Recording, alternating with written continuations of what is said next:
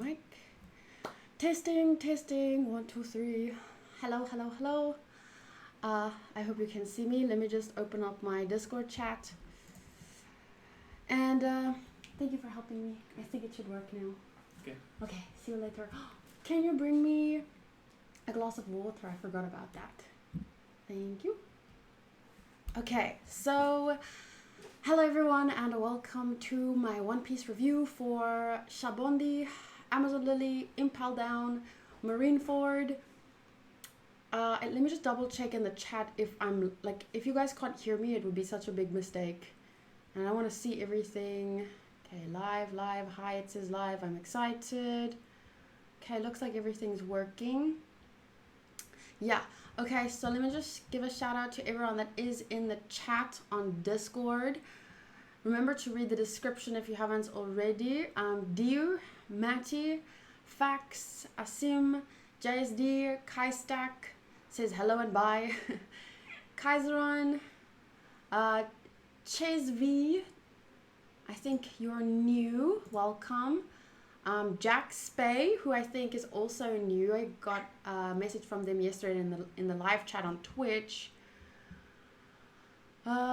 Juno, Tiago, Noah, hello guys, and welcome to my live review / discussion of the last 4 arcs that I've watched. I know that if you're watching this back or watching this on YouTube, you might be a little bit confused because I'm further along than I'm able to post on YouTube. So my YouTube reactions are behind, and it's because editing takes a while, and also because it helps me avoid spoilers and hints and stuff. Thank you.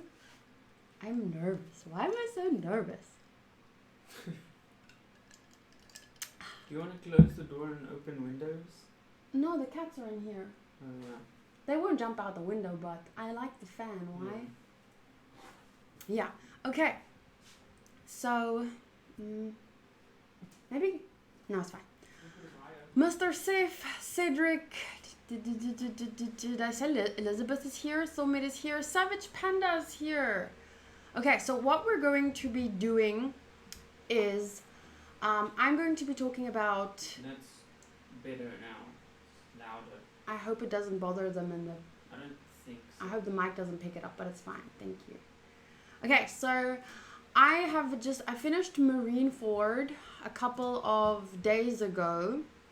So the next 2 episodes that I'll be watching on Friday, on the 6th of November, is episode 490 and 491. So that is more or less where I'm at, and we'll be discussing everything from Sabaody to before 490 in tonight's live stream. I have about 4 hours, so there's gonna be a lot of talk.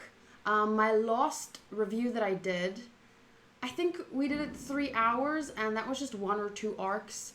So I'm going to try and keep things short and sweet when it comes to Sabaody and the Amazon Lily, and Impel down and Marineford. I think that's where we're going to spend most of our time.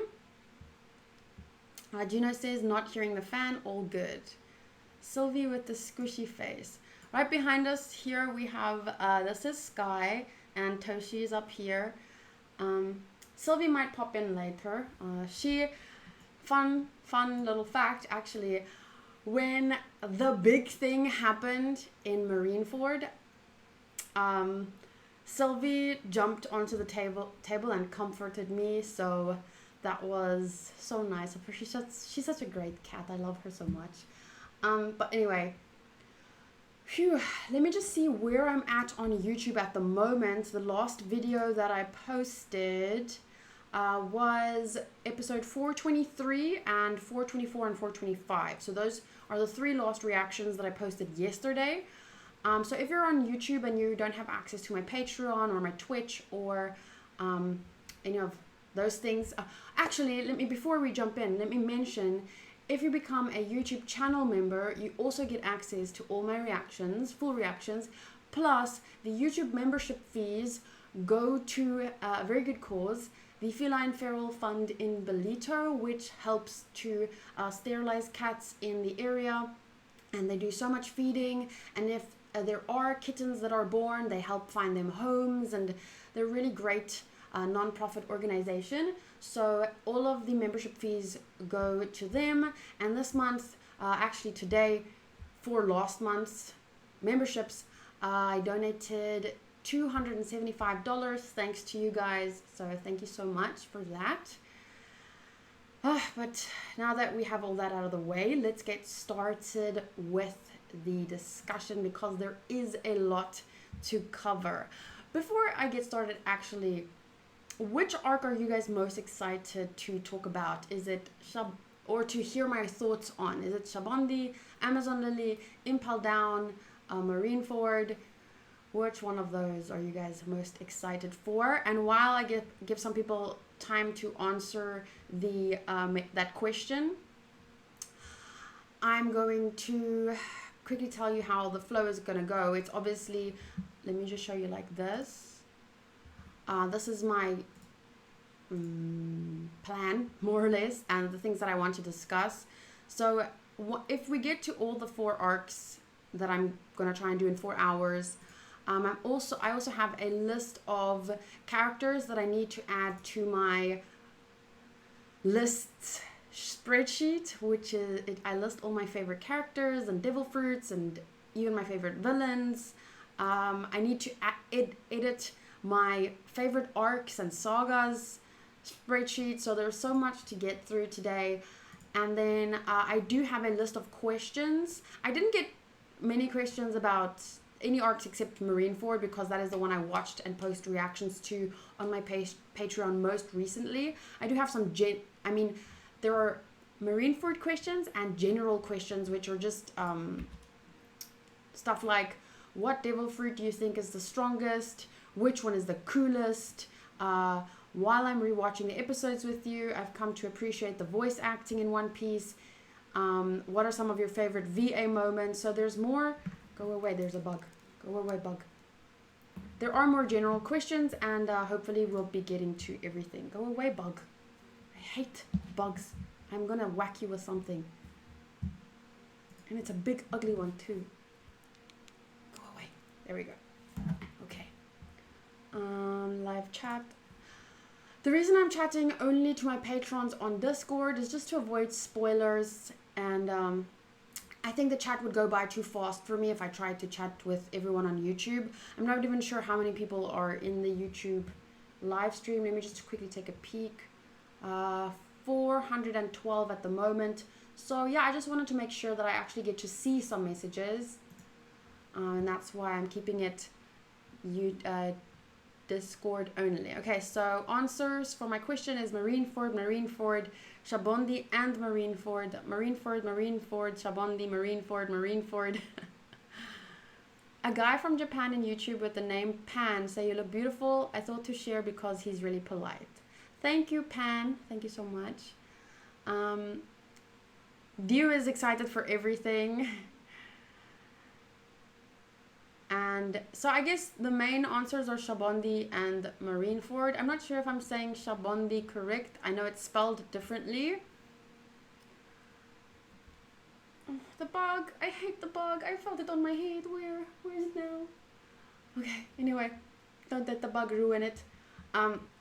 But let's take a look at my doc here.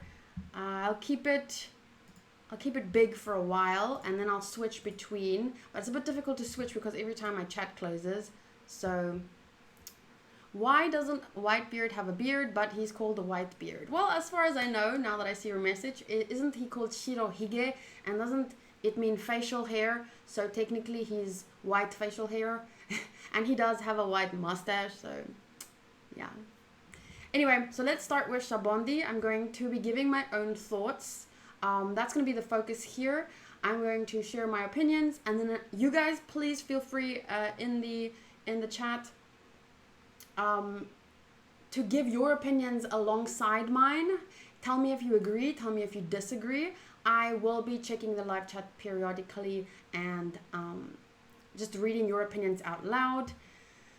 Okay, so Sabaody, 4 volumes in the manga, chapters 490 to 513, it's 23 chapters, and anime episodes 385 to 405, that's 20 anime episodes. So there's more chapters in the manga than there is episodes in the anime, but it's only 3.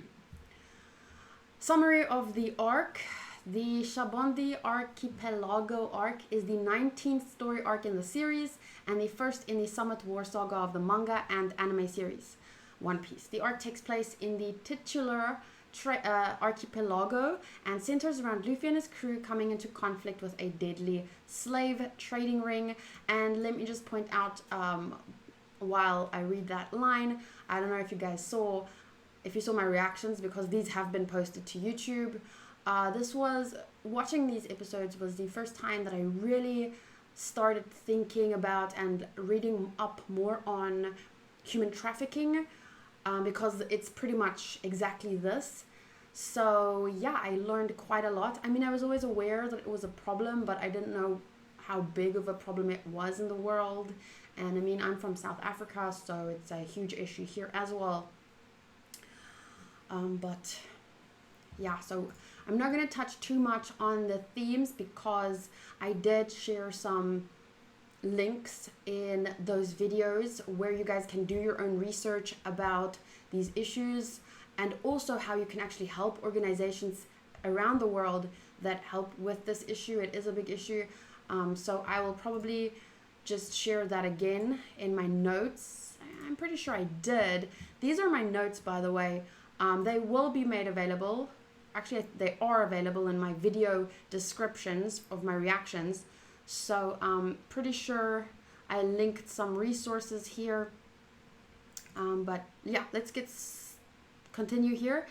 While there in Sabaody, the 11 dangerous rookie pirates known as the 11 supernovas arrive. I'm very excited to discuss them. Keen on entering the new world through the archipelago as well. This arc marks a turning point for the Straw Hat Pirates, since they were all utterly defeated by powerful opponents such as Admiral Kizaru, the Pacifista Bartholomew Kuma, and Sentomaru, even though they have grown stronger in their own right. So some of these standout characters in this arc for me was obviously meeting Kami the mermaid. She was not the first mermaid we met. We also met Kokoro back in Water 7, and but this is the kind of mermaid that Sanji wanted to meet, so it was really nice to meet her. I really like her character. She's very sweet. Duval, who was kind of a controversial character in terms of my reactions, apparently. For those of you that don't know, when I make my thumbnails, let me just switch back to big screen. When I make my thumbnails, I usually do it live. Sometimes I'm streaming and then I have to make a thumbnail, and then, so you can ask the people that are on my Twitch live streams often. I take a, like you can see here from my videos, if you take a look at my videos, I like using a face, just to zoom in on someone's face. So Mazilan, Buggy, that guy from that show, Robin, that guy from that show. So yeah, you can see I like using expressions. I love expressions. Duval's expression there, you can see I use that. Chopper. Sometimes I'll use, when I can't find a good expression, I'll use something like this where there's 3 characters. But overwhelmingly, it's one face, one face, one face, one face, one face. You know, and I try to do it so that people know more or less which episode it is or what was a highlight moment, because oftentimes based on this expression and the title you can more or less understand where I'm at in the story, and it doesn't really spoil much, or a new character introduction, so that's usually how people, oh, that's where she's at. Anyway, so with the whole Duval thing, I just took a screenshot of while live streaming, I took a screenshot of his face, and then I took a screenshot of a good reaction from me somewhere in the video. So this was, for example, episode 387 and 388. And then I go to my export, I go to my anime, and you see I have all my videos here.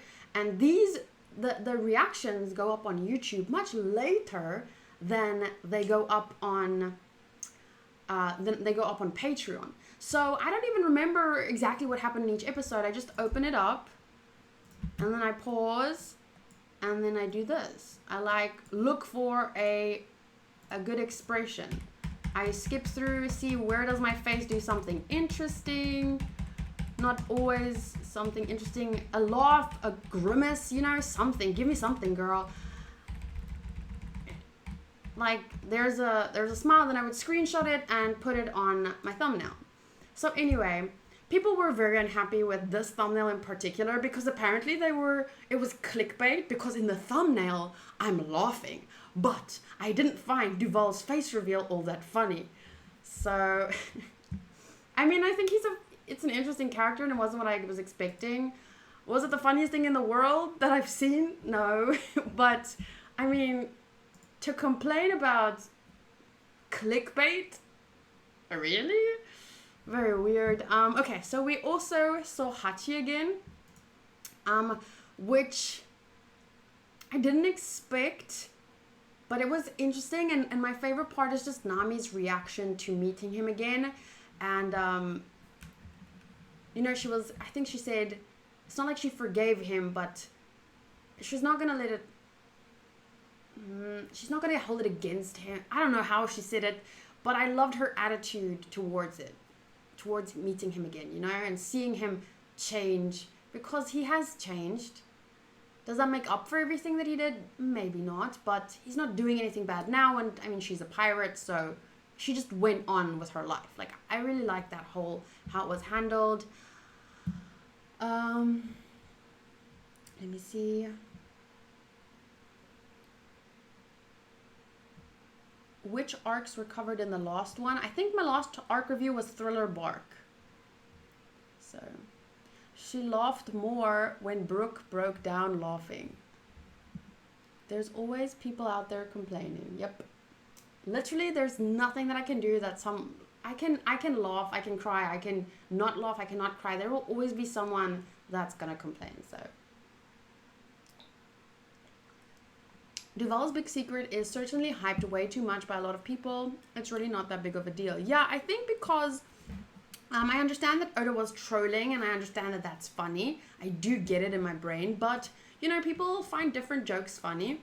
And that one didn't land so much for me because I am a person that I love making my own theories. I love thinking about things, and oftentimes that works for One Piece because it does give you a lot to think about.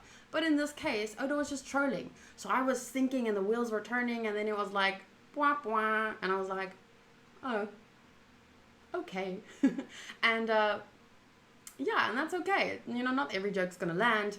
For me, for example, Skypia was one of the most hilarious. Like, if Skypia was a season, an anime in its own, Skypia was one of the funniest shows I've ever seen. Like, I don't remember laughing as much watching many other shows compared to how much I laughed when I was watching Skypia. And a lot of people dislike Skypia. They think it's skippable. So, people have different opinions. I just think saying my thumbnail was clickbait is a bit much. Okay. The Islands of Bubbles and Nobles. So that is what Sabaody is. It's a little, just a how do I say, a bullet point that I made here. The Islands of Bubbles and Nobles. So that is what Sabaody was. It's this magical island, and when you get there, it's like, wow. It is so beautiful and pretty and fun. And that contrasts so heavily with the main theme of the arc, doesn't it? It's not light and fluffy and funny and cute and anything. It's very heavy and dark, actually, and scary. Because it's not like it's something that was relevant or something that happened a long time ago. No, it's something that still is very prevalent today. It happens today, still, on a big scale. So that's what I really love love this arc because... Hi, Sky.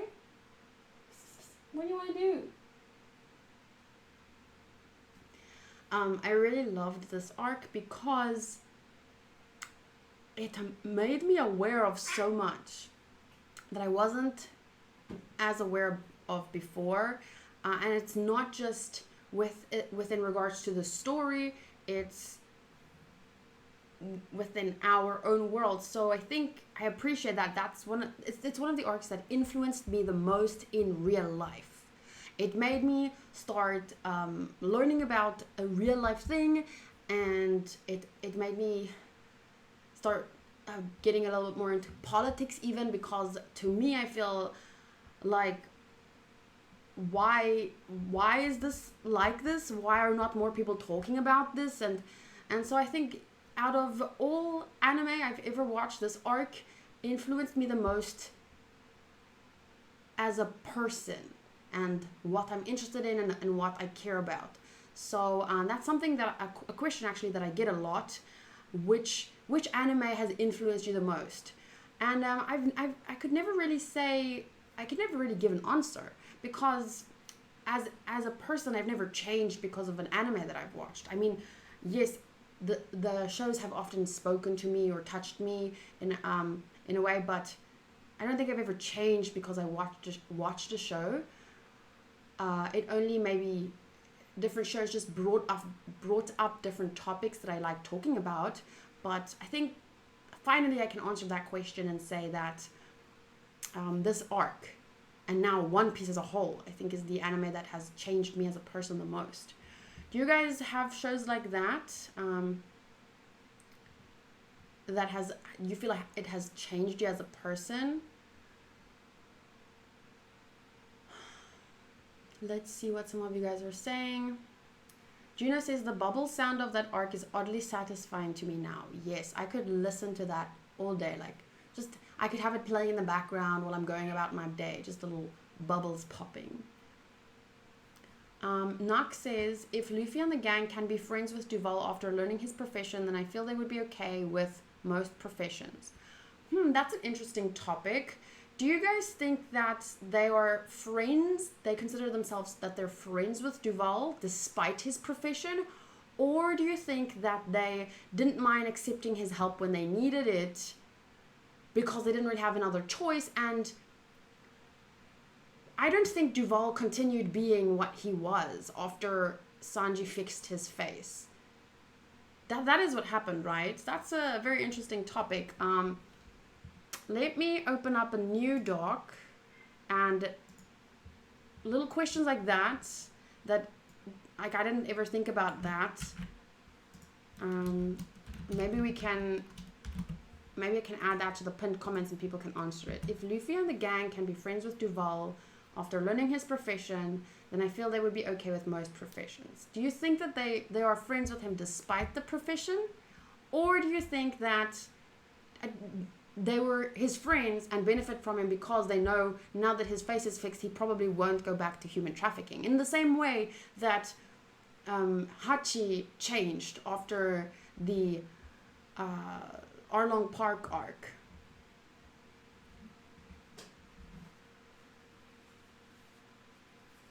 Sorry, I'm just trying to make the glass less watery.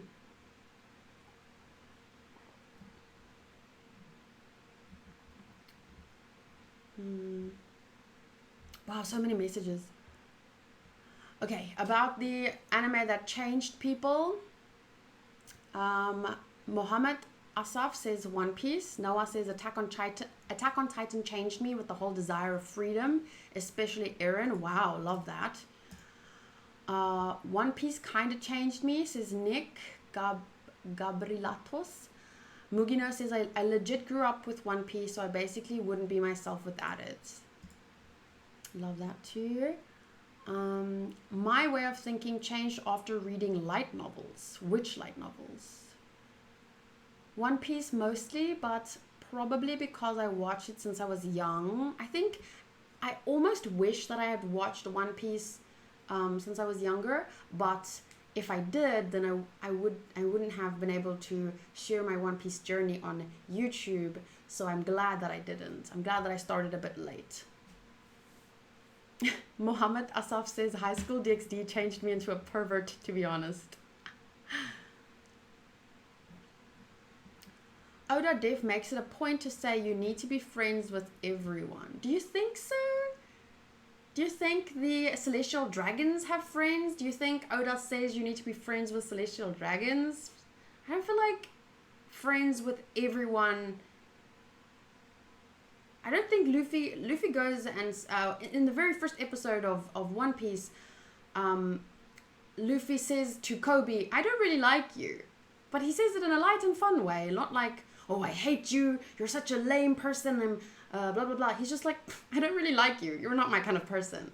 And I don't think that they would have been friends if, like, he hangs out with him, Luffy's not going to push someone away or judge them, I guess, but I don't think be friends with anyone is a message that I personally got.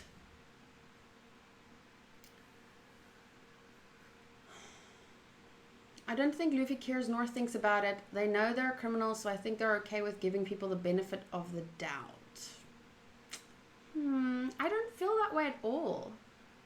I feel like when Luffy makes friends with people that he clicks with, and if he doesn't, he'll say so. He'll say like, I don't like you. And if you hurt his friends, if he feels like you're not a good person, or I feel like he won't bother with you. I don't think personally that Luffy would just be friends with anyone. Luffy's the kind of person that, for me, he can bring out the best in people, but yeah, I never thought that he would just be friends with anyone. Nox says, Fully Coolly changed me since it slowly seeped the idea into my brain that I was taking myself too serious. It helped me learn to accept the things I have no control over, which is most things. Imagine 10-year-old Katie watching One Piece and posting reactions.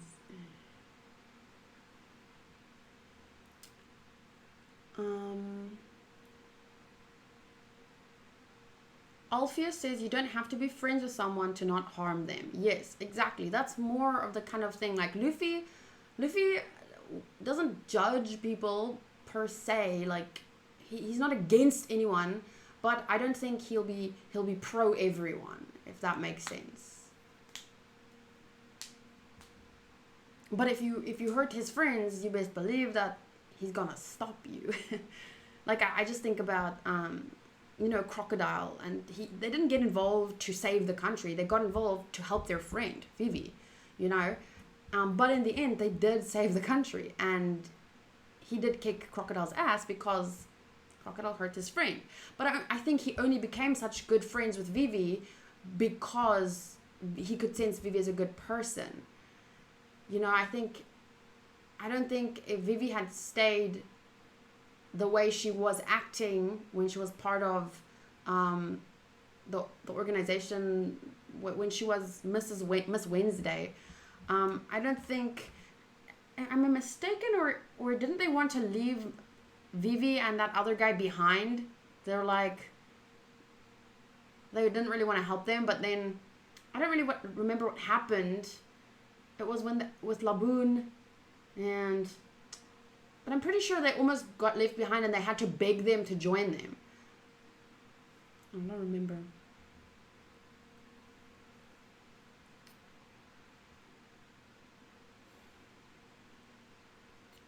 Luffy seems dumb, but he's not. He's more like a childish person that appreciates freedom. Yeah, one of my favorite moments from One Piece is, I think, in Sabaody, when, let me just see if I can get the moment.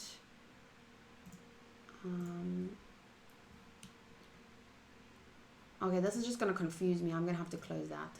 I'll open it later. It was a moment when they were talking with Shaki and Rayleigh was telling him about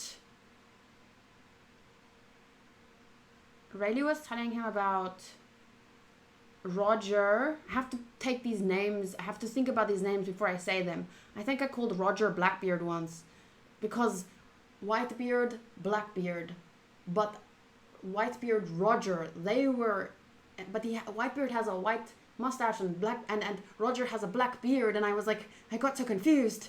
So I'm trying to be really, where is the episode?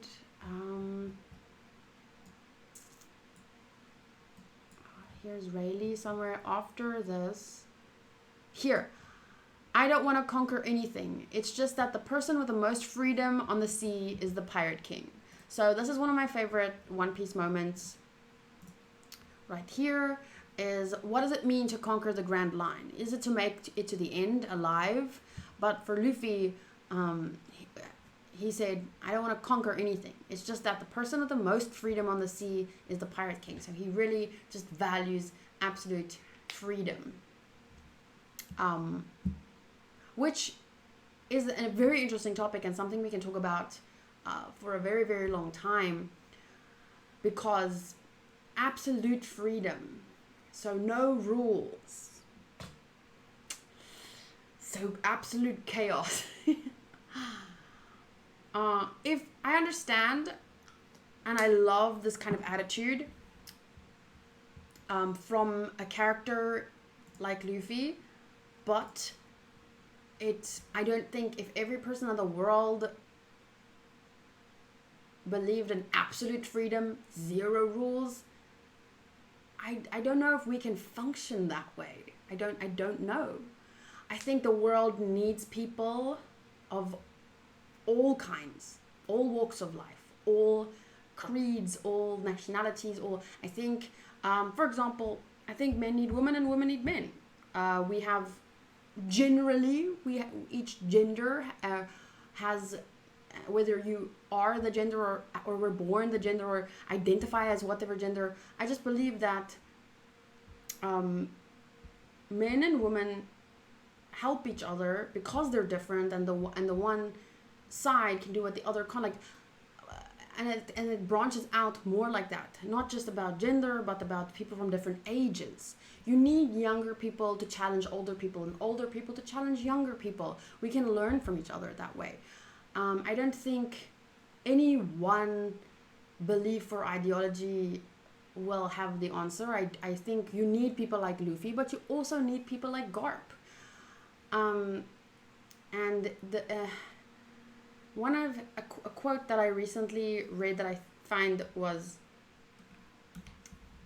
if you have too many people on the one side, then it becomes like that town from Footloose where you're not even allowed to dance and it's too much that side. But when you have a town that's too much the other side, then it becomes absolute chaos, and an extreme is never good. And I don't think that there will ever be a perfect world where everyone agrees on everything and everyone is the same religion and everyone talks the same language and everyone I'm gonna refer to my Twitter header again.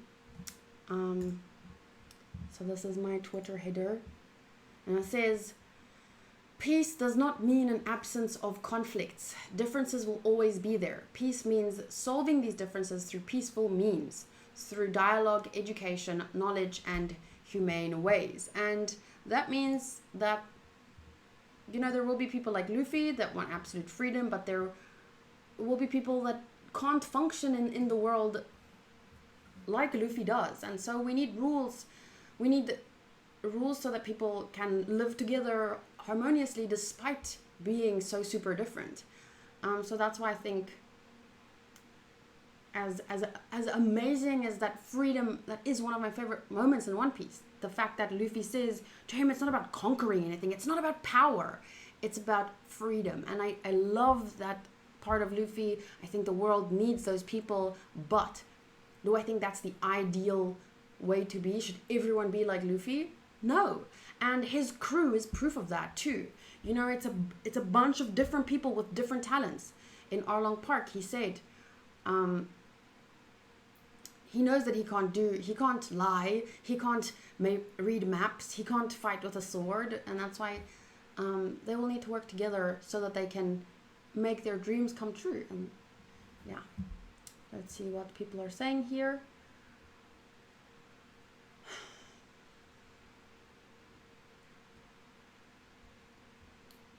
I started watching anime with Akame ga Kill, then I started One Piece. From that day to this moment, One Piece was taking a lot of my time, and I can't imagine how I would feel if it ended.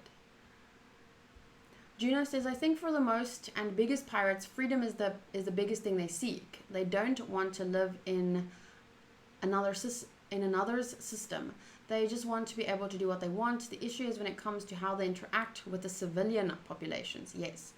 And that's also an interesting thing to bring up. For many pirates that we meet in One Piece, the story, freedom is the biggest motivation. But then you get characters like Blackbeard, where it doesn't seem like it's about freedom, it's more about power. And later we'll talk about, how that ends up.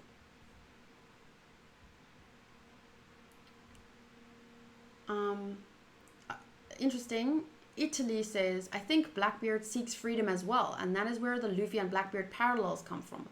What sets them apart is their moral code. I actually don't think for Blackbeard it's about freedom, it's more about power. For Luffy, it's about being able to go where he wants and have adventure, and he needs freedom to do that. He can't be bound by rules, whereas Blackbeard has a different intention. I get that freedom is part of it, but for him it's more about being able to do what he wants, and he needs power for that. So the motivation, the main motivation or driving force maybe, is power. But, to some extent, both characters have, it has to do with freedom. It's just that with Blackbeard thinks power is freedom, and for Luffy, I don't know, to me it's very different. But I do understand that their characters have parallels. When we met Blackbeard, that was obvious. I just think there's something very, very different there.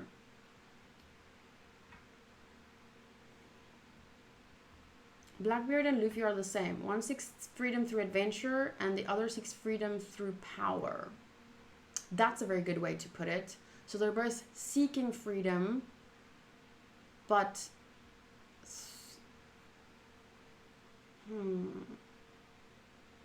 freedom through adventure.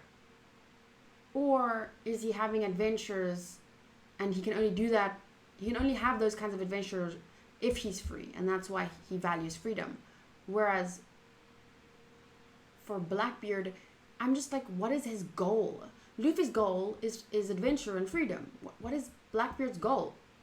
Freedom, but through, something in me is just, he cares more about the power than the freedom. I don't know.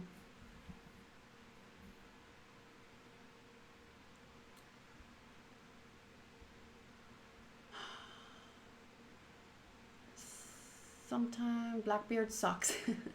I hate Blackbeard. As a villain, and I will talk about this more later, as a villain, he's a brilliant character, but I don't, especially when a villain is like during the Arabasta arc, in that time, Crocodile was the main villain, so I couldn't like him. But now, after he's not a main part of the plot, the driving force, the main antagonist, I can laugh at his jokes, and I can look at his character and be like, yeah, I like it, or whatever.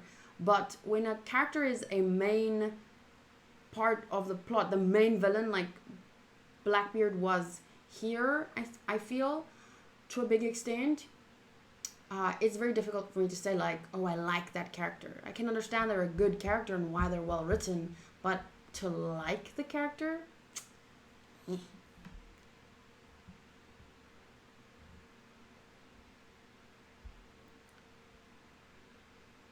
Mugino says Blackbeard wants to be the Pirate King just like Luffy does. Yes, but Luffy wants to be the Pirate King because it's just the person with the most freedom on the sea is the Pirate King. For Blackbeard, I think he wants to be the Pirate King because it's the person with the most power and he can do what he wants, which comes down to freedom, but I think there's something very different about that motivation.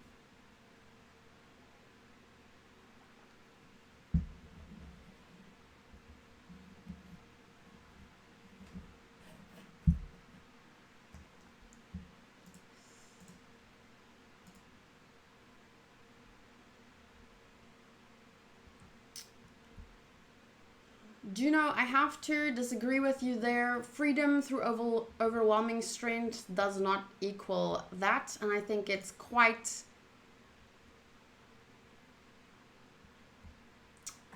I almost want to say ignorant to say that. But, you know, you're welcome to have your own opinion. All reactions are recorded and uploaded, blah, blah, blah. Okay, now everyone's talking about Luffy and Blackbeard, and let me show you rather than to read all of it. Because there's so much talking about Blackbeard. Talking about whether he's smart and whether how Luffy is smart, but a different kind of smart and calculating. Noah says, I'm scared of Blackbeard. I'm definitely also scared of people like Blackbeard.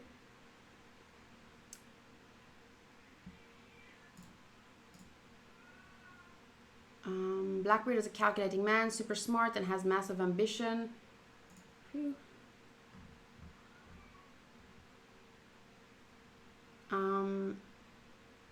Blackbeard, okay, he truly believes in his dream. I don't know, I don't know him that well yet, I guess. Zizzle says, I think One Piece deals a lot with gray area. There are those who make bad choices because of human downfalls like greed, but also Sylvie.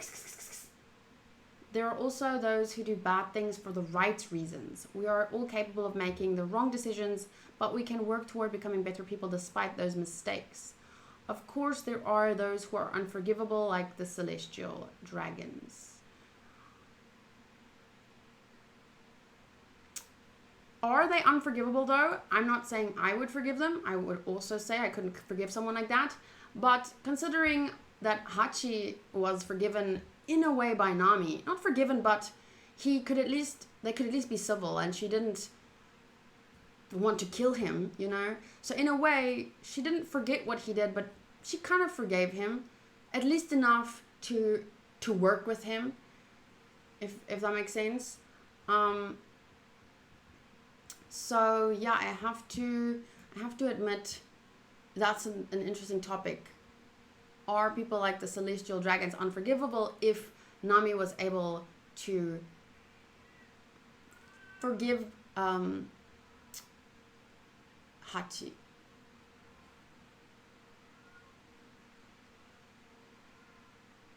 Imagine if Vivi and Crocodile meet again, what would their reaction be? I don't know. He kind of led or caused so much destruction for her country, almost, and killed hundreds of people, not directly, but I mean, I guess partly that's also the people's fault for being fooled. I don't know, that's a difficult topic.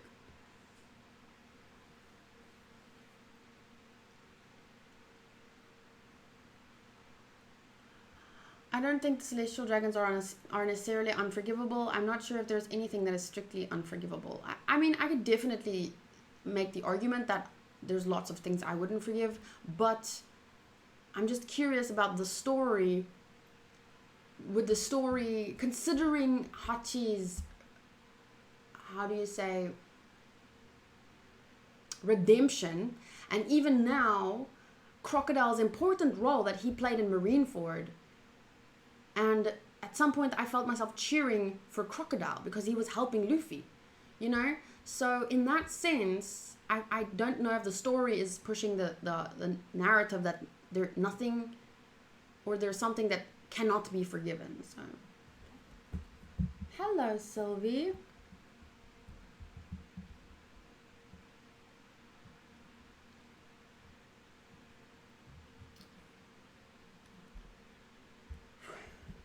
I'm not sensing the same kind of energy to better themselves from the Celestial Dragons from Sabaody as I did from Hachi. Yes, but you're looking at it from the current point of view.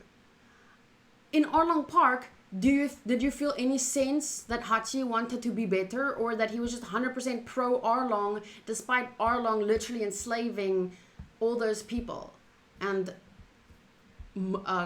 being willing to kill them if they had a weapon, or if they didn't pay their amount or whatever that they needed to pay? At some point, Hachi was just like the Celestial Dragons. Maybe not just like. He's definitely not. But I mean, if you support Arlong, whether you support the Celestial Dragons or whether you are a Celestial Dragon, and I mean, Hachi was in Arlong's inner circle. So you're saying that now because you see him now trying to better himself, you'll forgive him, but the Celestial Dragons don't want to better themselves. But at some point, Hachi also was actively taking part. That doesn't mean the Celestial Dragons will do that forever. There could be a way to help them see the fucking light, that they're being terrible human beings. So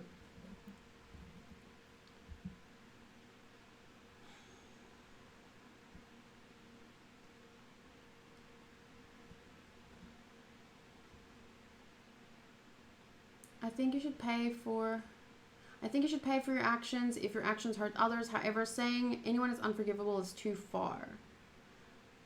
That is actually an interesting topic. Do you guys think Hachi paid for his actions?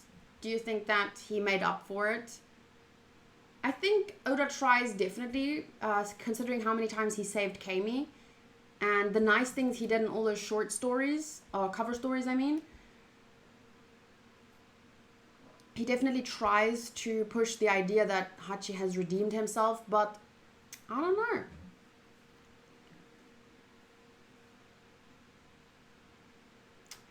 Nick Gabrielatos, you saying the Celestial Dragons are not human beings, they are garbage, is very funny considering they probably see other people that way. So, in a way, you are acting and thinking like a Celestial Dragon, which is funny.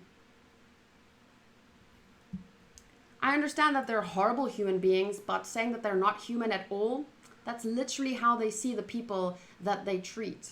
So I'm not saying you're on the same level. I'm just saying it's the same way of thinking, and that's dangerous, and I think we should stay away from that.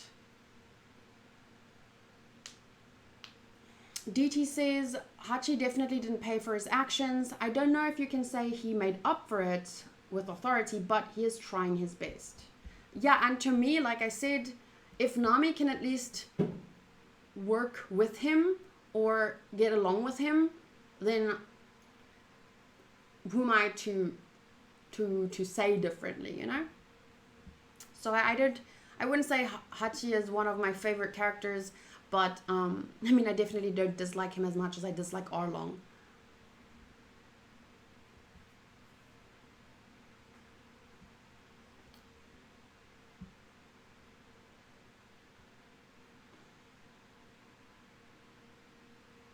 Nami isn't the only person he wronged. Benjamin said, I think he did. Nami forgave him. If she did, why would I? But then Asim said Nami isn't the only person he wronged. So I think it's very interesting in the Sabaody arc how Oda makes us feel towards Hachi. Many of us even forgave him. But at the same time, he introduces these new characters, the Celestial Dragons, which definitely come across. If you think about Arlong that killed Nami's mom, her foster mother, but her mother, you know, Arlong and his men killed Nami's mom. Was that better or worse than what the Celestial Dragons did? I think it's the exact same, right? And in that way, yes, the Celestial Dragons are the worst kinds of human beings, and they definitely need to be stopped, and somehow, if at all possible, make up for everything they've done. There's no way they can fully ever do that. But personally, I don't believe in the death sentence. So they can only spend the rest of their lives trying to make up for it, doing community service or whatever, the way Hachi is doing. So yes, Hachi is trying to do better now, but at one point, Hachi pretty much was a celestial dragon. Or he wasn't a celestial dragon, but he acted exactly like one. So... the world nobles are also known as the celestial dragons. They are descendants of the creators. 800 years ago, a group of 20 kings formed the organization known as the world government. So that is a very, very interesting topic, which I will... It's on page 9 apparently, so let me just go there.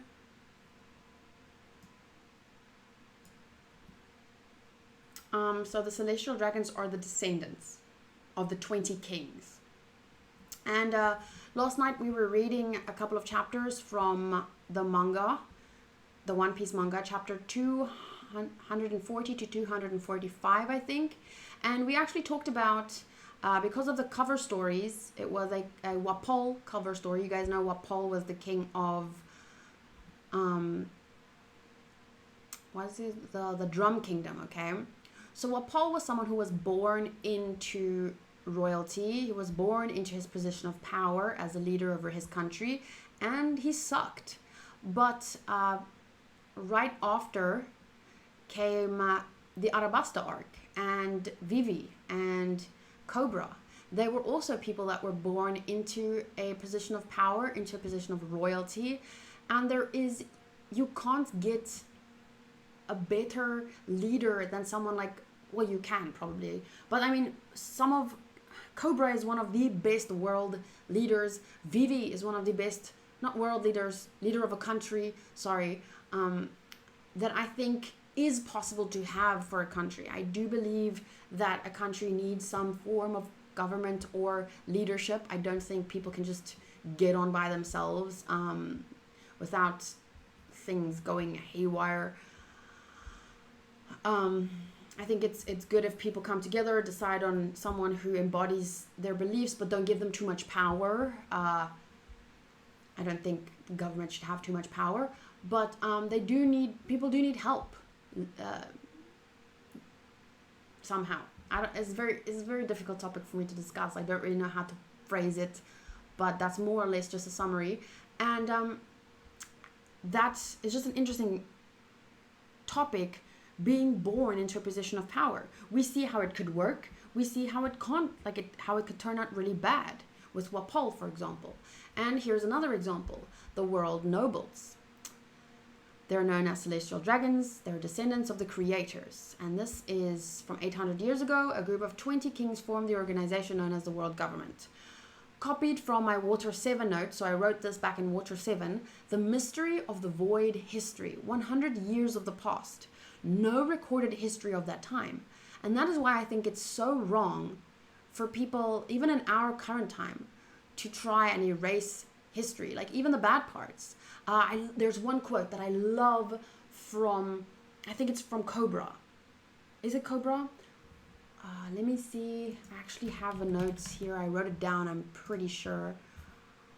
Damn, I have so many notes.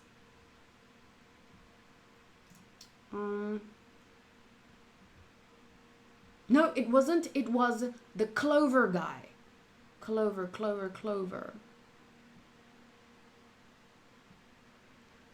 I don't have it here actually. I'd have it in my notes though, somewhere. Someone help me quickly. What's that Clover guy's name? It was about... Oh, let me just go to Water 7. My notes from here, it must be here.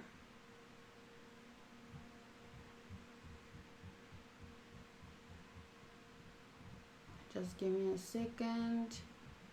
We can find it.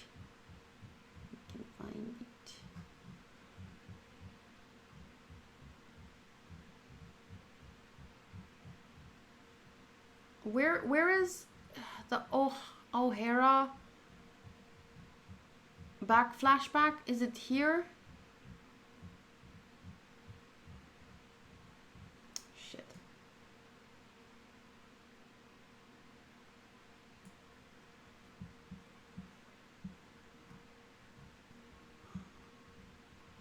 Can anyone help me with the episode number that Robin's backstory is in?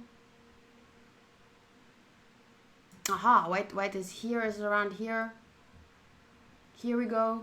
Somewhere, I'm getting close. No matter what happened in the past, if humans created history, we should accept it all. I like that he says this. It's important to accept it all, not just hold on to it all. It's about learning from history, not staying stuck in the past or erasing it. Clover's theory is that the people who wrote the poneglyphs had enemies. So it's just important. If humans created history, we must accept it. And then it reminds me of this. We must always remember the history. We must accept it. It happened. But at the same time, it's important. It is wrong to resent a child for the sins of their father. So I love all these nuanced themes and topics that One Piece deals with. It tells you, don't forget about history. If we created it, we need to remember it, not hold on to it, not blame the children for what their forefathers did, but don't erase it. That's what they did on O'Hara. They blew up the whole they killed everyone because they wanted to erase that part of history. Why? Why do you want to so bad hide it? That's the question of the void history, right? 100 years of the past, no recorded history of that time. As far as I could tell from info in 276 to 278, it has been 800 years since then. 800 years ago was when the law was set in motion that no one is allowed to research this. Why is it that the first time we hear about slave trading, it's so close to Navy HQ? Why would they let it flourish under their very noses? Why do Hachi and Kami need to go so far as to hide that they're fisherman mermaid and blah blah blah? Just more questions. This was when I was on 391, obviously. We've learned about since then. It's O'Hara. What did I say? O'Hara? Tomato, I really don't think it's such a big deal.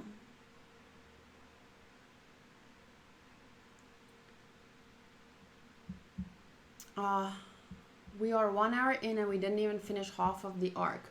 Well, I'm touching on, if you take a look at my notes here, I'm touching on as much as I can. I'm not going to talk about the whole thing, so. But you're right, let's continue. It's just that's one of the things. I don't think we're going to get any answers. We can't get any answers here. It's just something that is very interesting that we learned in this arc. So the 11 supernovas, that's something a lot of people ask me about. Who's your favorites? Those kinds of things. Page what? 10. So here's the list of rookies. Oh, fuck. Page 10. Where did I go? Huh? I just pressed spacebar. How did it jump?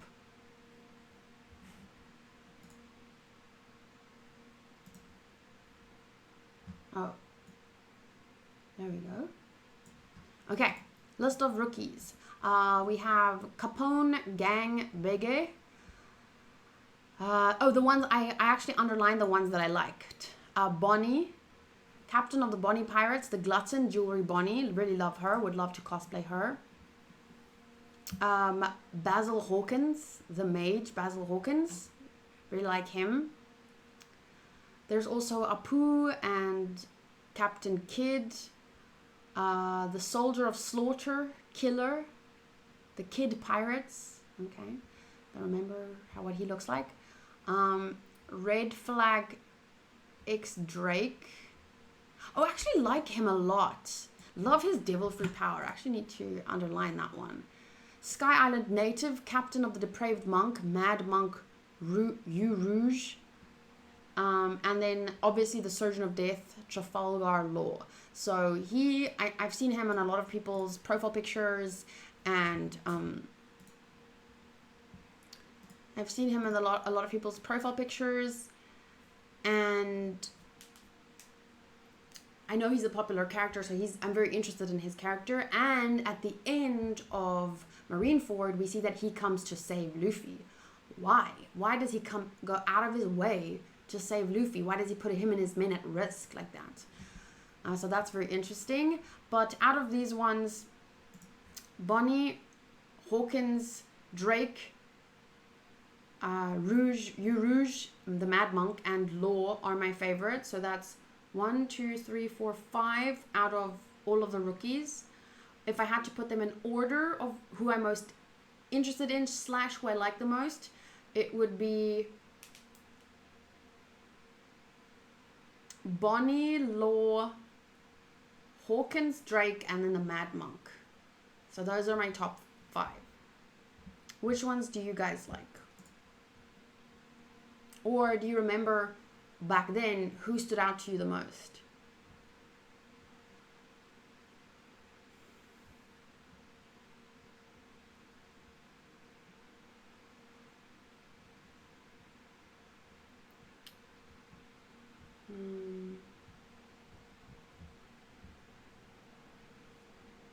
Maybe people like Law because he has the same voice actor than Levi. That's possible, but I don't feel like they would give a character such a great VA if he wasn't awesome and important in the first place.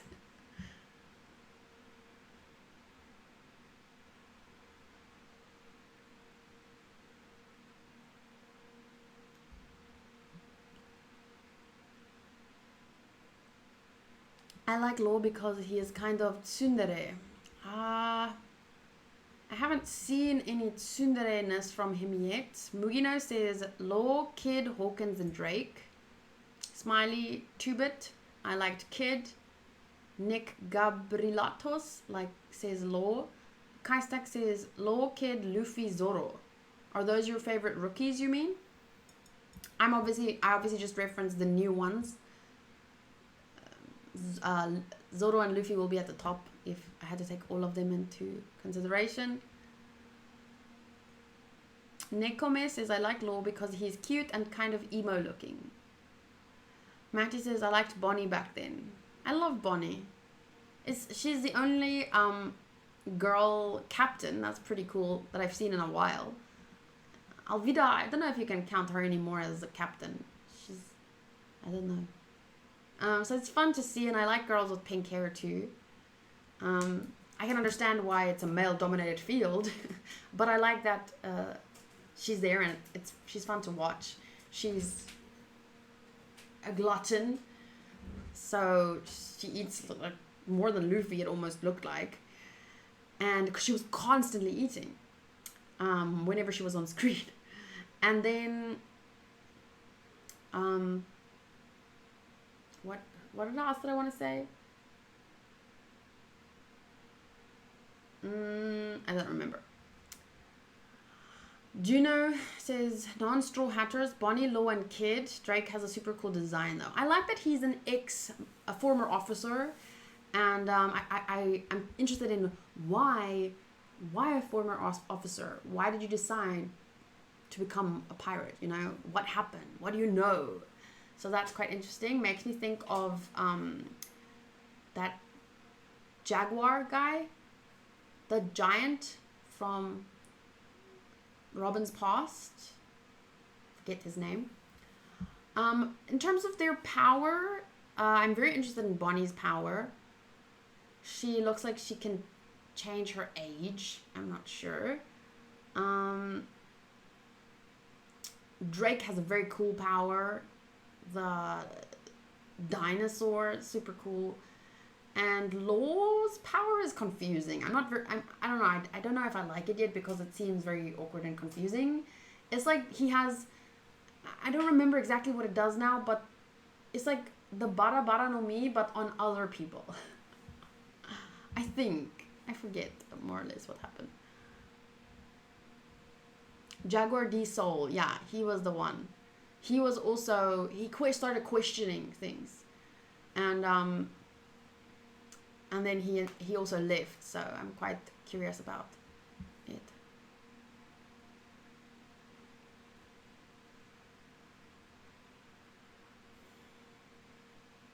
Law's tattoos are so cool. I remember seeing Apu's power, and I think for me it was the most unique. Music? What? I don't remember all their powers. Did I write it somewhere? I don't remember if I wrote somewhere what kind of powers they may have, but oof, I need to actually add all these characters to my doc.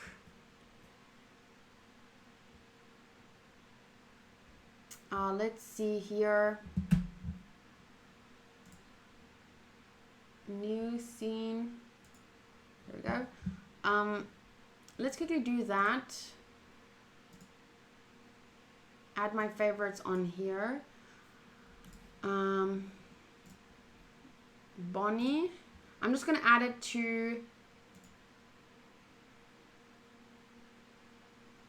They're not. Are they antagonists? Technically, they count as antagonists because they're Luffy's competition, right?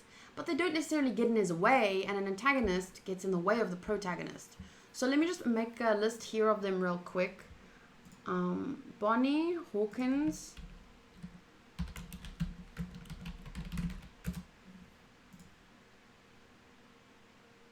Drake, Mad Monk,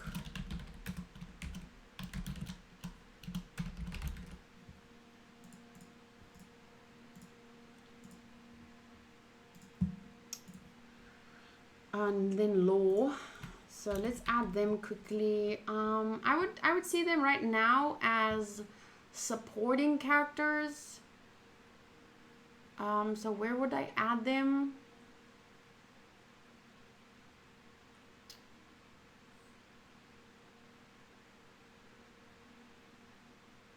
I don't know much about them yet, so maybe I would put them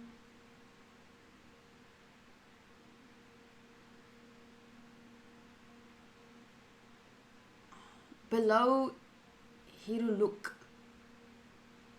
Let's see. Oh, so many.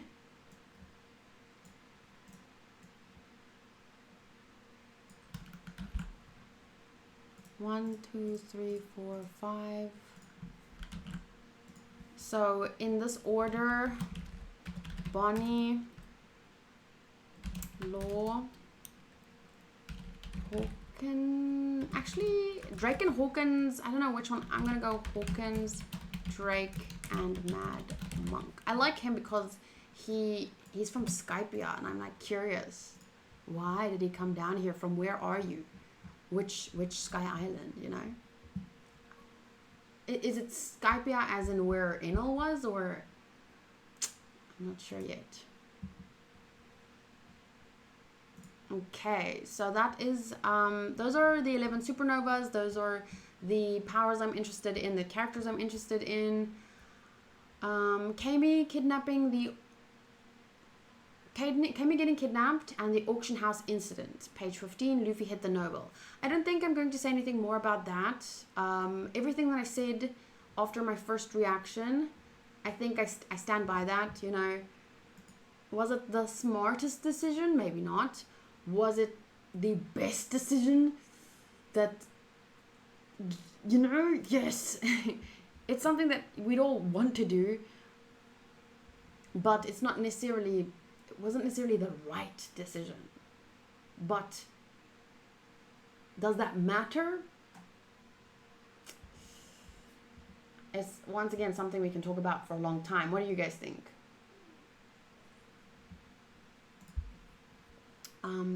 Luffy hitting the noble.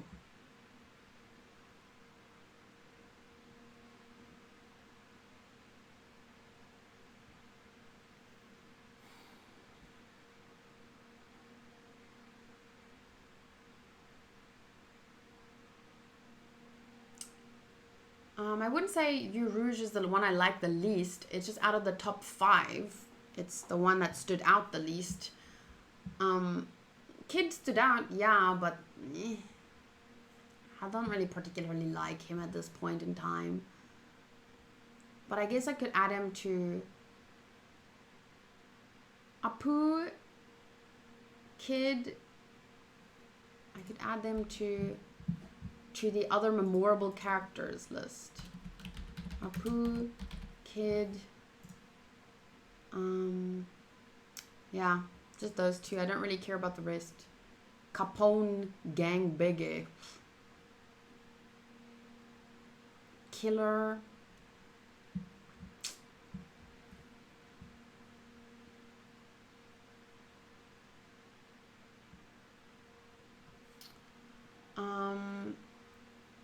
Mugino says, it was stupid, honestly.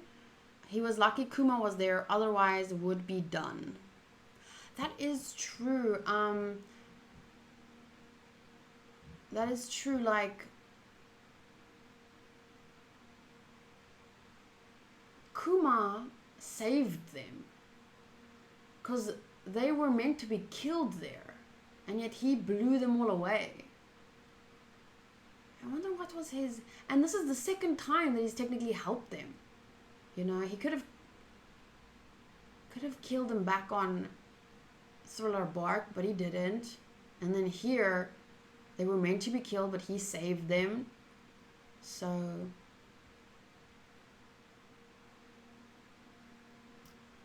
yeah. What was my question again? About how do you guys feel about Luffy hitting the noble? Only Mugino has replied. For me, yeah, I think I said everything that I wanted to say already. Where's this page 15? Did I write anything about it? I don't think so. I think I just discussed it in the...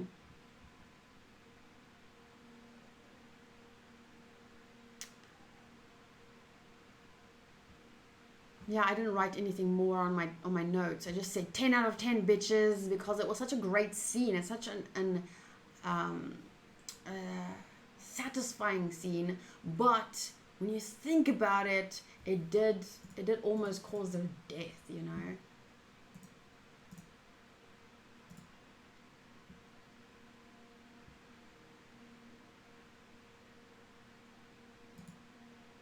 Where am I?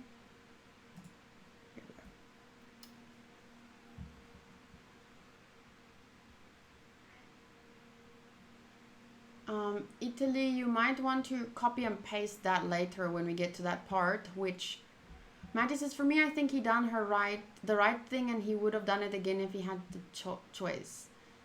Yeah, because it's Luffy, but tactically not at all smart, but my god, it was a satisfying moment to see. Yes. Like, not the smartest move, but the thing is,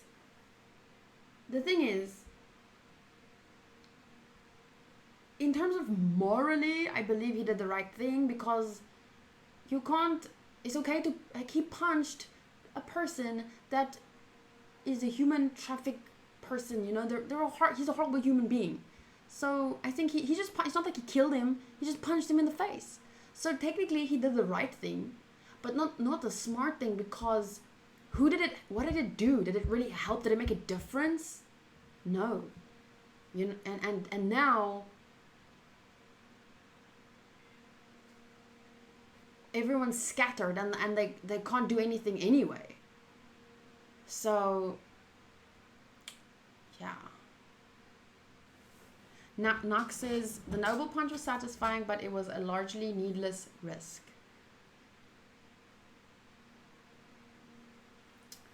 Okay, but I need to finish up with this arc so that we can move along.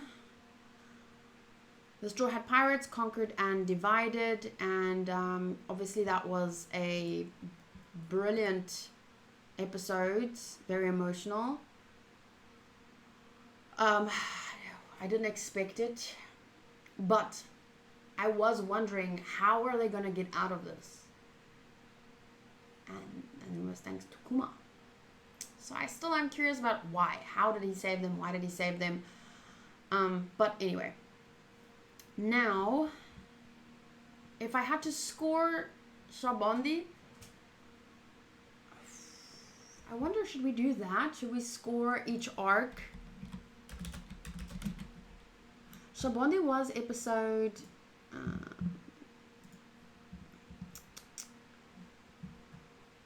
385 to 405.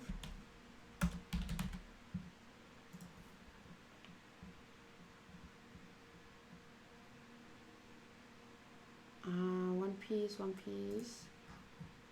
300. 85 to 405. So I actually have scores. 385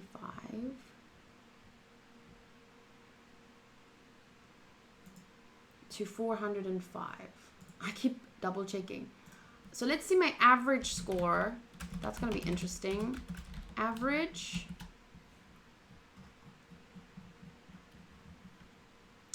$385, 8.7, 8.3, 7.8, 7.7, 8.1, 8.5, 8.5, 8.1, 8.5, 9, 10, 7.7, 7.6, 7.9, 8.3, 7.8, 8. Ooh, I'm actually very high overall. 9 and 10. So my average score for the Sabaody arc is an 8.4, which I would round it up to a 9. That's my average score, but my personal score, looking back on the themes that were addressed, the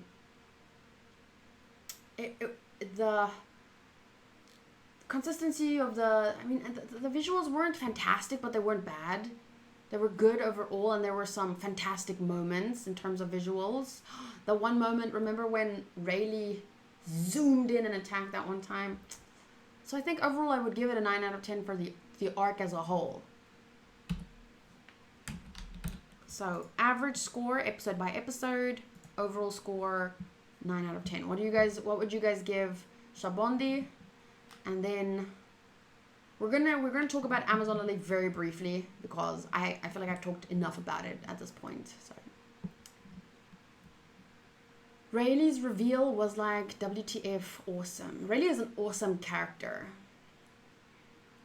But I mean, amongst everything about that arc, it did kind of get, for me personally, a little bit lost in all the bigness of that arc, you know?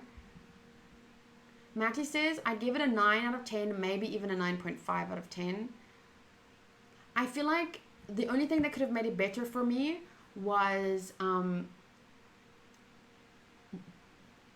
better visuals, more consistently. There were some very great moments, but a little bit more, like if they just did, how many episodes was it? 20, I think. So I feel like if it was 17 episodes, little better visuals, little bit better audio in some parts, then it would have been an easy 10 out of 10. So that's the only things that I think could have been a bit better. But in the moments where it counted, in the big moments, it always delivered. You know, One Piece is just one of those things where the payoff is always worth it. The big scenes are always really big, you know. Okay, so Kinaye says 10 easy. Santos Katra 8.8. Mariana 9.5. Rohit 8.5. Tiago 9.5.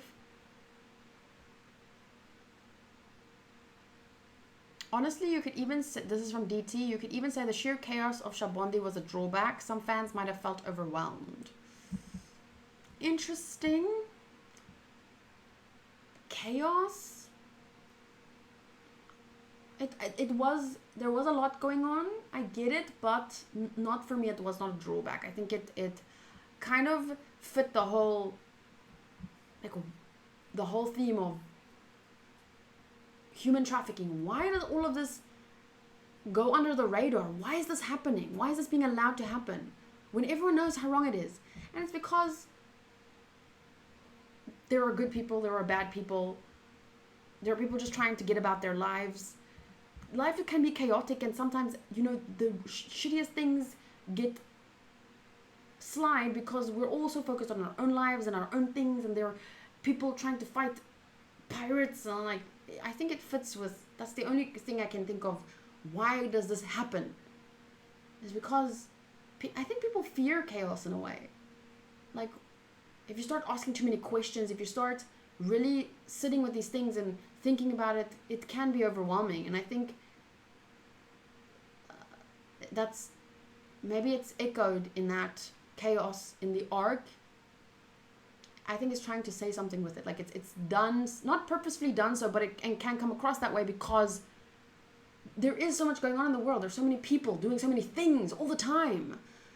Some of them good, some of them bad. None of them all good or all bad. Although, when you take a look at the freaking celestial dragons, you want to say all bad. But then you see someone like Hachi, and he's like, oh my god, but he was like that, but now he's not. And Duval, and so much. But I do get what you're saying. But I think it was... I rate using an average of several categories. It's hard to know for sure without spending a half hour to compare Sabaody to all the other anime I rate, but oddballing, I guess it would be around an 8.6 out of 10 in the anime. The manga would be a 9.6 out of 10. Alpheus says 10. There is nothing I would do differently. I love that arc.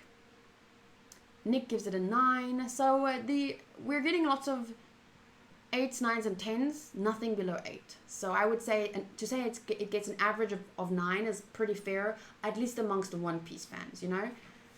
So okay, let's continue on to Amazon Lily. Going to keep it very, very brief here.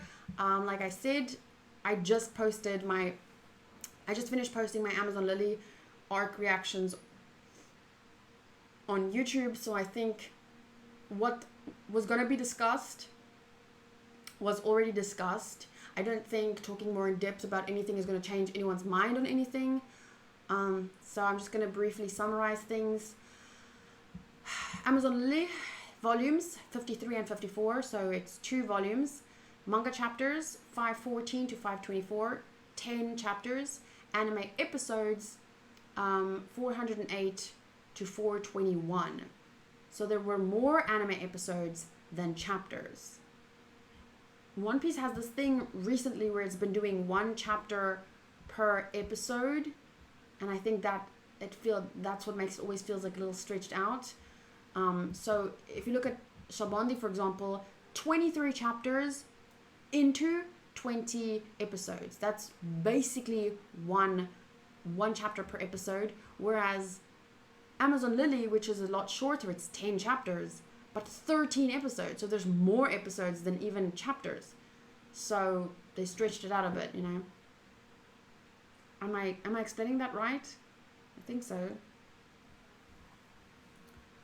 So it's 10. So it's less than one chapter per episode. After his defeat at the hands of Kuma in Sabaody Archipelago, Luffy is sent flying and crash lands on Amazon Lily, an island exclusive to women that executes males on sight. So from this arc, that's just the summary that I got online. From this arc, standout things for me: Nami on Weather Sky Island. These were cover stories. People were calling it filler, but I don't think it counts. Why are the lights going crazy? Oi, lights, stop it. Hope it's not bothering anyone too much. People were calling it filler, but I don't think it counts as filler because it's cover stories. And the cover stories are written by Oda, so part of the main story, so not filler, right? What do you guys think? That doesn't count as filler.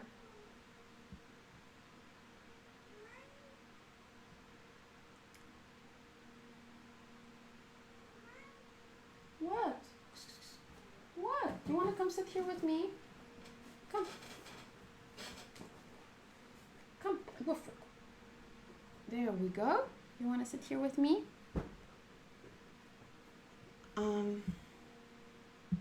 So Nami was on Weather Sky Island, Frankie in the future kingdom Barjimoa, and here we saw that something about Dr. Vegapunk, so he is from that island or something, which is very interesting. Sanji was on Momoiro Island, the home of Okamaz. Usopp was on the Boyne Archipelago with Heracles. Brook awakens on Namakura Island, the land of poverty. And what about, oh, Chopper wakes up in the Torino Kingdom, and Zoro and Perona are on Kuraigana Island. So I think we got the least from Zoro and Perona. I feel like that didn't... Who calls that filler? Give me names. There were people in the comment section, I'm pretty sure, calling it filler. But I don't remember names.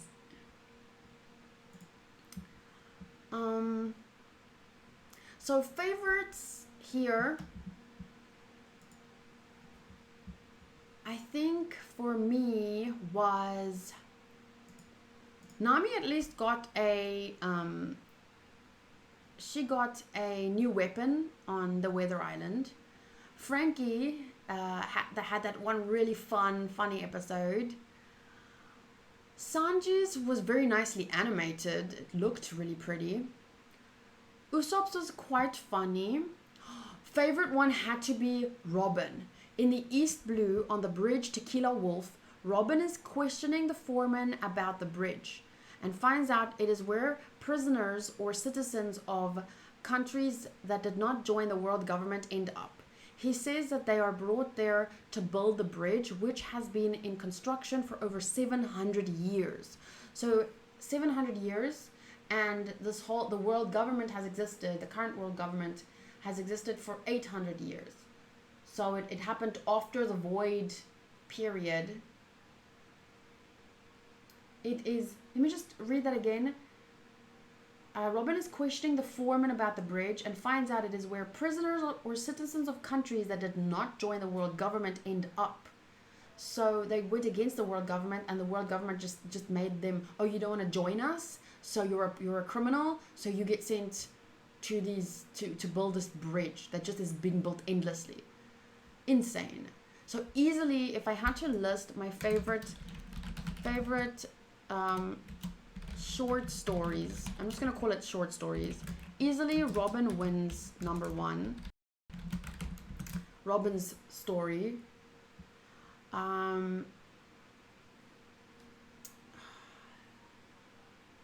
Nami's would be second, not because it was entertaining, but I liked that she got a new weapon, and I liked the idea of the Sky Island. So Robin, Nami.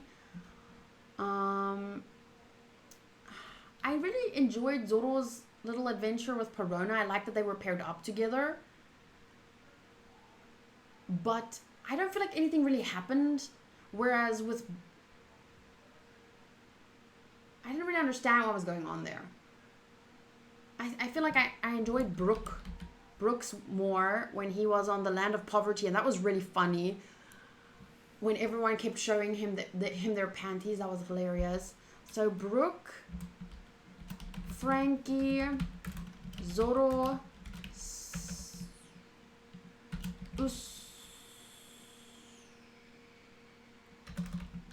Sanji, Usopp,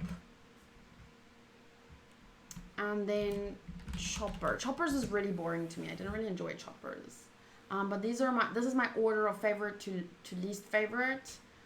Loved it. Enjoyed it, but I like the weapon thing. Funny, I like the books are funny. Had a funny moment. Zoro's was interesting because of the matchup, but nothing else other than that. Sanji's was funny and well animated. It wasn't hilarious because it was kind of like I want to say predictable, but predictable isn't really the right word. It's just that, like, well, of course that's where Sanji would end up. The rest felt more. It was very well animated. And then Usopp's was funny, but I don't remember. It was very short. And then Chopper's was boring, so boring. I personally did not enjoy Chopper's. What do you guys think?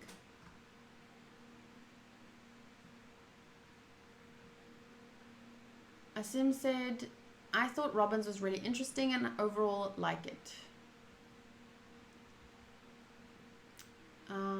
The WG logo is a map of the One Piece world.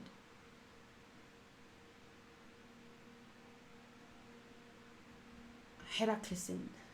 Remember, Kayla's reading the manga too. Yeah, so I am reading the manga currently. I just started. I'm on episode chapter 245. I finished that last night. So it was the moment that Luffy and them went into Upper Yard. So that's where I'm at. So try not to discuss the manga because I will get there. Benjamin says Robin's short story in the anime was the best in my opinion. Nox says Choppers was boring, so boring. I don't think anyone expected Sanji to be sent there. I feel like it wasn't that it was predictable. It was just like, oh, that sucks for Sanji. I don't know.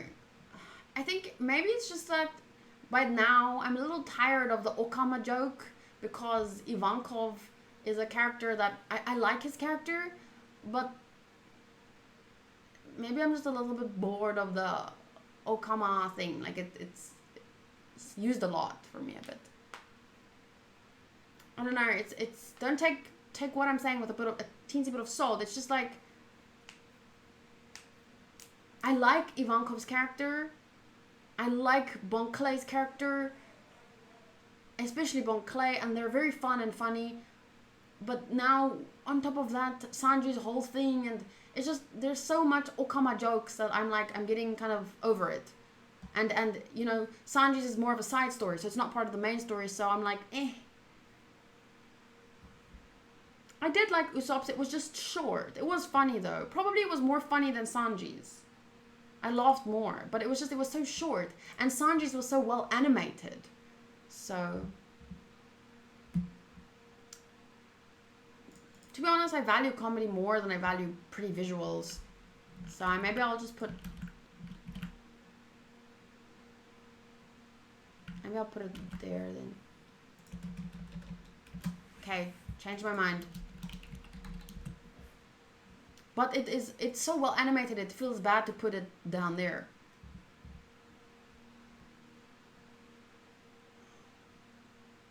Oh, he was asking you about you didn't like Usopp's. But then remember to please at each other if you're talking to each other, otherwise I'm gonna get confused. I think Robin was kind of the most interesting because we don't know about the world government. The rest were hilarious. Also, probably Frankie too, since we don't know about Vegapunk either. Yes, that was very interesting.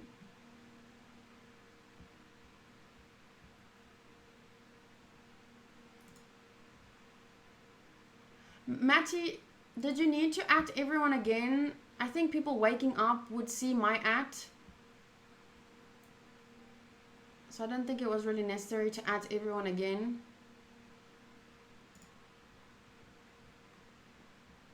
Robin's was the best by far. Okay, so I feel like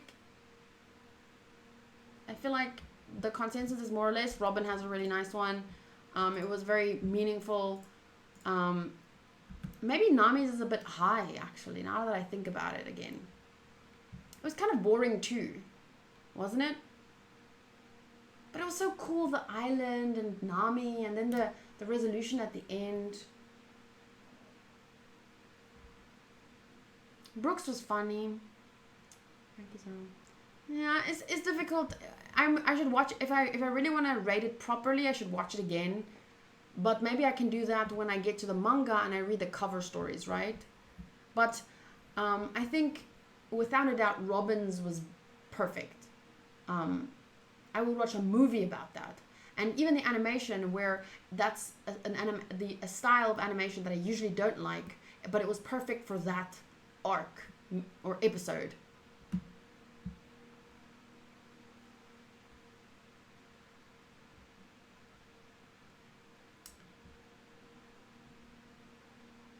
Please, Iggy, don't plant little seeds like saying, oh, this was important for future reasons. Lots of people do that with regards to characters, and that kind of annoys me because it's telling me who and what to take note of, and that means it changes my reaction because I take more note of something that I wouldn't have taken note of maybe if I didn't know that they were important for later. You know, so if you're commenting something and you're mentioning anything from, if you're commenting something and mentioning anything from in the future, don't press send. That's okay. So there's one question about Amazon Lily that I'm gonna answer. It came in a bit late, but I saw it, so I'm gonna answer it. So there's one question that I'll answer. If anyone has any more questions about Amazon Lily, because I didn't get any from the Patreon post that I posted, so you can ask now in the chat. But there's just one that I want to answer, and then we're gonna move along to Impel down.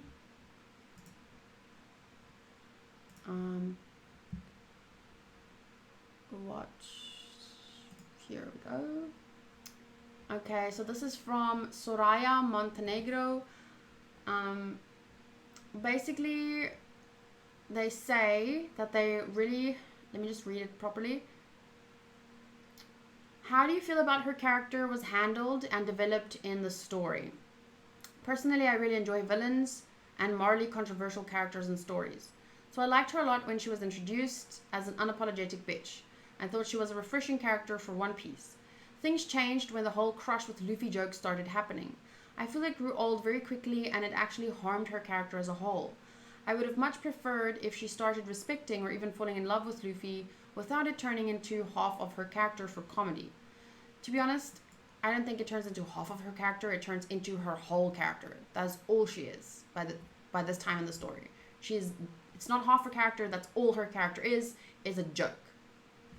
And it's very disappointing. And perhaps with Luffy's influence leading to some actual character development that I feel she didn't really get. So in summary, what do you think about how Hancock was handled as a character, and what do you think could have been done better? Okay, so let me just start out by saying I think people can be very, how do I say this nicely? When Crocodile was introduced, I disliked his character. When Enel was introduced, I thought he had a cool design, but I disliked his character. I disliked Wiper. I disliked so many characters. But why do people have an issue with me disliking Boa? Like, how is that a shock to you? And it's not just about her kicking cats and cute little animals out of her way. She is an absolute bitch. And that's how she's introduced, and that's how she's meant to be viewed from the first time. Like, you can laugh at it or find it funny, but she's introduced as a bitch, so if I see her as a bitch, what's the problem? People were trying to make it out like it's, oh, how you don't understand her, blah, blah, blah. But I didn't like, when Crocodile was the main villain, I didn't like him either. It's normal for me not to like the villains. That's who I am. I can appreciate them as being a well-written villain. I think Crocodile's a very well-written villain. I think Enel is a very entertaining villain. But me not liking Boa she's not a villain per se, and she's not even an antagonist because she doesn't get in Luffy's way all that much. But she treats her people that love her and respect her, she treats them like trash. Those little kids made a statue of her. She didn't even say thank you. She treated them like trash. She treats the old lady like trash. She treats everyone like trash except Luffy. So yeah, she's not a likable character. I don't like her. I don't think it's such a big shock. I think everyone knows that by now. But she had a lot of potential for growth. Insane potential considering her backstory. But she doesn't grow at all. She falls in love with Luffy, and then she's biased. She saves him the whole time. She treats him differently, but she doesn't change as a person. So I think she had a lot of potential considering her backstory. I love it when a character, Bon Clay, introduced as a villain, an antagonist, Mr. 3, introduced as a villain. I disliked Bon Clay when he was introduced too. He kicked a kid in the face. Didn't like that. He was an antagonist. I didn't like him, and then look what he did. Look at his growth. Look at who he turned out to be. You know, maybe he didn't grow that much as a person, but he developed in the story, within the context of the story, with how he treats others. He becomes this completely different person in terms of how he comes across to viewers, at least, and that is such an amazing thing to experience, going from not being able to forgive him or being angry at him to the point where, oh my god, best boy. You know what I'm saying? Love that. Even Crocodile, during his arc, he was a terrible person, hated him, got so mad at him. But now that he's in Marineford, but he's not really the focus anymore, I can almost cheer for him, because he's on the side that I want to kind of, save Luffy's brother, you know, so I'm almost cheering for him, and I can make jokes like, oh my god, he's hot as fuck, because he's not the main villain. But during Amazon Lily, Boa was a main part of the story. She was central part in the arc, central character in the arc, and she's an absolute bitch. So me not liking her is not surprising, and then her character goes nowhere. She magically, luckily, falls in love with Luffy and helps. Without her falling in love with him, he would not. I mean, Luffy's lucky, we know that, so I'm not saying it's a bad thing, but I mean, she falls in love with him, and treats him differently, and her whole character becomes this joke around. She's got a huge girl crush on Luffy. But other than that, she doesn't change as a person at all. And that's why she, in my opinion, is not a great character. I don't like her. I understand why people find her funny, I guess. But I don't. She is once again, I want to emphasize, she had so much potential, considering her backstory. So much potential. But up to where I'm at, bleh.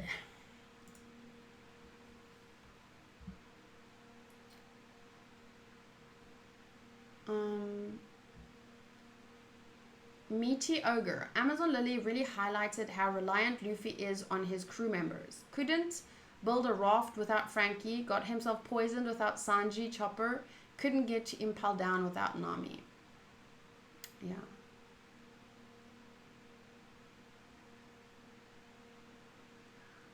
Pre says, I think people is defensive about Hancock because the anime makes it seems like she's always right. So I don't understand what you mean with that. Always right?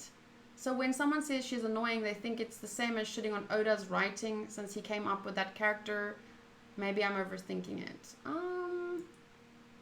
I don't think it's that at all. I think, to be honest, Oda's writing is brilliant because he writes this character that is an absolute bitch, and yet people forgive her for anything because she's pretty, and that's exactly what a huge portion of the fandom does. They forgive her for everything because she's pretty and funny, I guess. So Oda's brilliant in writing, but I do have to admit, I think her potential was lost there in terms of execution and where it's at now. Like, she could have really grown and changed. Like Soraya says here, and I mean, the story isn't over, so I don't know where it's going to go. I'm just talking about from where I am. It would have been nice if she's, like Soraya said, if she started respecting or even falling in love with Luffy without turning into half of her character a joke for comedy, and perhaps with Luffy's influence leading to some actual character development that I feel she didn't really get. I don't know. I understand your point. Do you think... Oh, there's Soraya in the chat. Do you think her character could have been better without the Luffy crush part? No. I think the crush thing is fine. It's actually funny. And Luffy wouldn't have been able to do as much as he did without her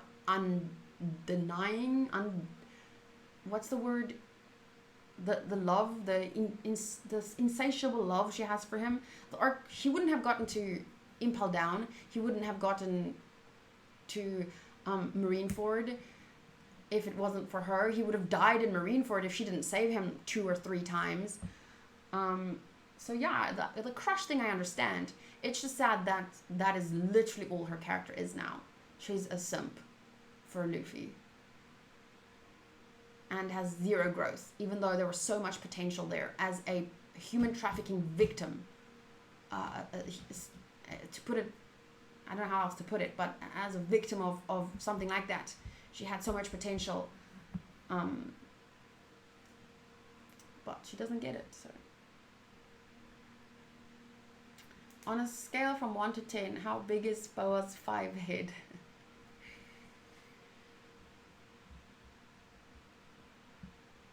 Anyway, Mr. Steph says, I believe she changed as a person from being a little innocent girl to being someone who doesn't trust anyone. Okay, but that doesn't count to me because we saw 2 seconds of her being a little girl. And everyone's innocent as a little child. And then everyone grows to resent people because, you know, life happens. Not to the extent that it does to her, though. She literally went through one of the worst things people could go through. So I just feel like since it went that dark, why resort to, why leave her character to just be a joke?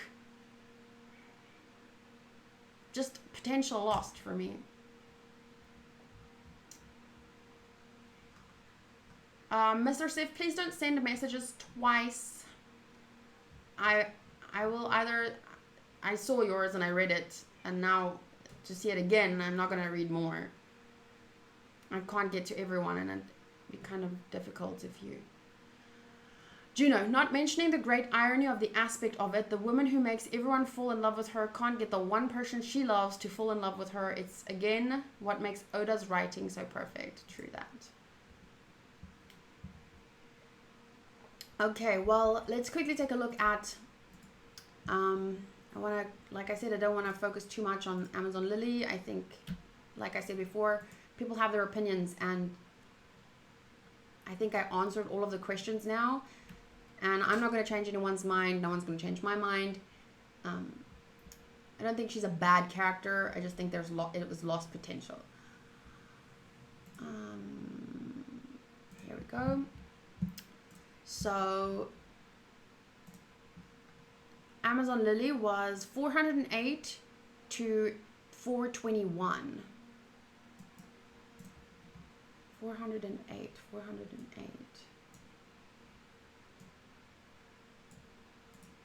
So average score is equals average 7, 7.2, 7.9, 7.5, 8.6, 8.1, 8, 8.5, 8.4, 417, 418, 419, 420, 421. Let me just double check. 48, 421. Overall, my average score is an 8.1. And then I would round it down to an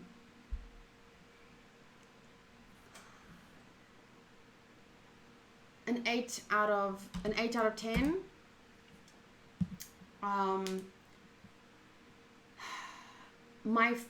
I loved Margaret as a character. I loved Luffy's reaction to,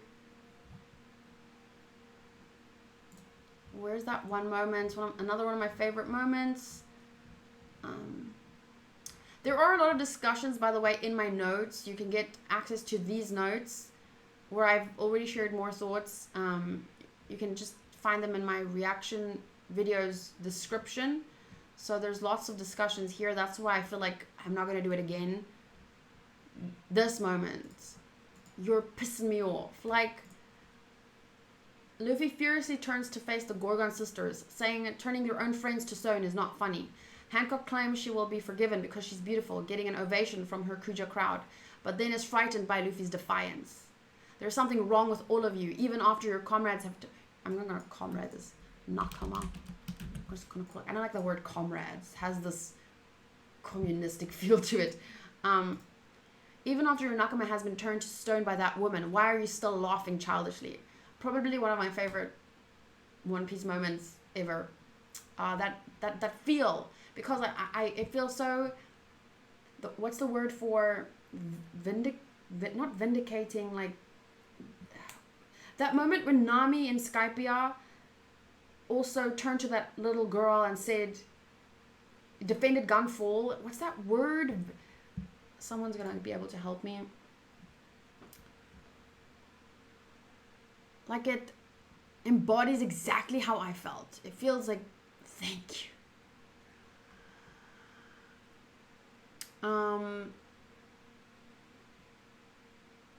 Mohammed gave it a 7.5. Kronos gave it a 7. Anna gave it a 7. Wow, Iggy says 5 out of 10. Second worst arc to me. Benjamin gives it a 7.9. Lisara gives it a 7.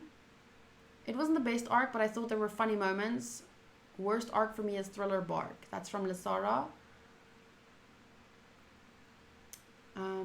And Dragon J says 8 out of 10. It was very funny. For me, Luffy as a character is what gives this... I would give this arc overall a 7 if it wasn't for Margaret and Luffy in this. And also I liked the old lady.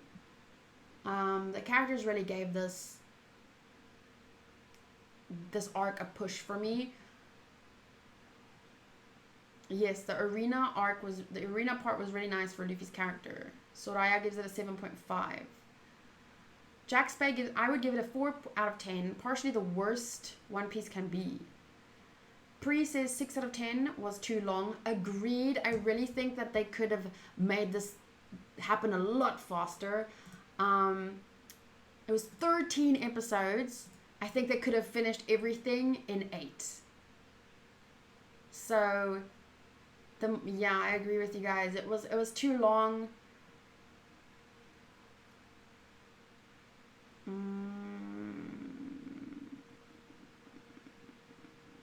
Matty gives it a 7 out of 10. Not much stands out except 1 or 2 characters. I'm gonna adapt my score. Where is it now? I'm gonna go 7.5. If I take a look at my scores key here, I don't think, if I'm being 100% honest, that I would describe the Amazon Lily arc as very good. I think I would describe it as it's good and there were some very good moments, but overall, I don't think it was very good. So I'm going to give it a 7.5. I still think that's fair. So yeah.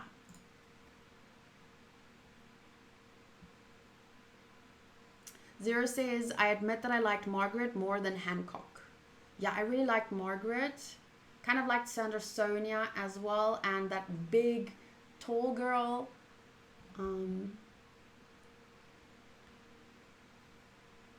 It made me think of Wonder Woman, the Wonder Woman movie. I think it's a DC movie. Really loved that movie. Kind of made me think of that. So yeah, I agree why you would say you like the lore Kronos, but I think it could have been done better if it were just a little bit shorter.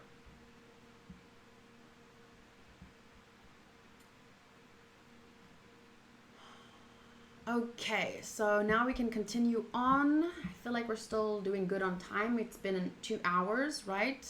We're gonna check the time. Yes, 1 hour, 55 minutes, 2 arcs discussed. So next up, we have Impel Down. Volumes 3, 54, 55, and 56. Manga chapters 24, 525 to 549. Anime episodes 30, 422 to 452. So for a change of pace, let me start by getting my average score so long. 422 to 452. Wow, 30 episodes. Whew, that's a lot of running up and down. Running and running and running. 422 to 452. 422 to 452.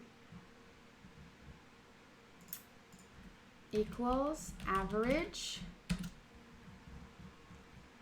Here we go. So 7.8, 7.7, 7.7, 7.2, 7.4, 7.7, 7.8, 7.7,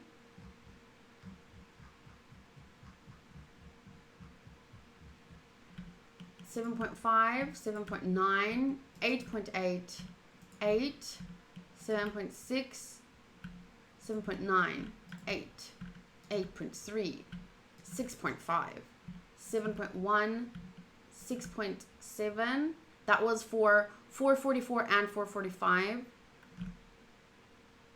7.4, 7.2, 7, 8.3, 8.2, 8.7, 6.4. Is that the right episodes? 452, yes. 422 to 452. Average score, 7.6. Let me just name. This is Amazon Lily. This is Sabaody. And this is Impel down. Okay, so I guess I would round that down to a 7.5 as well. Once again, too long. I think 24 chapters could have been 20 episodes, in my opinion. What do you guys think?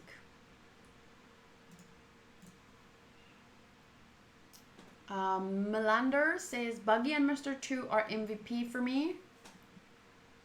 Do you know, Impel Down anime should have been 15 episodes. Wow, 15 half. I would say 20, and then it would be, I think it would still have been a bit long, but because it would be basically one chapter per episode then, which still, yes, I think it's for me a good episode is at least 1.5 in shonen, 1.5 to 2 episodes at least, chapters, 1.5 to 2 chapters per episode. That to me is usually a good measure. But it's only if it does 1 and then there's 8 extra episodes, it adapts 1 chapter per episode with 8 extra in between. I mean, I'm excited to read this in the manga though, because 24 chapters is a lot, you know? And I'm curious to see if it's just the manga info. It still feels a bit long, right?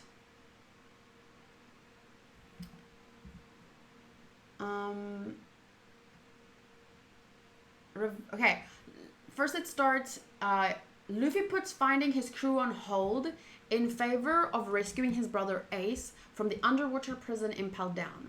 With some assistance from Boa Hancock, he manages to infiltrate the facility. However, fulfilling his objective and escaping the hellish prison might be easier said than done. So he ends up obviously escaping, but not completing his objective, which was saving Ace. So let's see here. I have a little summary of things that happened. They broke in. He broke in by hiding under Boa's clothes. Then there was Buggy stood out. Mr. 3 stood out. Mazelan turned out to be a really great character. I didn't like him at first. I thought he was underwhelming. But then that fight Luffy and Mazelan had, and then at the end where he stands there and they escaped. I think he ended up being a great character. I was really surprised. I'm going to read some thoughts here from my patrons. Asim says, I remember my first time watching, I legit hated Impel Down. Nak says, I loved Mazalan, poops and all. I have to admit, considering his devil fruit, that all of that makes sense. It's I just feel like in the beginning, it's not that he had this. It makes sense that his stomach would be like that and stuff, but it wasn't that bothered me. It was because the scenes where he was, it was stupid. Not just the I'm not talking about his stomach jokes. His little banter with Hannibal, and it was always just stupid. It felt like it was just whenever he was there, he was just stretching it out unnecessarily. Based on my little my scores, I can see that from 420, what number again? 422. It starts out below 8. 7.8, 7.8, 7.7, 7.7, 7.2, 7.4, 7.7. So you see, it didn't break 8 until 433, which is 11 episodes into the arc. Only then did we get an 8 out of 10 episode. Then again 7.5, 7.9, and from 436 things started to get real. 8.8, 8, 7.6, 7.9, 8, 8.3, 6.5. Don't know what happened in 442. 7.1, 6.7, 7.4. So it had these. It started off slow, had a peak, dip, peak, dip, peak at the end. So that's how the arc seemed to. It wasn't a consistent arc, that's for sure. And it took a while to get started, to get good, you know. So to be honest, to put Impel Down on the same score as Amazon Lily is not really fair. I think it was stretched out a bit to the point where it should be scored lower than Amazon Lily. But damn, giving it a 7, considering the big moments, because there were some really good moments. Let's go through my notes. 422. Let's see here. Okay, we learned about Impel Down. We met Buggy again. Awesome that he came back. I love Buggy. He's so funny. I love his VA too. Whenever Buggy's VA is, and it's not just in this anime. I heard Buggy's VA in Dorohedoro. I heard Buggy's VA recently in an episode of Jujutsu Kaisen. When his VA is there, it's just instant comedy and fun. But there was just so much running. We learned about the Golden Line Shiki. I think that has something to do with the movie. I'm not sure. I haven't taken note of the messages yet. We met Jinbei. I really like him.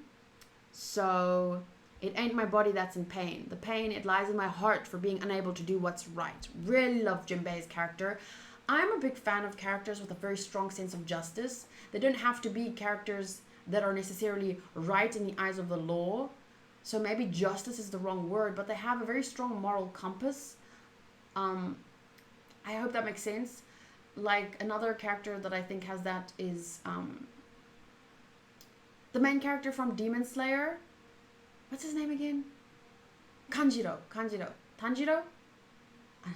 Komabukuchoro Tanjiro. Now I sound like... What's his name? Tanjiro. Yes. Kombukcho Tanjiro. Let me just freaking Google Tanjiro. Kamado. Tanjiro Kamado. Okay, so he's another character that I think has a really great sense of justice. I'm not sure if justice is the right word because it's not necessarily, doesn't have anything to do with the law. But I love that we were introduced to Jinbei in this arc. So that's a big plus point for Impel Down. The trap of Chief Guard Saldeth.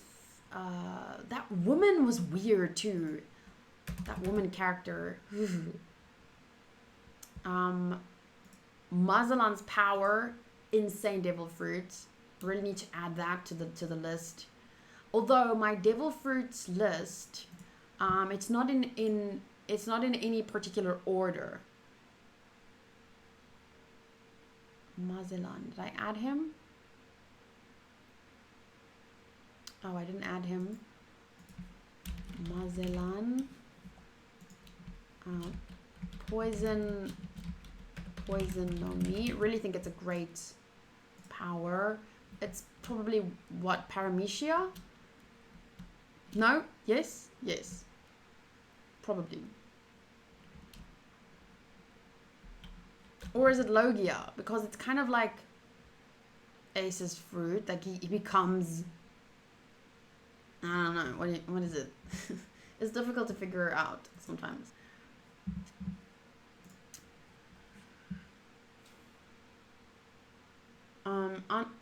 Anna says, everyone thinks Impel Down was dragged out, but I don't know. I just loved so much watching Buggy, Luffy, Bonchan, and Mr. 3 interact that I didn't mind it at all.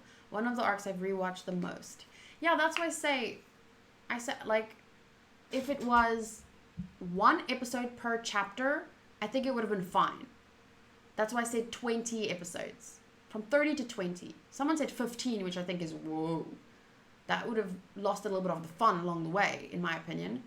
But 30 episodes for 24 chapters, there were just some moments where I just, and it's not an overwhelming amount, just there were, let's say out of the 30 episodes that there was,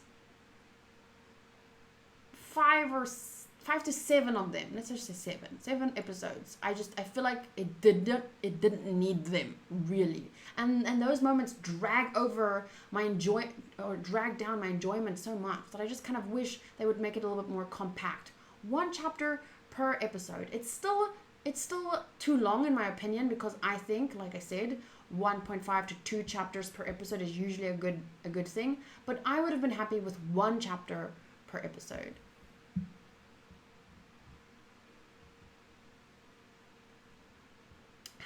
Naza Guerrero says, between filler and filler with Buggy and Sun, Aniki, I prefer the latter. Meaty Ogre, Impel Down was a 7 out of 10 for me when I first saw it in high school. Now revisiting it with a more mature mindset, it is 9 out of 10. Another thing that I think benefits it is the themes around prison and prison reform. It brings up a lot of interesting topics once again. Jack Space is, I think the beginning is boring, but the reveals of certain characters in Impel Down, Blackbeard showing up and Mazalan's strength push it to a 6.5. Oof, that's still low. Chronos says, 20 episodes sounds good. Cut some of the running. Yes, so much running. Alpheus gives it an 8 out of 10. A good arc, not incredible. 8.5 because of the slow pace and run piece. Juno says, great reveals, great moments, but too much filler in between. Far prefer the manga version of this arc. I'm very much looking forward to it, yeah. How about Hannibal? How do you feel about him now? I barely remember him. I remember there was a good moment towards the end for him, but not really a standout character. Mostly forgotten about him. I hate his design. Blech. That belly. I mean, I'm not saying it's bad. Oda has fun with character designs. I'm just saying it's not my favorite.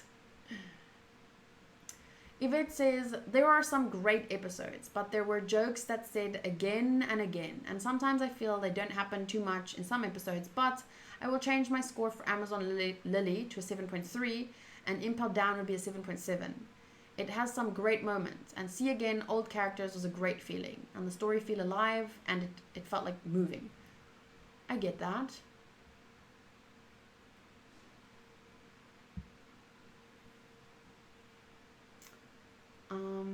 Impel Down, huge moments, massive narrative implications, but suboptimal pacing and execution, a super inconsistent experience.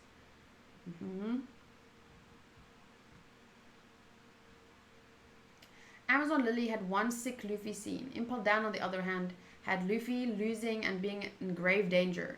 Jinbei, Gambare, Bon Clay sacrifice, Blackbeard, Luffy saving Bon Clay. True that. If I think about the big moments, it was definitely better than Amazon Lily. Definitely. But if I think about just the pacing, that's what drags my opinion down so hard. So I think I'm going to just score it this. I think it is fair to score it a 7.5. Ugh, something in my eye. Let's just take a look more at my notes here. What did I take note of?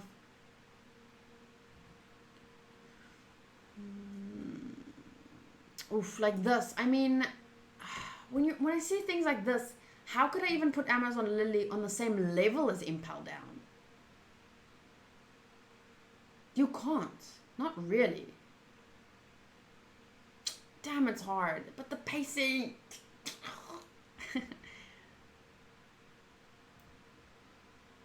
I mean, this moment. The episode ends here. If I were 11 or 12 while watching or reading this, I would be traumatized. Oh, no. When I see shit like this again, I'm like, how can I give it a 7.5? I'm gonna... Oh, but the anime is a 7.5. Maybe the manga will be a 9 or an 8.5 or whatever. But can I tell someone to watch this and expect an 8 out of 10 kind of content? Or will it be too many 7.7s and 7.5s that drags the big moments down? Okay. Lots of text there. There's lots of for episode 436 there was a big discussion or a big thing. I don't remember talking about it on the episode in my review because it was a little bit too sensitive of a topic. But if you guys want, you can go read my notes for episode 436 because Mazalan said something about a cornered rat and yeah, I think it brings up a very interesting topic that I am not willing to discuss live, to be honest. It's too difficult to talk about. Okay, I have to admit, as much as I love Mazalan as a character, I've come to love him. It was great seeing Buggy and Mr. 3 again. I'm on the fence with Ivankov. Ivankov has some great moments and his power is awesome. But sometimes, and maybe it's also how it's from Marineford. Sometimes it's just, maybe it's his design, but there are just moments when I'm like, do I like his character or not? I don't know. What do you guys think? How do you feel about Ivankov as a character? Great power, love his power. Love the idea of his character, but do I love his character scene by scene? I don't know.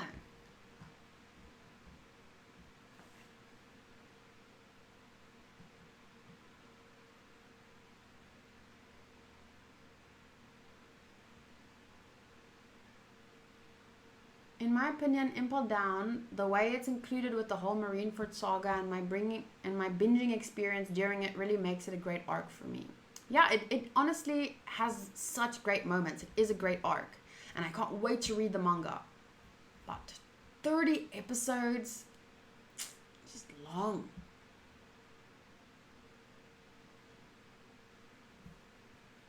I feel like if I had tried to binge this, I would have gotten sick of it. Pacing myself with something like this is better. If I had been binge watching, I would have been skipping shit. Like just... I did that in some arcs, in one arc in Fairy Tail, I remember. I watched it by skipping, just reading every other line. I didn't enjoy it. And that's, I don't even remember which arc that was. It didn't make an impression on me because of how I watched it. Because I was binge watching, skipping through things that were just unbearably boring.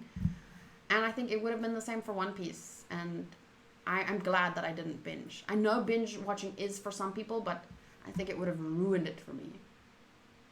I think Mazalan as a character is only good towards the end.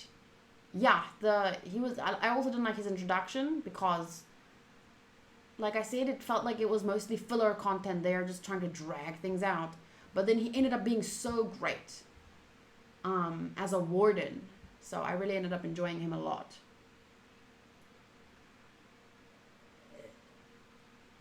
Everyone likes Eva-chan.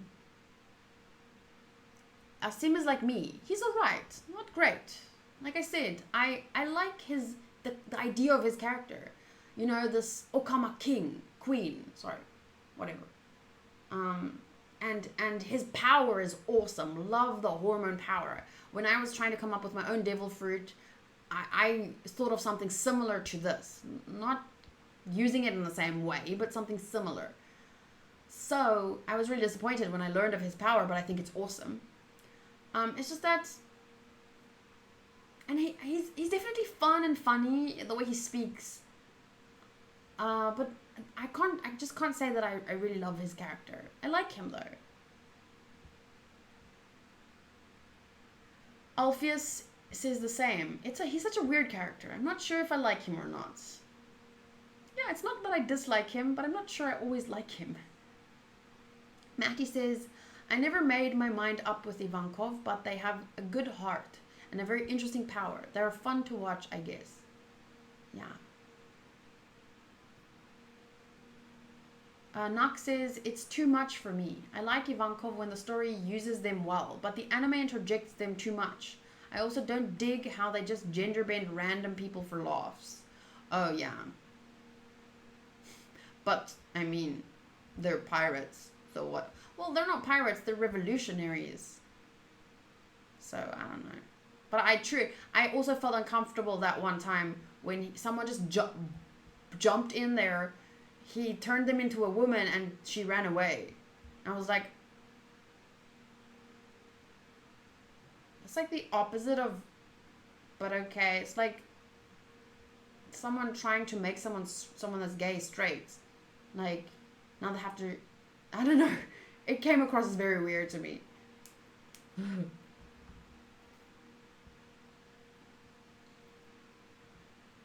For me, Pri says, for me, Ivankov is an interesting character that becomes a joke like Hancock.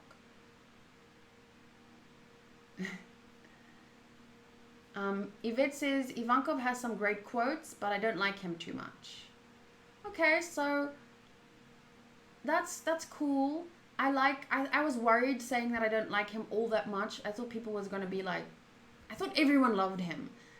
And like I said, I don't dislike him. I just don't love him. But maybe it's because the anime, like someone said, uses him too much. Interjects, like, at weird moments for unnecessary reasons. Maybe when I read the manga, I will feel completely different. So. The dude Ivankov made into a woman actually tried to kill him, shooting him with a bazooka, so he deserves it 100%. Well, that depends on your opinion on punishments. I don't think that I'm like, are you gonna tell me Ivankov has never tried to kill anyone? So I think it's just kind of an abuse of power. So I'm not gonna say, but I mean, I don't know that person. It's not really something we can go into depth of. We don't know either person. We don't really know what kind of revolutionary. At least I don't know what does revolutionary mean. What are they trying to do? I don't know. So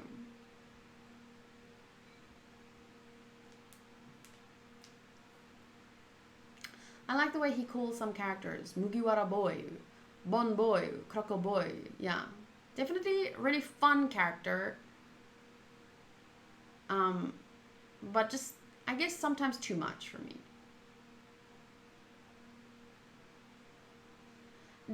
I 100% don't think you can say that. I don't think you can say he doesn't have a magical power that can sense what someone wants to be on the inside.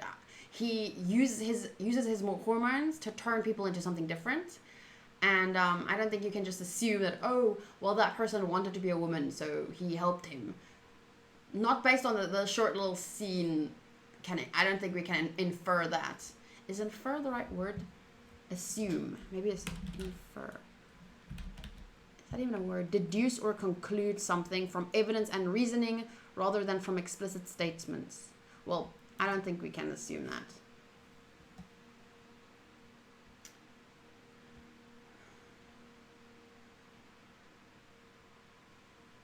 My big question is, what do you think the past is between Crocodile and Eva-chan?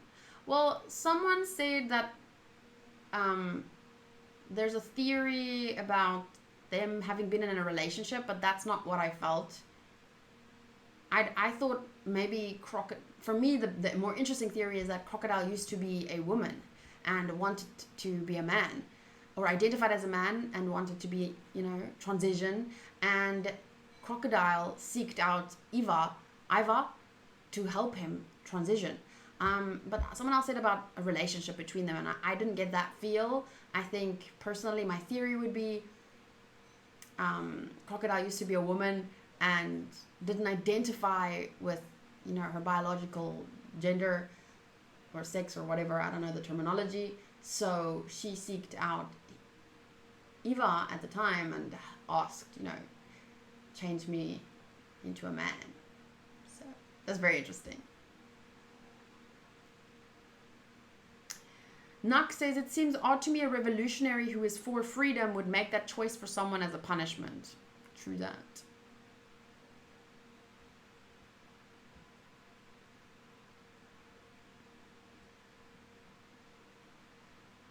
People actually theorize that Crocodile might be Luffy's mom. That's hilarious. How old is Crocodile? Imagine Crocodile sleeping with... No. It's hilarious, but no.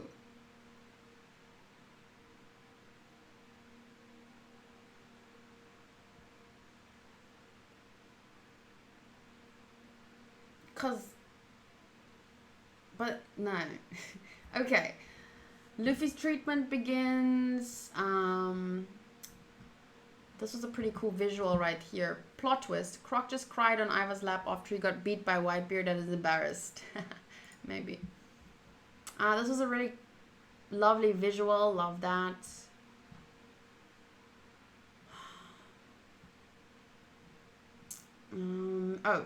Forgot to mention before, someone told me Vankov was inspired by this character from Rocky Horror Picture Show, which is very cool. I really like that.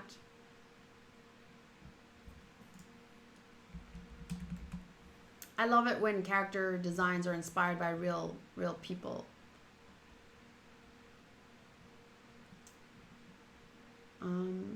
So them teaming up, moments like this, it's really great to see. Awesome to see, but it just, to get from 444 to 452, just too long. Just too much running, once again.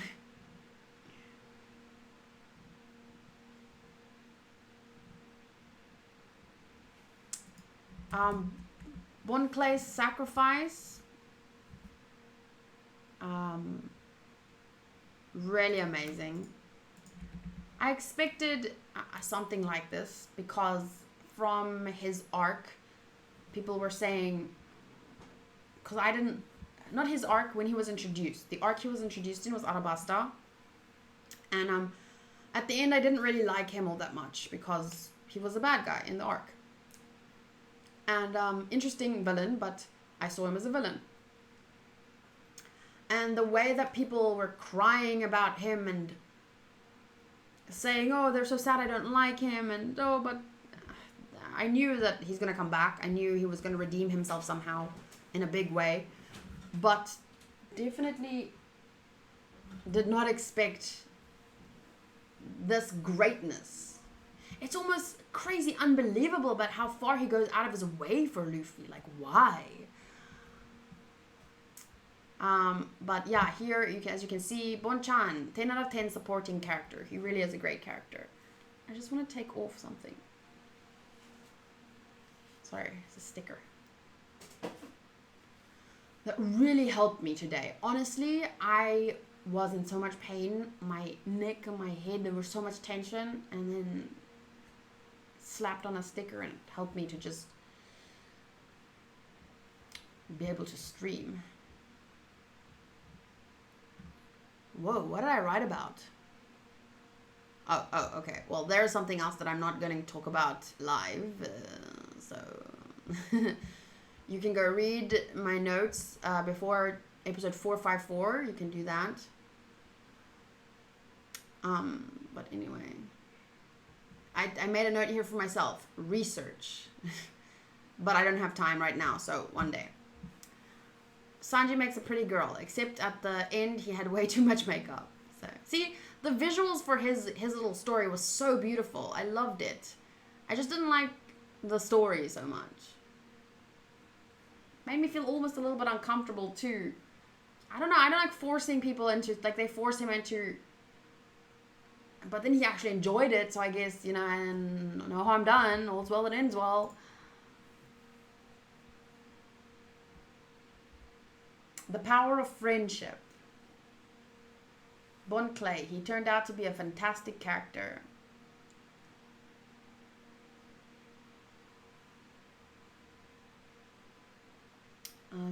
I want Bonchan to join the crew. Ooh. I don't know about that. I loved him as a supporting character, but Bonchan and Frankie in the same crew? No.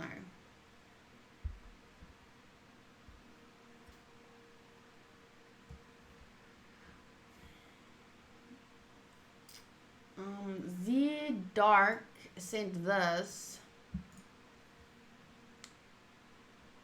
I don't know who this is though, but cool.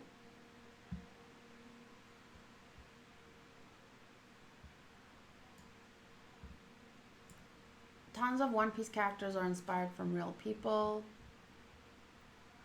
Poor Sanji, he didn't get a cool side story.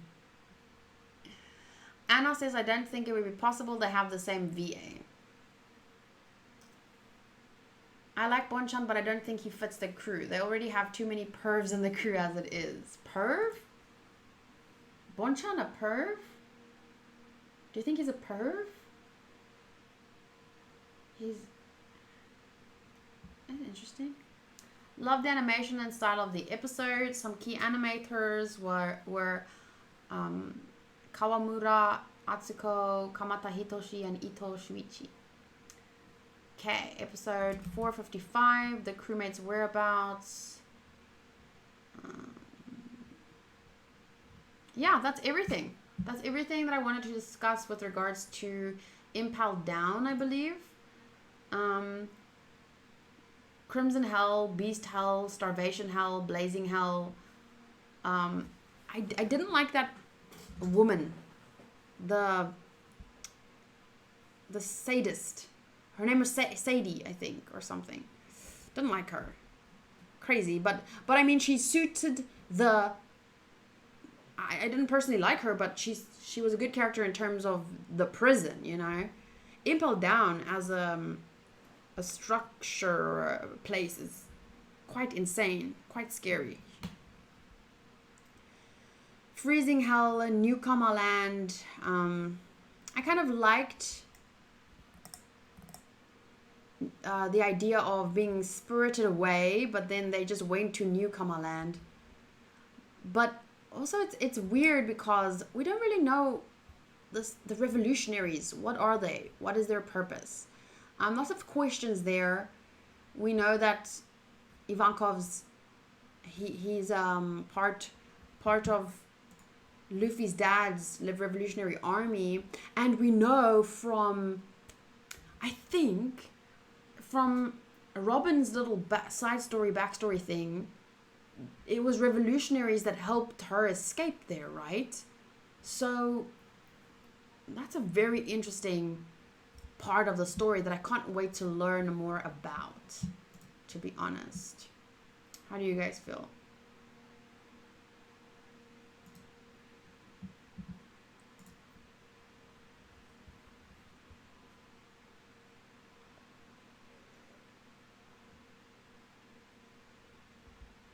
I like thinking that the One Piece tax dollars are paying for Sadi-chan's wages. You can really tell Oda likes Zoro more than Sanji if you remember everything what Oda did to him. I wonder. I don't know though.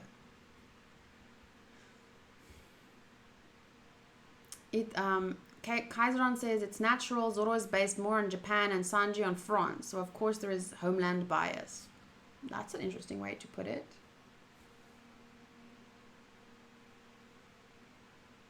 But DT says, wouldn't more things happening with Sanji narrative-wise imply that Oda preferred Sanji to Zoro? I don't think more things happened. I think people say that because Sanji often gets the short end of the stick, if you can put it that way. And then Kai says, well, Zoro is not completely based on Japan, so it's only half true. Okay, but yeah, that's as much as I can say about Impel Down. It had some brilliant moments that now I have to decide on a final score, but it's so difficult. Let's see here. I think we're doing well with time though. 2.5 hours, almost 3 arcs. So we will still have time for the last arc plus questions and putting characters in and putting the arcs in here in terms of favorites and stuff. So we'll have time for everything. But anyway, Impel Down, average score worked out based on my score per episode was 7.6. But then if I had to give it an overall score, oopsies.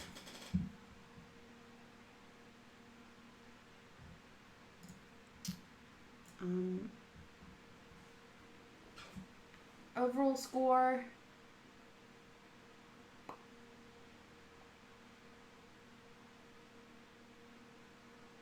oh, it's too difficult. Amazon Lily was short at least. Impel Down was too long. Amazon Lily had great characters. Well, Margaret and Luffy, character moments for Luffy. But Impel Down had Impel Down had Bonchan. Okay, no. Let's make it a 7.9. I'm not giving it an 8 because of the pacing.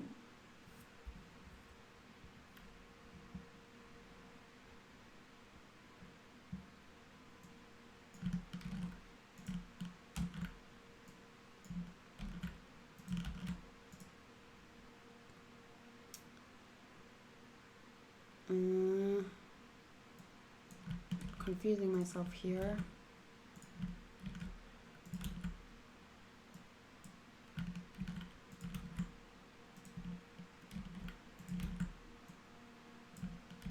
I need to save these so that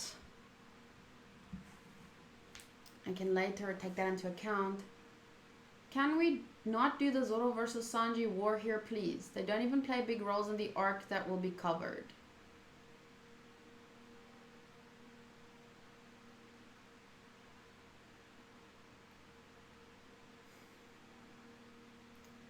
Anna says almost an 8. Fair enough.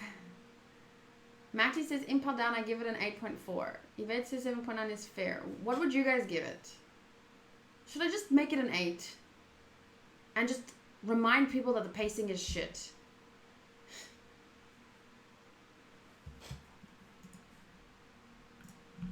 Sabaody.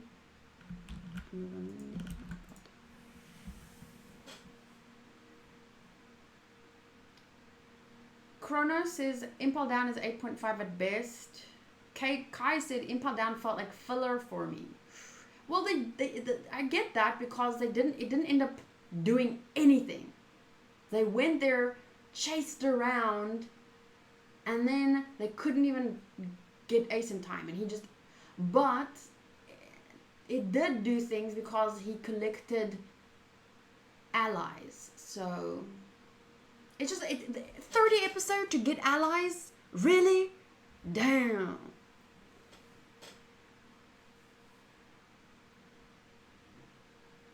Tiago says 8.5, although pacing brought down the score. Oh wow, that's an 8.5 after the score being brought down is... Wow.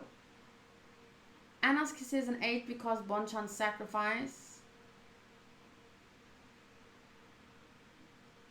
Juna says it's an 8.5 if you don't include pacing. If you include pacing, a 7.75.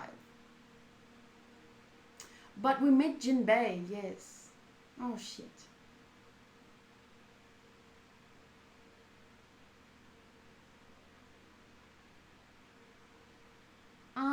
Do I round it up? I just can't decide. Buggy, Bonchan. No, if I'm doubting it this much, then it feels like 30 episodes to make some characters like Buggy and Bon Clay relevant again. Benjamin 7.9 is fair, I think. Pre says it's hard to rate Impel down because the only good moments happen in the last 10 episodes. Yeah, it takes too long to get to the good points. Lisara says it's an 8.3 for me. Yvette says it's an 7.8 for the pacing, but just for the great moments an 8.4.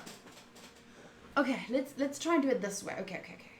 Otherwise, we're just gonna ramble on and it's not interesting. The great moments, which include Luffy's fight with Magellan, Blackbeard showing up, Bon Clay, Buggy being back, Mr. 3 being back, meeting Jinbei.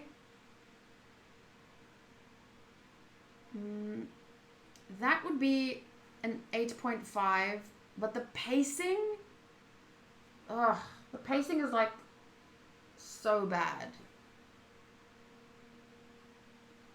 All of the good moments are 8.5, gives it an easy 8.5, but the pacing is like a 6.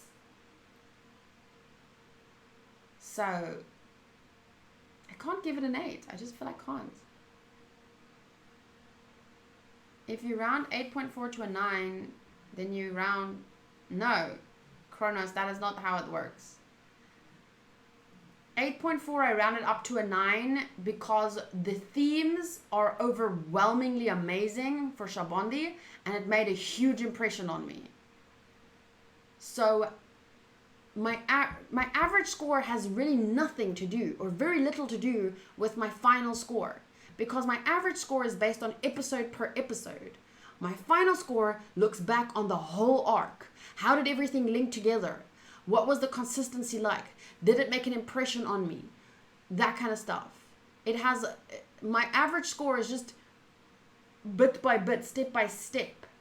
Each episode. What did I think of each episode? When you look at something as a bit... That's like saying, like, each piece of a puzzle... When you fit it all together, it makes the whole picture. That doesn't mean each piece of the puzzle is the same as the whole picture, because it's not. So you can't say because I rounded up an 8.4 to a 9, I should round up a 7.9 to an 8. Because no. Because it didn't make a big impression on me. There were times when I almost felt like, shit, I have to sit through this now. And that pulls it down further. In terms of as a whole. To be honest, now I feel like I want to take it down, considering the pacing was a 6, but the overall arc was an 8.5. Now I want to bring it down, and I feel like, okay, the manga is going to be great because it's going to be to the point. But you can't have great moments interspersed in 30 episodes, half of them which is not even entertaining, and I don't know, now I feel like I want to give it a 7.5.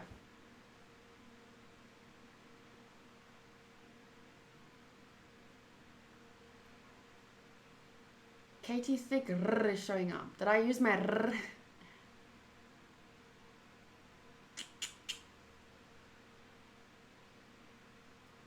Okay, I'm leaving it on a 7.7. And then I don't know if I have a different feeling after reading the manga. We can revisit my score here. I think it because of the big moments, I'm scoring it more than Amazon Lily, but I don't want to get it too close to an 8 because I think the pacing really does drag it down that far for me. Okay, so now, sorry for going on so long about that. Let's get to the final arc, the most important one, the one most people want to talk about. Where is it? Oh, I should like close the wrong file. History. There we go. Marineford. Okay. Now I can close. I'm closing these notes. And I'm opening, here's my Marineford notes. It's right now at 21 pages. I'll probably do the next arc on here as well. Marineford. Volumes 4. 56 to 59. Manga chapters 30. 550 to 580. Anime episodes 457 to 489, so 32. So in terms of Impel Down, where we had 24 chapters and 30 episodes, Marineford actually is closer to one chapter per episode. But it felt as dragged out in certain parts, to be honest.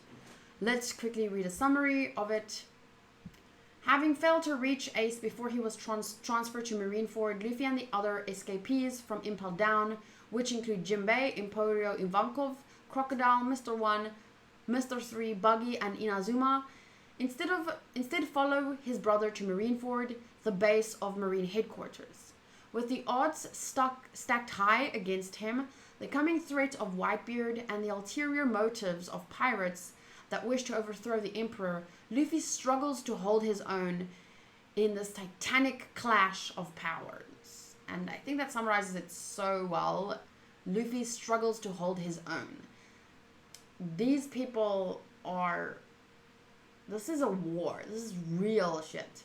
But I think it lost a little bit of that impact with regards to how slow it was at the beginning. It just lost a little bit of that, this is war. People are dying. You know? At the end, it hits hard with the 2 big deaths. But with how it's dragged out, I feel it didn't really feel like a war because it was, once again, lots of running and dodging and I don't know. But as always, One Piece delivered at the end. It was worth it. Every slow episode, it was worth it all because of the high points. And once again, themes and questions that are brought up. So that is, yeah, once again, one of the best things about One Piece is that it's always worth it in the end. So let's quickly do score again. Episode 457 to 489. Okay, 457 to 489. Why didn't I score 457? Let's see here. Double check, wait. 457, 489. So until there. Equal, average. So for some reason I didn't score 457 and 458. So I'm starting here with 459, 8.4.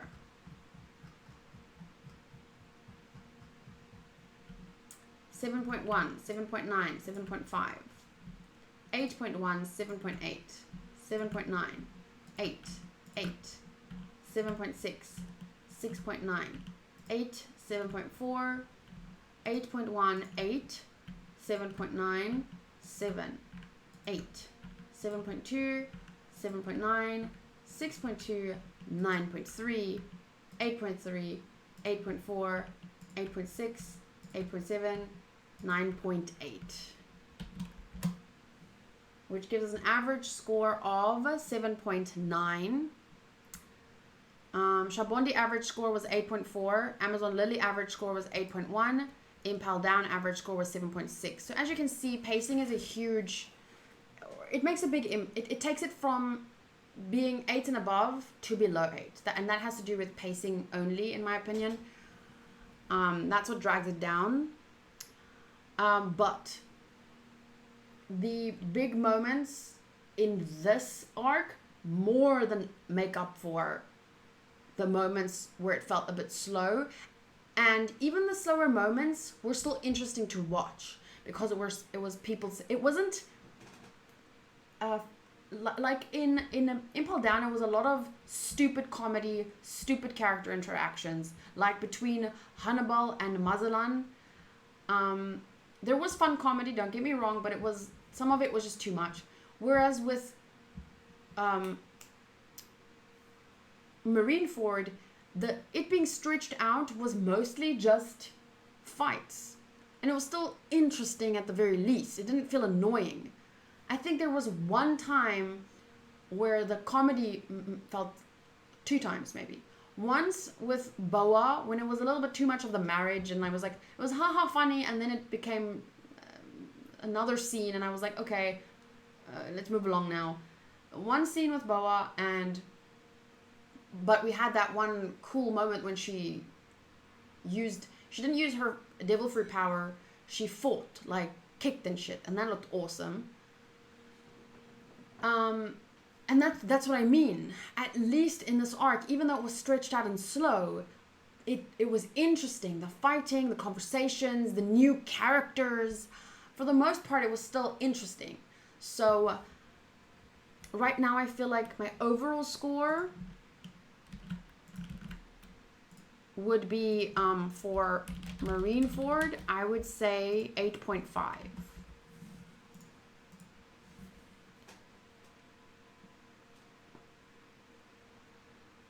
If I had to do this, let me quickly do this. Humor me. I know some people dislike scoring entirely, but for me, I love it because it's a way for me to really unpack my experience. The story of the whole arc, looking back, the pacing was bad-ish, but still entertaining. They kept it entertaining at least. So I would give story... The themes are very strong. Like when, what's his name? Del Flamingo, he talked about, justice is the one who wins is chooses what is justice, something like that. Very interesting topics. And I mean, Kobe's whole moment at the end from the fighting going on too long and then Shanks arriving. Despite the poor pacing, I would give story 8.4. Characters, 9. Visuals, there were some freaking great moments, but it was quite inconsistent. Most of it was 7.5, and then some 10 out of 10 moments for visuals. So overall for visuals, I guess I would give, if I had to 10 versus 7.5, I would give it like and there's not a lot of 10 moments, like 3 10 moments. And it's not even 10 episodes. It was 10 moments as far as I remember. So I would give visuals 8. Audio 8. Enjoyment. Payoff was so worth it. So I'm going to give enjoyment 8.8, which gives us an average score of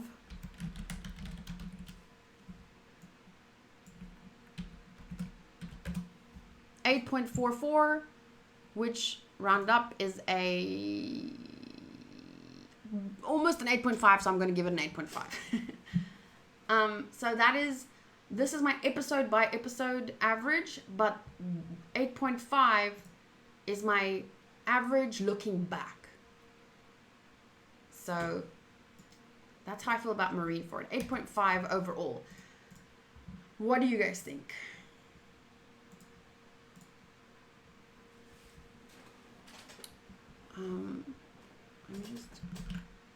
The characters were brilliant. Ace's character being explored like that. Whitebeard's character. Honestly, as individual characters, Whitebeard and Ace are 10 out of 10 characters. 10 out of 10. I think the way that their relationship was explored, and their personalities. To be honest, we don't know much about Whitebeard yet, but that which we got, Ace and Whitebeard are 10 out of 10 characters. I can't give the arc as a whole 10 out of 10 for characters, because there were some silly characters and useless characters and moments, too much of Kobe and Helmeppo not doing anything. But then Kobe's end was great, and Shank showing up. Okay, here we go. The story is only an 8.4 because of the pacing. That's where the pacing drags it down. So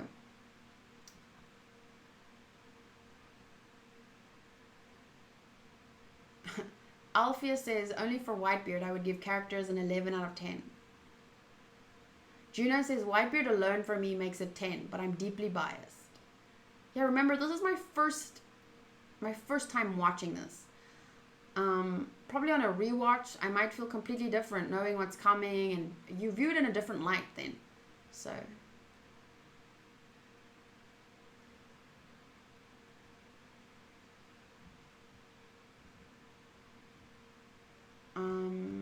I don't know who said this, but it's a chaotic war, and people are flitting back and forth between skirmishes constantly. Fights are always interrupted. Exactly, it's a war. People won't just stand there having 1v1, so it makes more sense to have quick skirmishes. Yes, and that's why I said, despite some of it being a little bit dragged out, it was always entertaining to watch, and no individual fight dragged on for too long. So, yeah. Anna gave it a 9 out of 10 for the arc.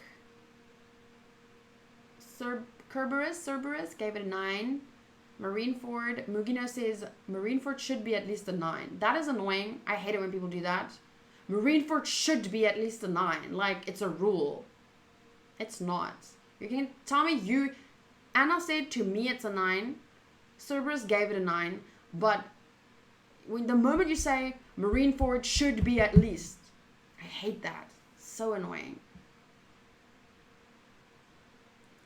Sorry, but that's like a pet peeve. Dragon J, Marineford is a 9.5, if not a 10 for me. Funny, sad, epic moments, sad, reveals, more sadness, and so on. It had everything. One of the best, if not the best arc for me. Lisara, to me, Marineford is a 9.5, but I'm very biased. Kevin Tyler gave it a 10. Pupiyaki says, I think an 8.5 is fair. Benjamin, 9.4 for me. I love Whitebeard. Tiago says 9 for me. Again, pacing issues though. Deer says 10 in the manga.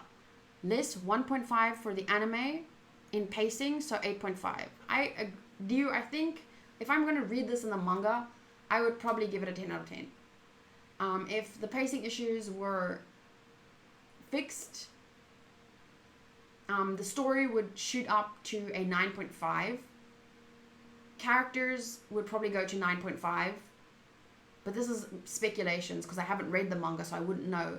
Visuals would go to Oda's. I love Oda's art.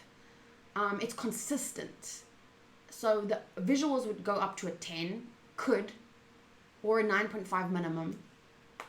Okay, you can't score audio with regards to manga and enjoyment.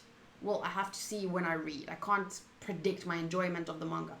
But I can see why people would give this arc a 9 or whatever, because I can see myself giving it that when I read the manga. But considering the pacing and I think the visuals were inconsistent. There were 10 out of 10 moments, but no 10 out of 10 episodes as far as I remember. The audio didn't impress me much. I'm sorry, but I can't help but compare it to Bleach, which has a fucking insane audio, and then this is like such a big arc, such a heavy, and yet I don't remember voice acting moving me. I don't remember feeling like, oh my god, the OST. I don't remember things like that. I think it was good, and 8 is very good. I mean, if you look at my scores key, 8 is very good, and to be 100% honest, I don't think I could give the audio very good. I don't remember moments when I thought, oh my god, wow. But I'm giving it very good because I do think the voice actors did a very good job. The audio was good, and I'm just rounding it up to an 8. But I don't know, it wasn't the visuals overall over the course of 30 episodes, the audio over a course of 30 episodes, it wasn't great. It wasn't a 9 for me. So I think, to be honest, I think I'm being fair here with these scores. And I know that the manga is gonna be a lot better. I just know it.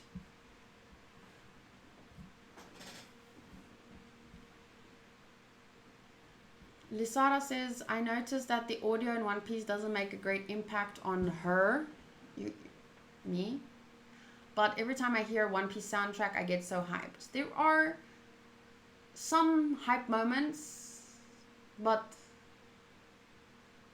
I'm biased, I guess, because I watched Bleach before watching One Piece, and Bleach's OST is insane. So I can't help but feel that this doesn't live up to the impact of the moments, the impact of the scenes, the impact of the characters. To be honest, I think Ace's VA lacked a little bit of conviction with his voice acting throughout. Not in the end, but throughout.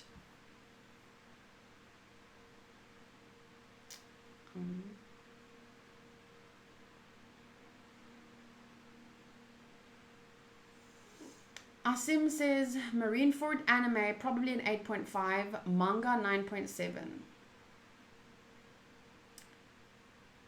Well, Diu and Asim, who are manga readers, whose scores I very much trust, and I feel like they're fair. And I know no one's scores can be objective completely, but I feel like there are more realistic scores, and I'm feeling Diu and Asim's, especially Asim, is very strict with his scores. So if he gives an 8.5 for the anime and Diu gives an 8.5 for the anime, I feel like my 8.5 is fair. So okay, but let's talk about what happens in Marineford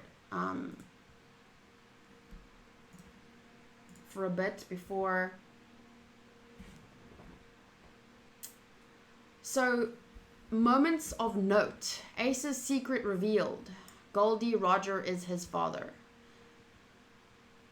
Ace's past. I kind of thought something like that was possible, but when I was thinking about it, I was thinking of Luffy. But looking at the numbers, it's not possible at all. But remember, I'm not good with numbers, so I wasn't considering that. We learned about Ace's past and how he joined the Whitebeard Pirates. War. Whitebeard Pirates versus Marine Headquarters. So like I said, I think the whole war feel didn't get serious until halfway through or something. Don't mean it exactly halfway through, but at the beginning it didn't really feel like it was very... Maybe just before it began, and then towards the second half of the actual fighting, it felt like a war. But there were lots of parts where it kind of lost impact because of it being a bit dragged out, and no one was, it's a shonen, so I guess I didn't feel like, you don't see people dying, so it was just like, it felt so light, they had to make it really light for the kids. Not towards the end, I'm just talking about in between. I feel like a lot more people were lost than we could have realized. So it was a little bit light in terms of the war for me in some parts. Luffy and Whitebeard meeting was awesome. I think that was very impactful. I liked their interactions. I like Whitebeard's interactions with everyone, to be honest. He's a great character. Sengoku's plan, the battle's final phase. That took long. And in that part, I just remember Kobe and Helmeppo having moments where they didn't need moments. Luffy unknowingly unleashed his haki. I think that was very big, but I can't realize yet how big that is, because I don't know what that means yet. To me, it just felt, whoa, that was a bit of a cheat, you know. But I think looking back, because like I said, I don't understand what haki is yet. I don't really know its possibilities. So for him to just be angry and then everyone, and that saves his brother's life, it felt a little bit like a cheap way to, once again, stall. But I realize that I don't fully understand what haki is yet, so maybe that moment is lost on me at this point, you know? So, one of my favorite moments, Garp allowing Luffy to knock him out. Garp's character in this arc was just amazing, and the flashbacks with Ace and Luffy when they were younger, that was amazing. Fire Fist Ace is saved. Oh, that episode I loved. But then it says here, the final order from a father. There was one thing when I think Whitebeard said something like, "Don't look back," and then I was like, oh shit, that's a red flag, because it made me think of that scene. It's a story from the Bible about some lady that wasn't meant to look back, and then she did, and then she turned into a pillar of salt. She died. And when Blackbeard said something like, "Don't turn back," I was like, shit. And then what did Ace do? He turned around. That son of a bitch got to him. This place is a turning point, Doflamingo. That is red flag. Like, this whole arc is a turning point.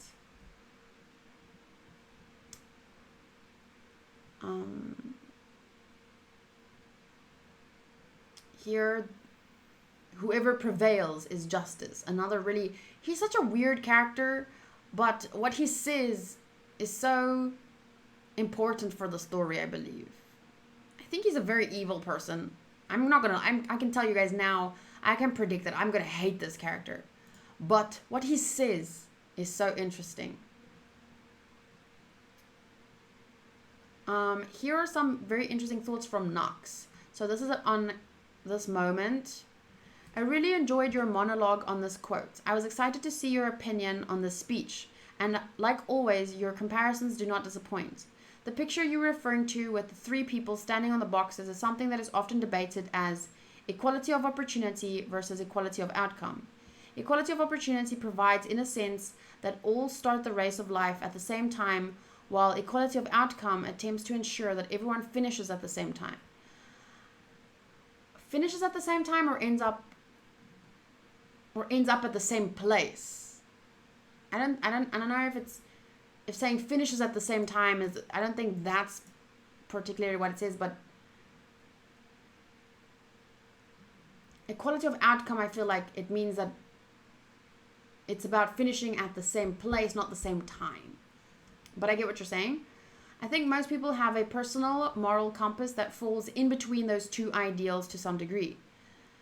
People born into massive wealth might be for the idea that we are all born the same, so any advantage you have is self-earned, while someone born into crippling poverty might argue that the world needs to be better to those who are not fortunate.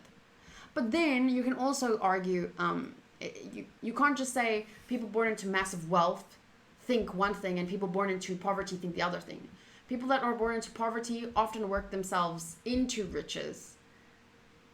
And people who are born into wealth often do amazing philanthropic work. So I'm struggling with that. I get you're saying might be. I just don't like the idea that it seems like that's how it is. If you're born into wealth, you think everyone is born the same. Because I've never heard anyone say, a rich person, oh, everyone's born the same. I don't think that's something I've ever heard. People that are wealthy people, they're not all as, I don't know why people make out like wealthy people are so bad when I see so much wealthy people doing so much good in the world. They give to charity money that I would never even be able to earn in my lifetime. People people hate on people like Elon Musk for having lots of money, and then you can't expect everyone to end up where Elon Musk is. You can't. People don't have that smarts or drives or work ethic or whatever. But you can't take away Elon Musk's opportunity to be where he is, because then you take away from the world things that he puts into the world, because he does put a lot of good into the world. You know, I'm just using him as an example. I'm sure he's done bad things. I don't know him as a person. But my point is just this making sure everyone ends up at the same place. It seems, obviously we want people to have the basic needs to survive. Enough food, enough water, enough electricity, safety, that kind of stuff. You want people to have their basic rights fulfilled. But wanting everyone to finish at the same place, that feels like you're going to have to cut some people's legs off because some people are born without legs.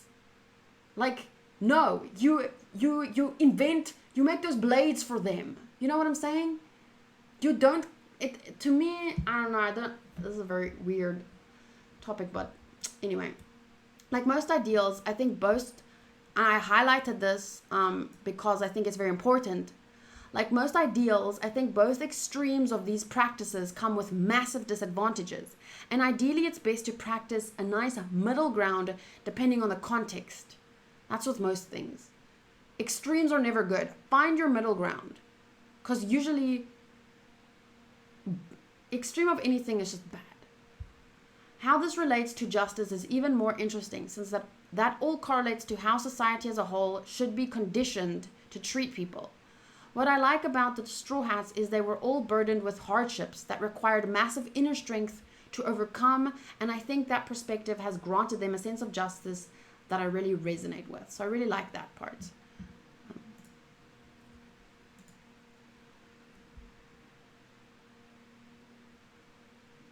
Garp is precious. Please give him more cookies. Yeah, I love Garp.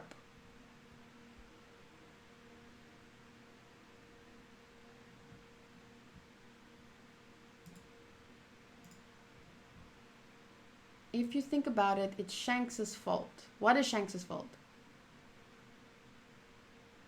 To be honest, I never thought anyone could not like Garp before I started watching reactors.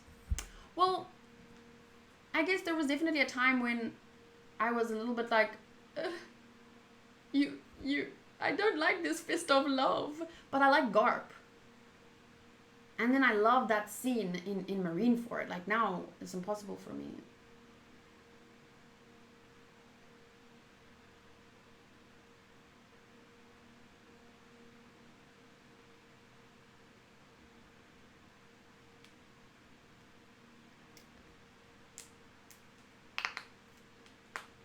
Juno says, I want to get into this, but man, people don't know the topic well and I'm going to get yelled at. I like how you assume other people don't know the topic well and therefore they're going to yell at you for that. Doesn't it sound a bit like presumptuous? Like, I know this topic so well, but other people don't, so they're going to yell at me. Like, I get wanting to talk about it. I would like to talk about it as well. But I think these kinds of things are something you would better talk one-on-one, because otherwise a lot of people just start and then you don't really, I feel like you can get more out of someone when you have a one-on-one conversation with them, depending on a bunch of people that just wanting to get their say in and because not everyone wants to be heard, and you can't, one-on-one. If Juno, Nux, you two want to talk about it, for example, I would suggest you DM each other or DM me. I also like this topic. I would also like to talk about it, but I think it's a bit. It's just a weird thing for me to read. You want to talk about it, but other people don't know the topic well, so you're gonna get yelled at. It seems a bit weird to me. Asim says, to clarify, there are a lot of people that don't like him because of Marineford, which just boggles my mind, personally. That is strange. Because of Marineford? I loved, oh, that it felt so real to me. How he felt, you know, he wanted to do his duty, but also he loved these kids that he raised, partly, a little. But then, in the end, he let Luffy punch him out. I think that was amazing. Because he couldn't. And I think Sengoku was stupid to think that, to put him in that position. He's too involved. He shouldn't have put him there, in my opinion. Did Katie talk about what she thought of Ace after the whole Marineford arc? Yeah, I did.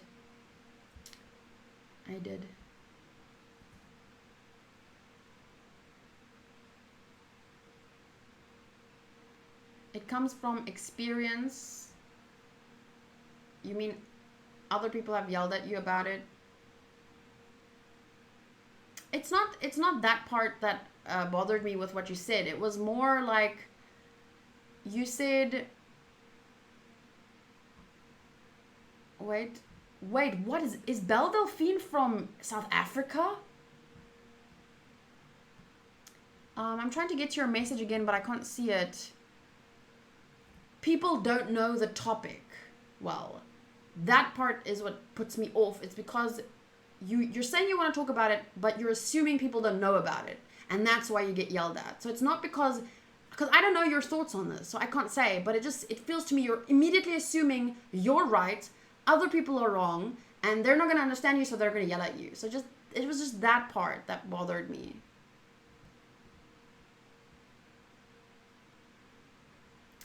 At least Garp was ready to kick Akainu's ass. I feel like people should appreciate that effort.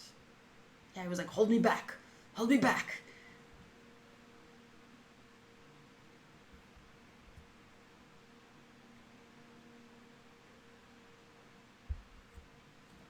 One of my favorite Garp lines. You better keep me held down, Sengoku. Otherwise, I'll kill that damn Sakazuki. Yes. I was just thinking about that when he was like, hold me back. But he was torn between, you know, his duty as a grandfather but also his duty as a admiral, or what is he? Not an admiral, a vice admiral.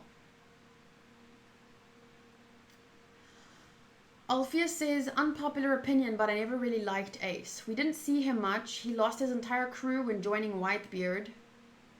I just don't like his personality. I was shocked when he died, of course, but I never really understood the hype around the character. I understand we didn't see him much. Up until Marineford, I always thought, you know, Ace is a nice character. He's fun and very badass. Like, I love his power. But we don't see him much. Where's the hype coming from? And then I saw this arc and we learned about his character. And then he died.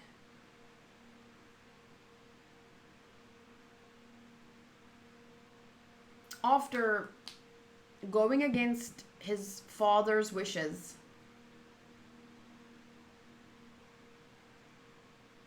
and everyone's wishes. So I understand why people are angry at him.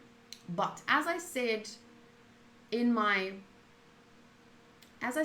review afterwards, when immediately after watching the episode. Excuse me. And I'm going to try and remember what I said, but knowing his character, knowing what he's been through, what else did you expect? That is exactly aligned with who his character is. This is a child that was raised to feel guilty for who his father was. He he didn't feel like he should be alive. He was told around to be honest, I'm still mad that he knew who the fuck his father was in the first place. Like, who the fuck told him that? They shouldn't have. Because you can't help but a kid is gonna feel guilty about something like that. No one straight out told him you should die because your father is Roger. But that's all he heard. If Roger had a child, he should die. Roger is the worst. Roger this, Roger like, and that's his dad. Of course he would. He was a child. How else could he feel? You know what I'm saying? But then he grew up to be a pretty decent person. He was a pirate, but he joined Whitebeard. Whitebeard's crew, who they seem to be the kind of pirates that they're not Blackbeard kind of pirates. They're actually, they do a lot of good. We learned from, I think, Jim Bay, all the good things Whitebeard has done. We see what a good friend Ace is. He made that hat for Oars Jr. We see through his interactions with other characters what a good person he is. He grew up into such a good person despite what the world told him. You know, he didn't even feel like he deserved to be alive. And considering all of that, considering what Whitebeard did for him, his character, his actions are so aligned with, it makes so much sense. And in the end, it isn't his fault. The whole war, it's not his fault. Blackbeard is the one at fault for killing family, for killing, breaking the rules.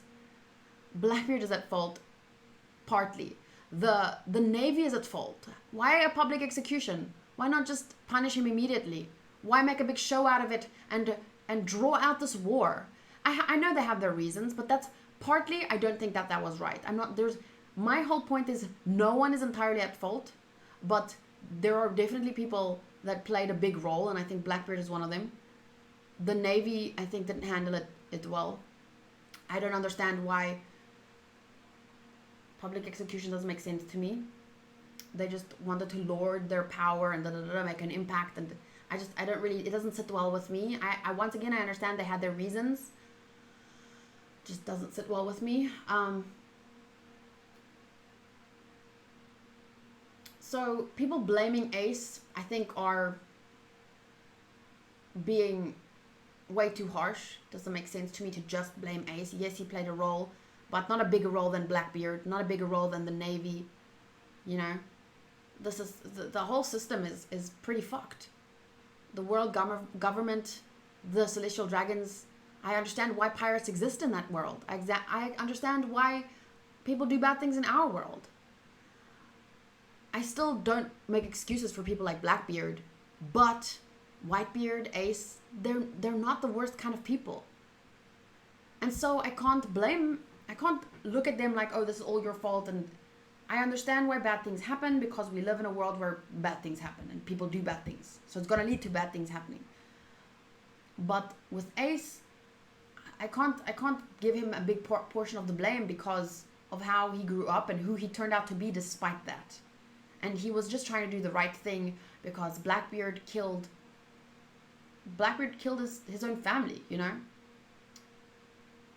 And technically that was the rule. Yes, Whitebeard told him don't do it, let him go. But technically, in any other situation, if you kill family, that was the rule. So he didn't really do anything wrong. It's very complicated, and I understand why people would feel frustrated with him, but personally, I think it makes sense for his character, and even his death. He died with a smile on his face, and he chose to turn around. He chose to protect his brother. He chose to protect Whitebeard's legacy. Even in his death, everything was his choice, and that's what his life was about. Freedom, as a pirate, It was his choice. All of it was his choice. He died knowing that the people around him loved him. So I don't think he had any regrets at the end. So it was really, that's why the story it's 9.5 out of 10. But I think the anime just dragged it out too long. Now let's see what some of you said.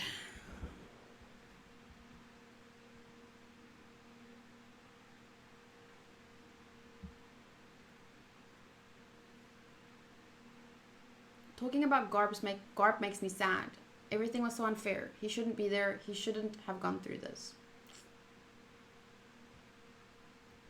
I love Garp in that moment. He was so torn, but at the end of the day, his grandfather instinct was too much for him. Yeah, that was really, one of my favorite scenes. Loved it.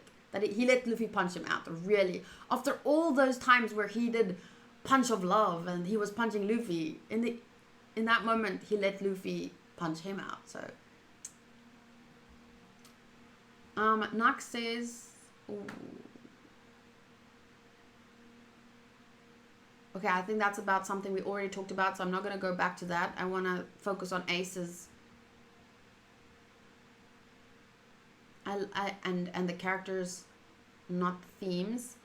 I loved Ace for his lack of maturity. Instead of Oda writing him as this overly mature person, he was Luffy's big brother, and he so badly wanted to be Luffy's big brother, which is why Luffy didn't want to go save him at first. But yes, in the end, he wasn't an overly mature character. He wrote him as what he is, a young, confused, overly emotional man, and he stayed true to that. I think Ace's character is brilliant, and in the end, he did die.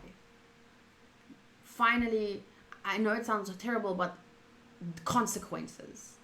That to me is very important. I hate it when characters just, there's no consequences to their actions. In the end, yes, Ace made bad decisions and he was immature, but he paid for that with his life. But he still died with a smile on his face because everything about his life in the last couple of years he chose, and he was happy and people loved him, and he finally knew that. He finally knew that, yes, he deserved to be alive. He deserved to live that life. He had his time with his friends and he died. He paid for his actions. So, I don't know. Really love that part of the story.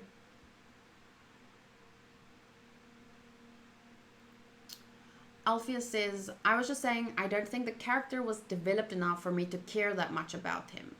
I get that because he wasn't in the story a lot. And I think they could have done an even better job with his backstory, to be 100% honest. I do think they could have made you feel a lot more for him. Not his backstory as a child, when he met Whitebeard. I think they could have done a bit more there for him. Like, you know how we got 4 episodes in Skypia, we got 4 episodes of a completely different time. They could have done something like that, in my opinion. I would have watched 4 episodes focused on Ace and Ace's character development. But yeah, so I totally get what you're saying. It's a bit underdeveloped in the middle there. Not his childhood backstory, his middle backstory. And he wasn't used a lot in the rest of the story, just this arc. But for me, seeing his birth, a little bit of his time with Garp, and then the end, I think for me, I definitely understand why people love him so much. He's a great character to me. I think it's normal to ask about your dad unless you live in the 1P verse. It's obviously normal to ask. I just still think that they shouldn't have told him his dad is fucking Gold Roger. Should have just been, we don't know. You don't burden a child. You tell them when they're old enough maybe to handle it. You don't burden a child with that knowledge when people are talking about their dad like they're the worst person to ever exist in history, which may or may not be true. We don't really know much about Roger or who he was as a person. We know he was a pirate, but you know what I'm saying? Like, a child can't handle that, and they shouldn't have told him.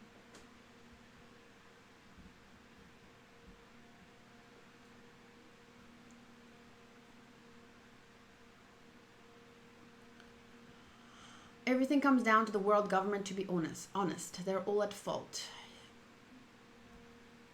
There's something very, very fishy there, yeah. The Navy, I can still see, you know, a lot of them are just trying to do good. But then you got freaking people like, Akainu. And I've already talked about Akainu as a character recently in one of my recent reactions. So I'm not going to talk about it more and go into detail on that. But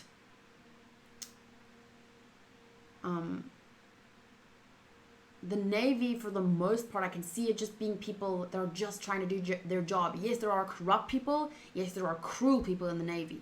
And those people shouldn't, that's not okay. But for the most part, I see the Navy as people just trying to keep people safe. But the world government, something really fishy going on there. Pupiagi says Blackbeard should be called Scruffy Beard. Yeah, he looks like he's really dirty and he stinks. He smells like he hasn't taken a bath for a month and alcohol. That's what he smells like. I feel like I wouldn't be able to get within 10 feet of his character. He smells that bad.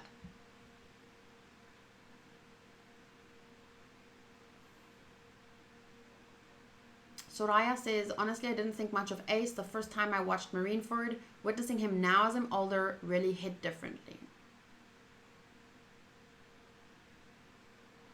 How could people think Ace is to blame? He didn't ask to get caught and he didn't ask to be saved. Exactly.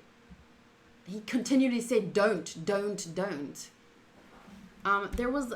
definitely a lot of people who blame him though. I remember on one of my, let me just quickly go to that post. Community.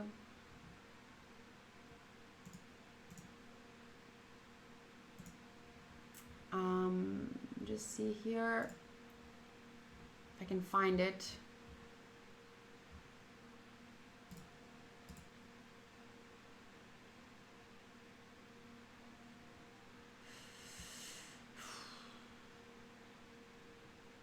Lots of controversy around this arc for Ace for hardly the right reasons, but you know, patiently awaiting your take. Where? Oh, here. From someone on YouTube saying, I can't believe you said Ace were not wrong either. He's the reason for this war. Also, so many people sacrificed their lives for him, especially Whitebeard. His stupidity led to his death and wasted everyone's effort.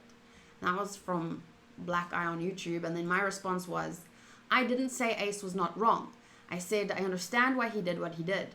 However, the war was not his fault. It was Blackbeard's plan. And the Navy doing a public execution like that, literally, they planned the whole war because how can you say the war is Ace's fault when the Navy literally planned it to happen? But okay. Because they knew Whitebeard would come. And Whitebeard chose to go. And all the people who followed him and who wanted to save Ace, it was their choice. No one forced them to. They went because of what Ace meant to them and the kind of person that he was. To say Ace is the cause of the war is ridiculous. Did he play a part in it? Yes. But so does every single pirate that chooses to loot and steal, and every single corrupt marine, and the world government, not even to mention them. Everyone played a role. To blame it all on Ace and to be that angry at that character doesn't make sense to me. But, you know, he's entitled to his opinion. So.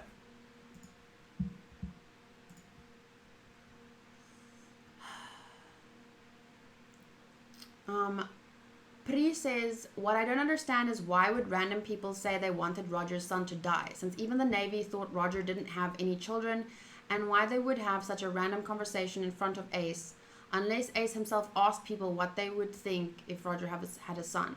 I think that he did ask people about Roger, and these are drunk men in bars talking, it seemed like sometimes. But I think there would be a very strong rumor that Roger had a son because didn't the Navy look for pregnant women and interview them? And that would spread like wildfire, that rumor. So clearly there was rumor that Roger had a son and that they didn't find anyone in the end, but that she might have slipped. It was Roger's son, Roger's woman. The chances of her slipping away or somehow evading the Navy, I mean, it's a pretty good chance if it's someone Roger, you know, slept with, or I don't know. But yeah, I definitely, it's 100% believable to me that rumor would be spread. You know, the Navy was looking for someone, no one was caught. And then if he grew up, when he grew up, Ace, it makes sense that he would ask drunk people. And I mean, people talk about the golden pirate era and about Roger. Of course, his son and his execution and his possible son would come up in those conversations. So yeah, it makes sense to me.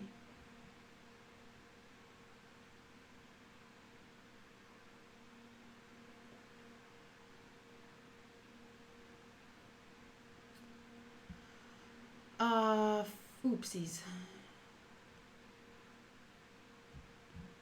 Shit. It just jumped up for some reason. That's so annoying. For the hockey moment that Katie talked about, I think it's a really good moment because Luffy had used it twice from what I can remember before in extreme situations. It is a tool that at that moment to show us Luffy's extreme despair seeing his brother about to get killed. I get that, but I still didn't feel that way while I was watching the first time.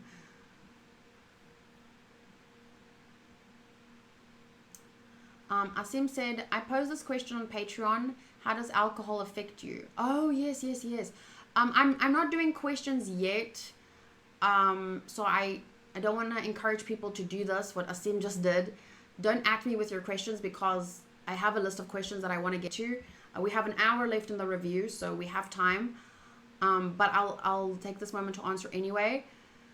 You've talked about shows that make you cry, but I haven't seen them, so I'm in the dark of what you consider those personal or close to home scenes that get to you. I think I've seen you tear up, or so it seems to me, and not call that crying. To me, it seemed like seeing Ace's backstory did it, but I don't know how you feel about it. Did the alcohol make it sadder or dull it a bit? I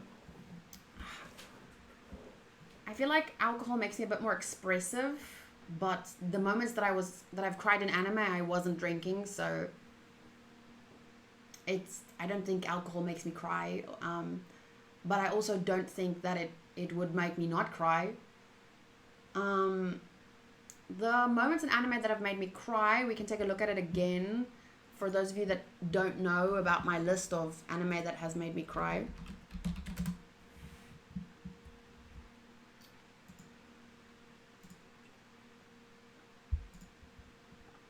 These are the anime that made me cry: Angel Beats, Attack on Titan, Dororo, and Monogatari series 2nd season. Attack on Titan, I feel like it was crying but more tearing up, but heavily tearing up. So, but I still count it. I don't know. But I don't cry a lot. I just I'm a happy person.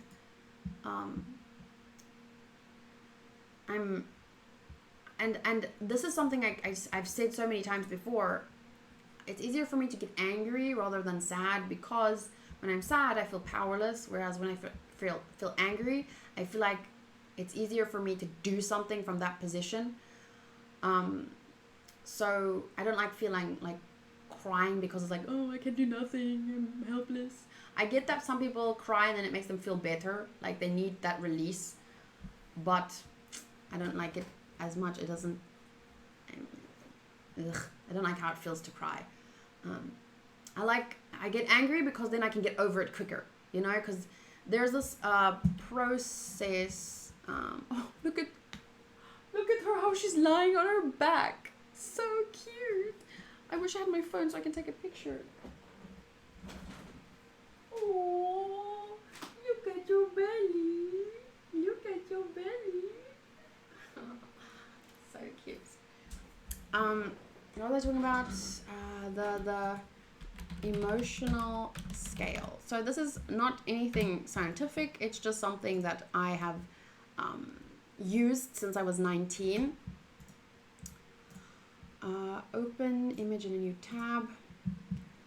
So when I was 19, I was going through a really rough patch, and I wanted to feel better, because obviously when you're feeling bad, I was feeling absolute fear, despair, powerlessness. That's how I was feeling. My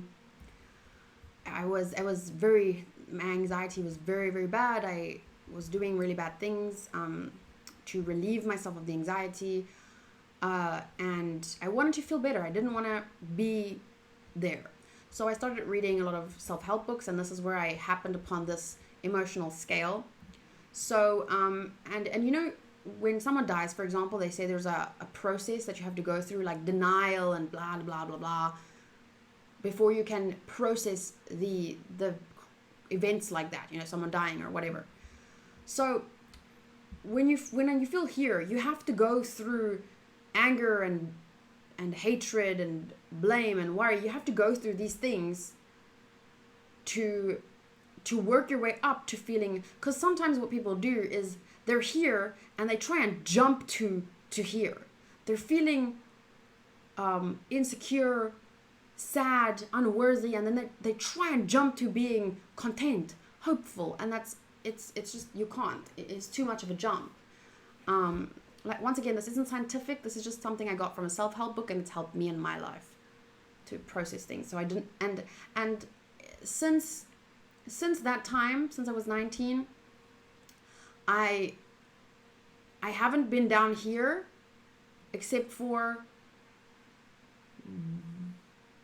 once or twice. But I'm here. And sometimes I dip to anger, but then I quickly work my way. It's so much easier to work my way up from here to here compared to getting out of that place to here again. So it's just like I've worked so hard for so many years to be hopeful, positive in my life in general, that when it comes to stories, I dip to anger and to anger often, not revenge, but anger and discouragement. I dip there, but I can't get that far down because it's just to go from here. If I'm so consistently here in my life, to get there, it's I've worked too hard to be here. It's like my brain doesn't know how to go that far down anymore. So yeah, I get angry. I can get angry, but it's easy to jump back. Boop, boop, boop, and I'm there again. But now to get from there to there to there to there, it's just, I can't anymore. So that's just who I am. So yeah, there have been moments where I've cried, and when I have, girl issues, I can feel sad and sometimes cry, but that doesn't count to me either in real life because it's just hormones. So I get over that in a day or two sometimes. But with regards to stories, I just, in general in my life, I feel too happy to be pulled down that far. And with regards to the alcohol, because I was drinking a bit when watching those last 4 episodes of Marineford. But as you can see, I was holding on to the anger. I felt angry at Blackbeard. And to be honest, I wasn't sad for Ace. I was happy. I was happy that in the end, he was able to find. I cling to either something that makes me angry or something that makes me feel hope. Because I was either holding on to the anger I felt for Blackbeard, or just that sense of relief and happiness that Ace in the end did feel like he was loved. He died with a smile on his face. And Whitebeard lived a long, full life. It just, I think of, well, at least. That's where my mind gets stuck. Either I'm angry or, well, at least. And so I don't think the alcohol influenced me that much. I was more expressive. My emotions would have been the same, but I was more expressive. I thought I broke the screen at one point. So to answer your question, did the alcohol make it sadder or dull it? No, I think my emotions would have been the same whether or not I was drinking. I just think I was probably just a bit more expressive and loud. But I think that fits with being expressive, so. Juno says, and he died being the big brother, protecting his little brother from his mistake. It's what makes Ace so fantastic.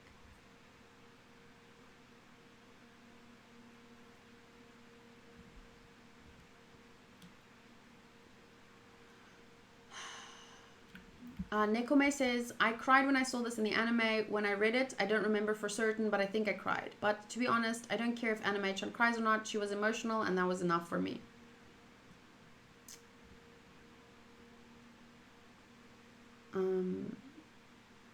Kevin says there's a light novel that covers Ace's journey, forming his crew and his story with the Whitebeard pirates. It was going to take up a lot of time if Odak included it in the story, especially in an arc like that.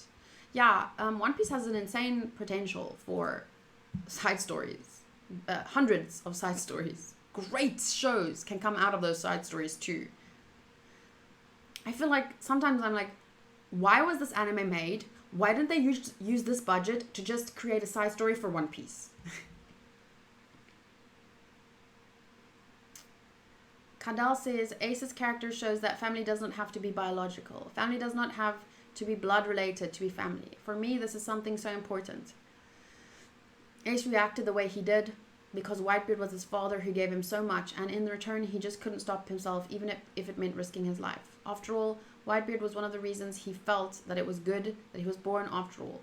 One of the reasons he saw or had a reason to live. It's the same with when Luffy punched that celestial dragon. You know, he didn't make the smartest decision, but in that moment, it makes so much sense for the character that if they had not done that, it would have been weird. You know? It just makes so much sense for the character, and it feels like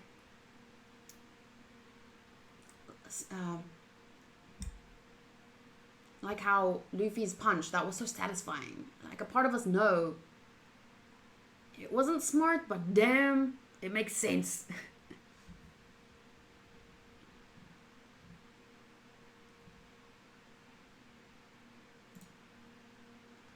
um 1 a.m. here, I'll go to sleep. Goodbye, Lisara. Thank you for joining us. Speaking of family being biological, my brother isn't blood related either, which helped me connect with Ace and Luffy's dynamics as well. Oh. Tsubasa says, that's very interesting. Tsubasa says, I think the first time I read Ace's death, I was in shock because there hadn't been any real big deaths before that, and I was like, no, this can't be happening. People don't die in One Piece. And then it happened again with Whitebeard, and I didn't really feel anything because I was like, well, if that can happen to Ace, it can happen to anyone. Watching in the anime, though, I cried, and rereading the manga, I teared up a little. I feel like many backstories sell the idea that family is not blood related. The best parent figures have not been related to any of the Straw Hats. And even the Straw Hats, their relationships with each other, it's like a family, but they're not blood related, yeah. But I think it's especially pushed with Whitebeard treating them like his sons. He calls them my sons. It can get weird really quick. In all honesty, it sounds like weird, like my sons, and but with Whitebeard's character, it's so wholesome.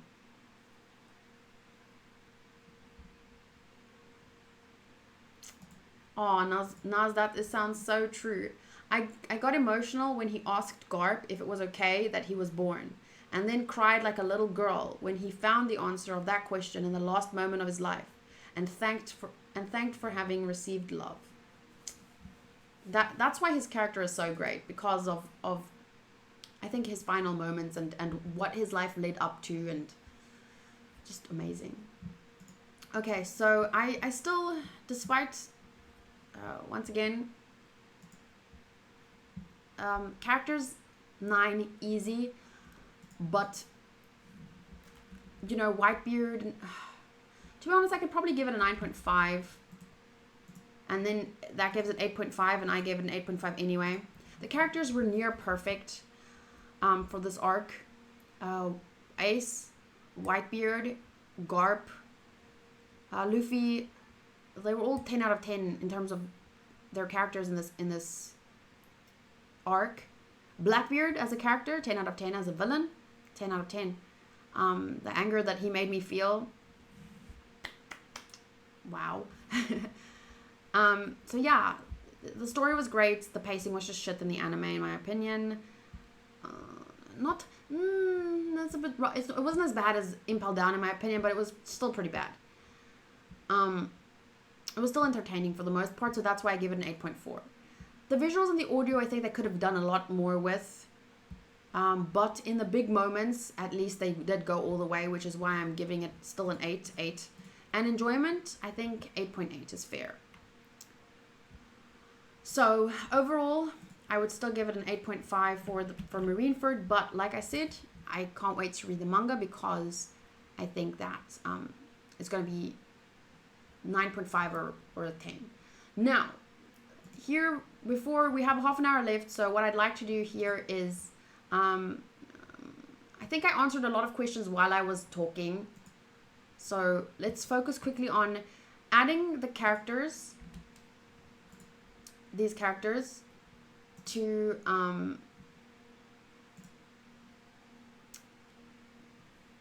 this list if I want to.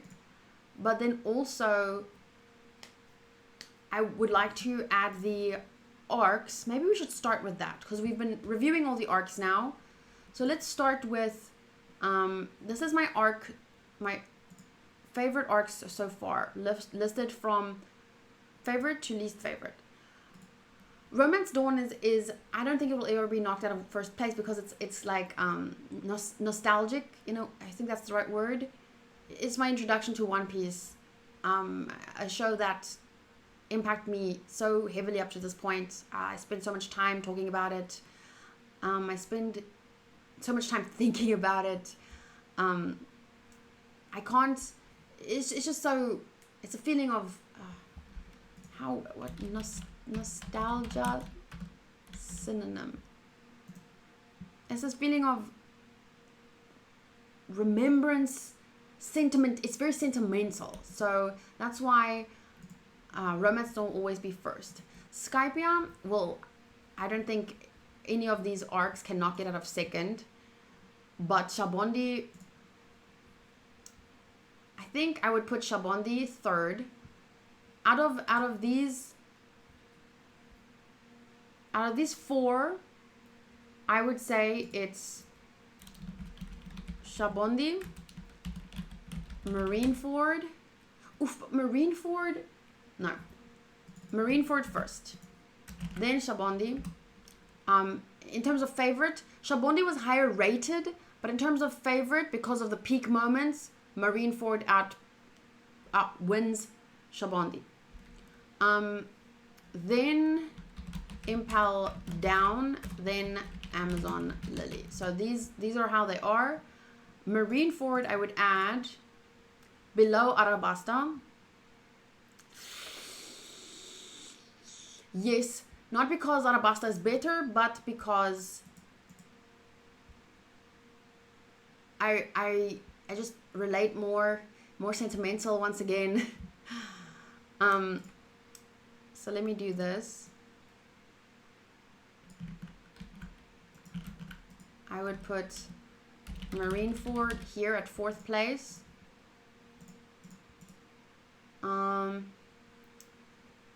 Sabaody I would put Enies Lobby. Drum Island.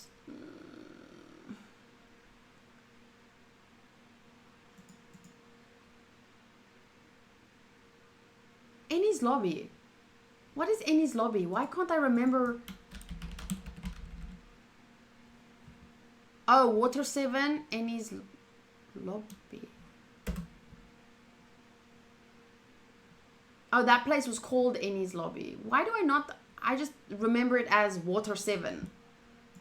Anyway. Oops. But they were separate, so. Okay.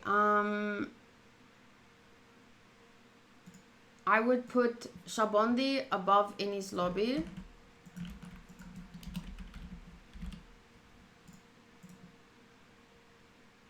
But then Impel down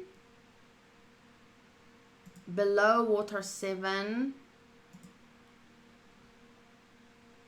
below Bharati, because these are sentimental things. Bharati is when we met Sanji. Syrup Village is when we met Usopp, and we had Zoro versus Mihawk in the Bharati. Arlong Park was Nami's whole thing, so I have to put Impel down. I have to put at 12. Above Thriller Bark, but below Arlong Park. Amazon Lily.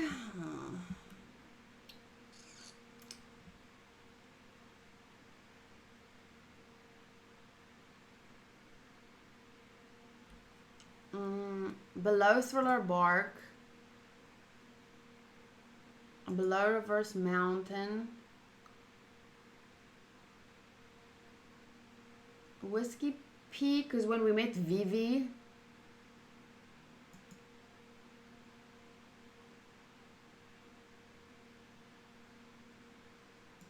Okay, I'll put it below Jaya but above Little Garden.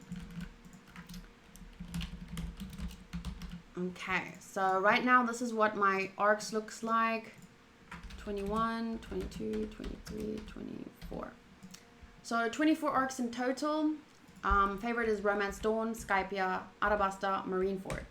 Sabaody, Annie's Lobby, Drum Island, Water 7, Barati, Syrup Village, Orlong Park, Impel Down. Thriller Bark, Reverse Mountain, Post Annie's Lobby, Whiskey Peak, Loketown, Jaya, Amazon Lily. So now all 4 have been added to my list. If you guys want to see this, in my live stream description, oopsies, there is, sorry, this is my Attack on Titan videos. I'm busy doing notes for Attack on Titan as well. What was I saying? If you guys want to see this list, One Piece review notes, I'm pretty sure that the link to this is in the description of my video, my live stream. And then if you go to here, you can click, it's on page 4 out of 6. So then you can go to this. So if you want to take a look at this in more depth, it's the 3rd tab. See here? The 3rd tab. So yeah, let's quickly take a look at some of what you guys have said.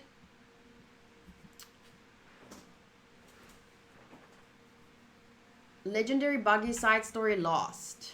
I didn't enjoy that in the anime, I have to admit. It wasn't bad. None of these arcs I feel are bad. Where's Foxy arc? Oh, Rongu Ringu Rongu Randu 21. I thought that was funny, but I watched it a little bit tipsy, so maybe if I'd watched Buggy side story tipsy.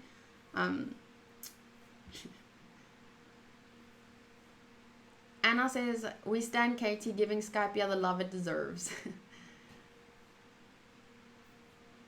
Naza says, watching Skypia with Katie and being like 10 years older than the first time, I really liked it. It was a tale of friendship and loyalty. It made a huge impression on me. And also, it touched on some personal topics that I really resonated with. And the resolution, once again, I've repeated this, but the conclusion of that arc, it felt so meaningful to me that I don't think it can be knocked from its place as my second favorite. I don't know.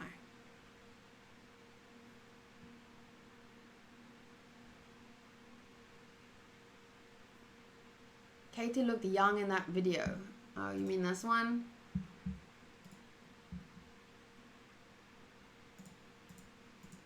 Yeah. So blonde. I wasn't wearing makeup though. That's maybe why I looked extra young, and glasses, and very different. More opinions. Oh, you need access? You can't see that? How do I give you access? I made it like share link like I usually do. Oh, wait, it says anyone with link. Updating. Okay, try now. Link should be working now. I didn't know it was on private.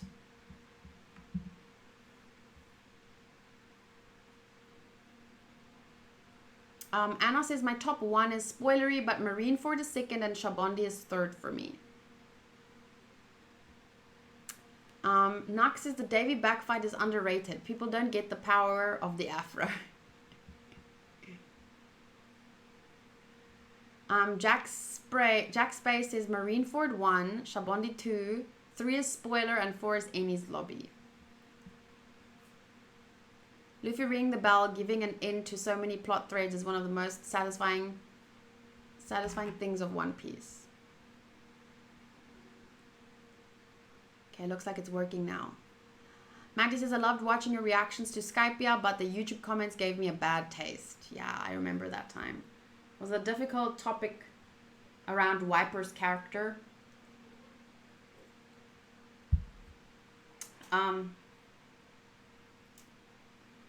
But when I think of that time now, I just feel so justified with One Piece because I need to make a list of my top One Piece moments. But when I think of Skypia now, and I look at how I felt justified then already with the conclusion of that arc. But even with this moment, it's wrong to resent a child for the sins of his father. I already posted this to Twitter, but it's easier to refer back to moments like this on Instagram. It'll get lost on Twitter. That's why I posted this to Instagram, because I knew how many times I would refer back to this. This quote is one of my favorite quotes that I've ever heard in my life. It's so much more meaningful being said by a character like Whitebeard. It's wrong to resent a child for the sins of his father.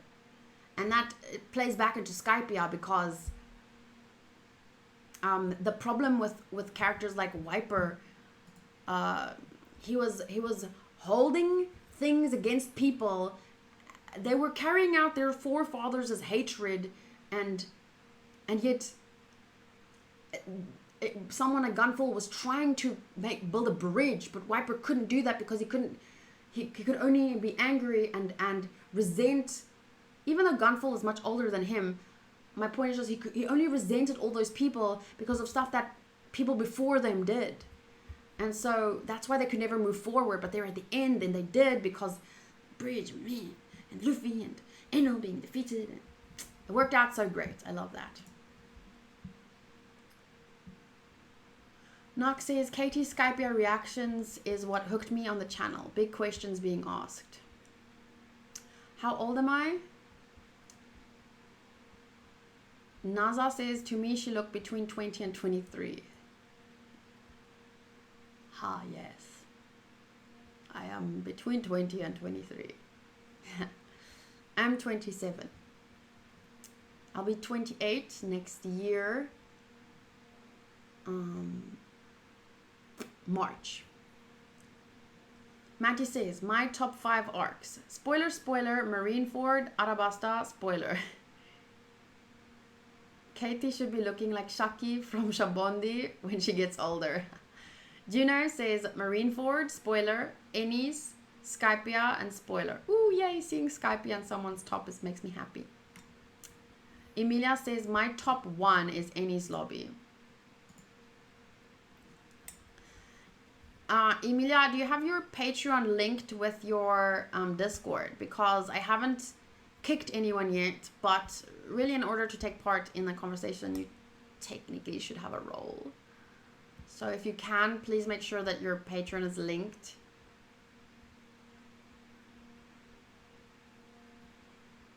Nekome says, Lameo, what? What? Oh, Govi also has his birthday in March. March is a nice month to have a birthday in my opinion. Okay, so now that we've talked about our favorite arcs, although, let me just emphasize once again,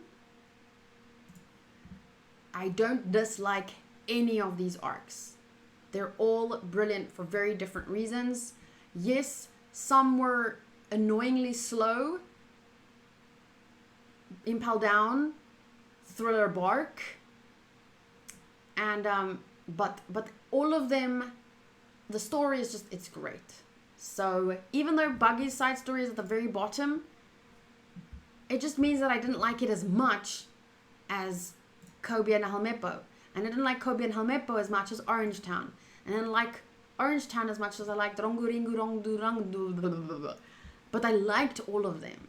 Just not as much as the previous. Now what came before it. The greatest ones are these ones. My top 12. They're the... Wait, no. My top 11. Impel Down had great moments, but even, I mean, the themes, it's just the pacing that throws me. They're all great. Let's just leave it at that. I love all of them. Okay, now let's quickly take a look at Characters, do I want to add any characters to my favorites list? My Straw Hats, I can't really change this much because, you know, for the last 3 arcs, we haven't really seen much of any of the Straw Hats. Right now, it's still at Zoro being my favorite, Luffy being my second favorite. I think I can finally do this though. Usopp being my third favorite. Vivi doesn't really count, but I still count her because she was a Straw Hat. So Vivi is my favorite girl. Then Nami. I think I can do this now. Robin. Above Frankie. I need more. Wait, I need more. Robin above Frankie.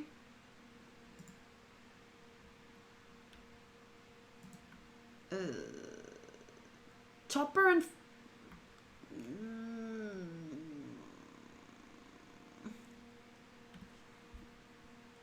Chopper and Frankie are on the same level. I have to admit, Chopper and Frankie are on the same level for me. Then Brooke, then Sanji, then Karu. That's my favorite list.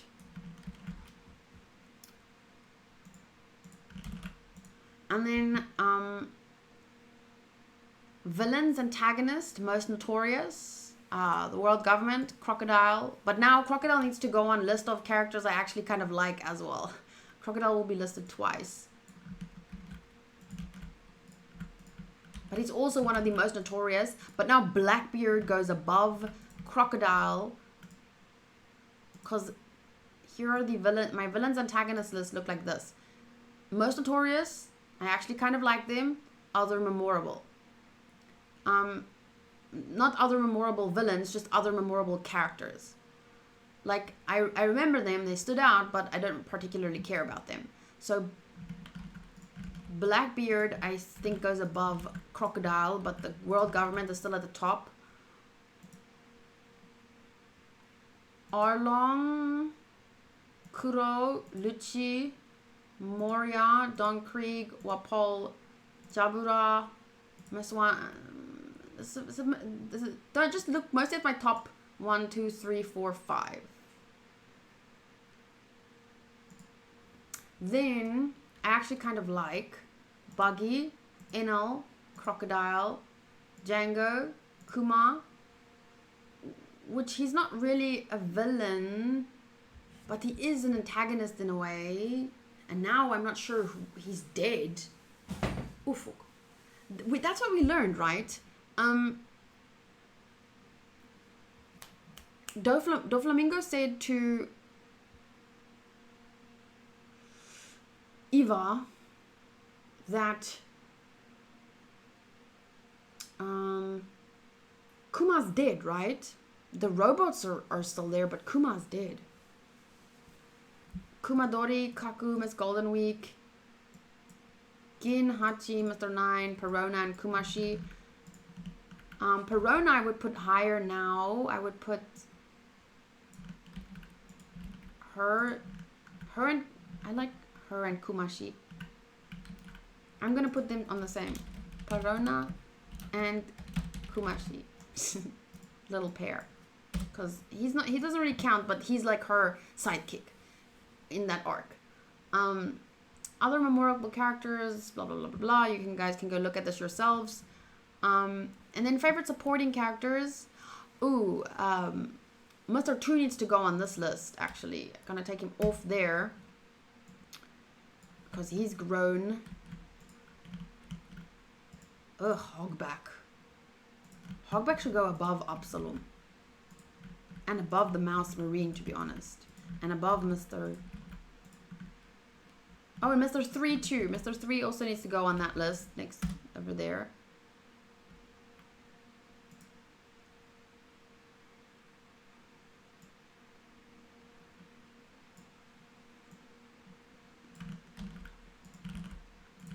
Hogback there. Okay, so where would I put Mr. 2 and Mr. 3? Oh, this is going to be difficult, guys. Right now, my supporting characters' favorites, it's such a long list. Noland and Kalgara together as my favorite supporting characters. Gunfall, King Cobra, Whitebeard. Whitebeard is my fourth. Noland and Kalgara go together. Gunfall, King Cobra, so Whitebeard would be my fourth favorite supporting character. Although, I almost want to put Whitebeard above King Cobra. Almost. But then I remember that speech he gave, which almost made me cry. And then I can't. But they're close. King Cobra and Whitebeard. Smoker I know is going to go lower.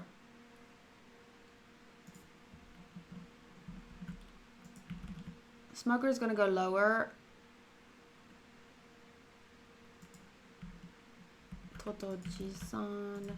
Dalton I could put higher. Shanks. And then maybe Mr. 2 here. Wait, no, Ace first. Ace. Ace.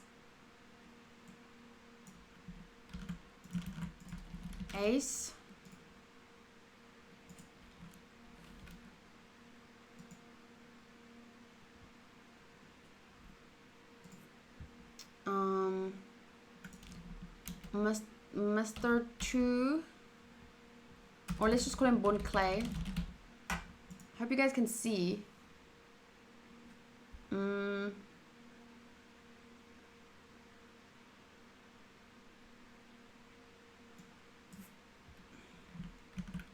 I would put Totoji-san there. Zeph, Mihawk. And then, wait.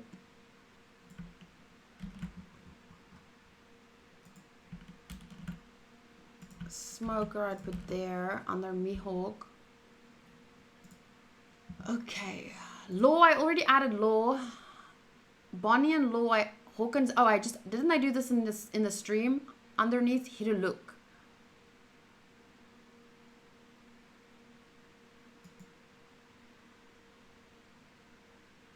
Kureha, Hiruluk, Bonnie, Law, Hawkins, Drake, Mad Monk, Iceberg, Tom and Kokoro, kind of together. Nojiko, okay, so now let's take a look here. Kuma's on my list. I put them on my list. Ooh, Doflamingo, I need to put him on my villains list. I feel like he's gonna be a character that I'm gonna dislike him. Okay, Whitebeard is on my list. Marco, I need to put Marco on my list. Where would I put him?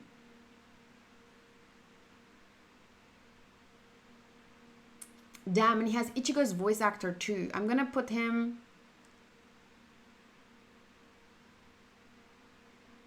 just below Bon Clay. Oh, I can just do this.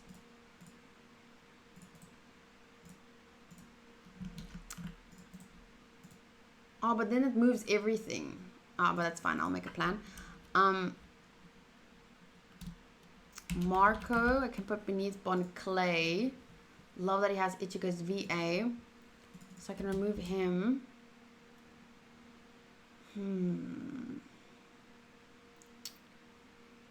Okay, Doflamingo. I would put him on this list. And I feel he's gonna go just underneath Blackbeard. I don't even know yet, but I feel like I know. Because we know that he has some kind of human trafficking business. We saw that in Sabaody. So I'm still madder at Blackbeard right now, but Doflamingo is up there. But obviously this means great written villains, so it's a compliment to put him there. Let's see. Okay, I have Upsilon, I have Perron, I have them. Already added this. Let's see, who do I else? Aokiji, Kizaru, and Akainu. So let's add them. Aokiji and Kizaru, I would add to my supporting characters list, but Akainu, I want to add him to my villains and antagonists list. I mean, he killed Ace's brother. I mean, he killed Luffy's brother. Luffy is the protagonist. So he, technically, from the protagonist's perspective, he's an antagonist. Akainu, I mean. So I would put him, and the problem is, he is part of the Navy. He is a bad person that has so much power in the world, and right power, like just power. So technically, I think I would put him above Crocodile. Like, he's not just doing bad things. He killed all those people on Robin's Island, remember? I forgot about that until someone pointed it out. But the fact that he could do that, he was allowed to do that, that's like worse than... So for now, I'm putting him actually underneath Blackbeard. Because at least Doflamingo knows he's a bad guy, but this Akainu dude thinks he's in the right? That's terrifying. So Akainu, top 3 antagonist. Kizaru and Aokiji... It's difficult. I like their characters a lot, but they haven't... I like that Aokiji, you know, he didn't kill Robin when he could have. And Kizaru he has Joseph's voice actor, so I really love him. But let's see.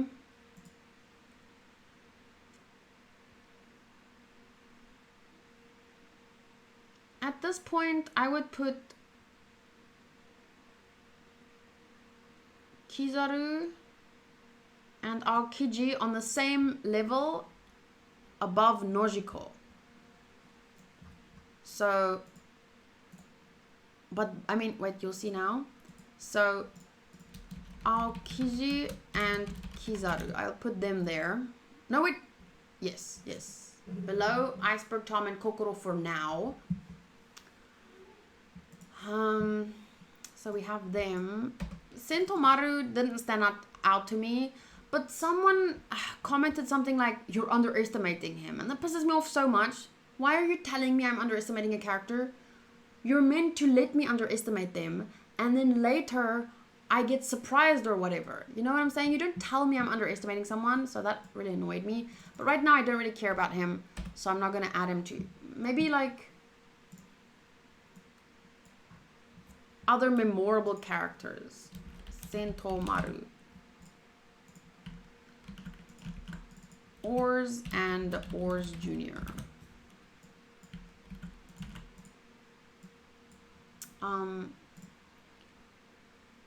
Duval. I mean, Duval was kind of a bad guy. I'm gonna put him there. Underneath Absalom.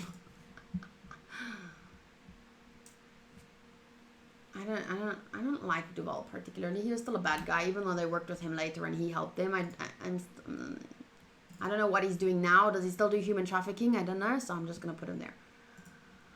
Rayleigh was a very interesting character, but you know, we didn't really get a lot from him. But he did fight to have that awesome moment. I would put him maybe just above Smoker.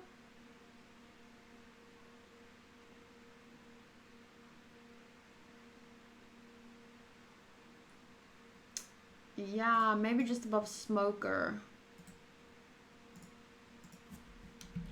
Rayleigh. Hachi. I mean, I kind of like Hachi, so I would put him. I don't think he's redeemed himself 100% for me. Oh, he is here actually. I actually kind of like. So I'm gonna keep Hachi here. But I'm gonna put him more higher, so I'm gonna put him there.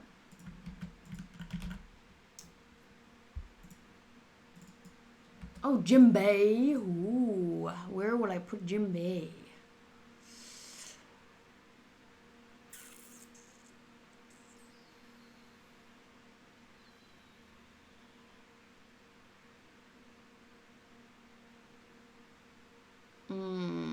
At the moment, I'm feeling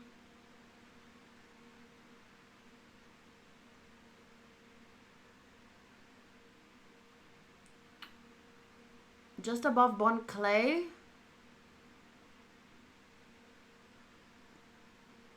Or just below Bon Clay. I'm gonna go just below Bon Clay for now.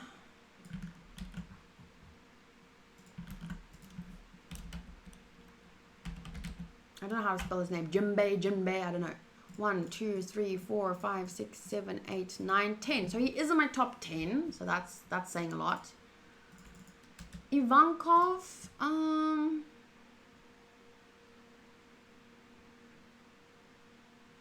I would put him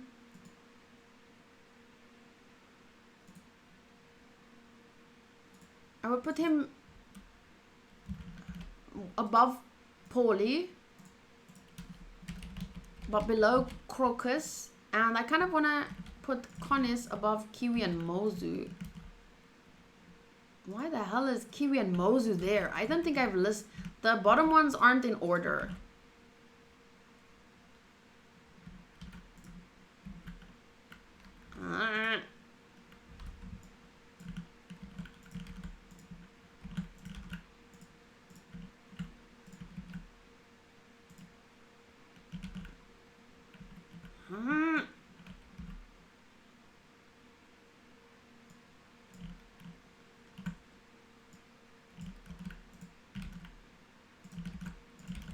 This is hard.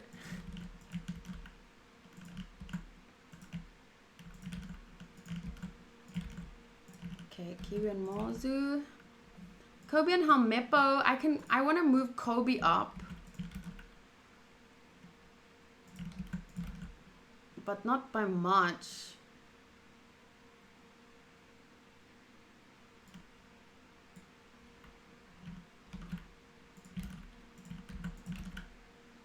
Ooh, Garp.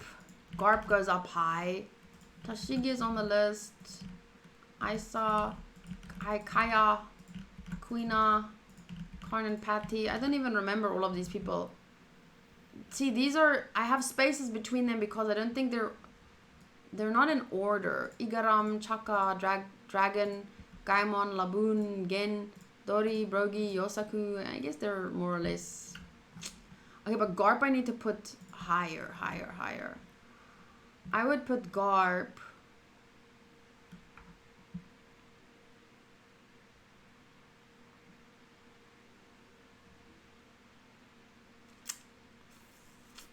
Garp has to be my top 10.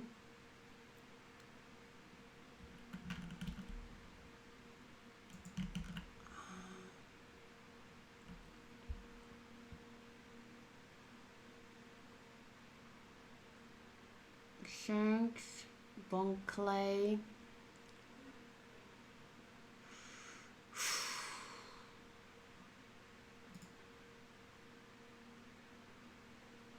Maybe I would put Garp here below Ace.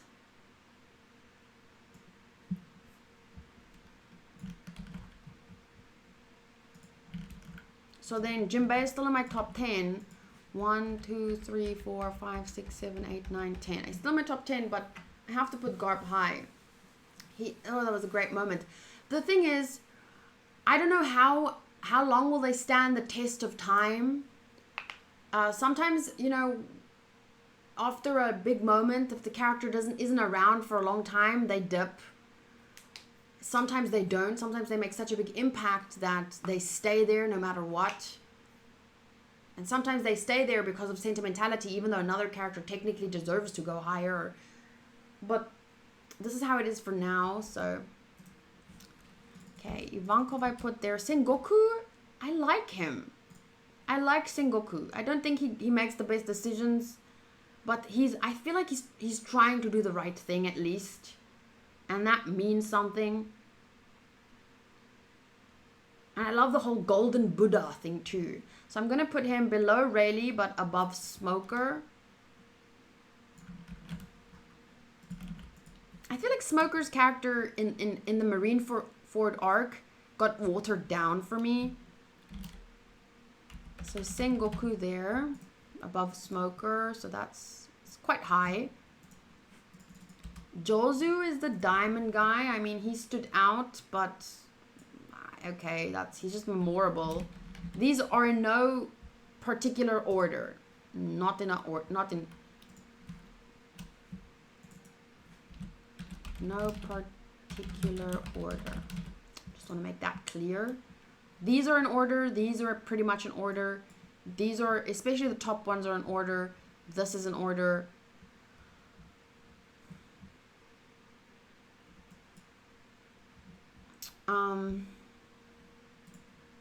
Okay, Jozu. Inazuma, I mean, I guess I'll remember him.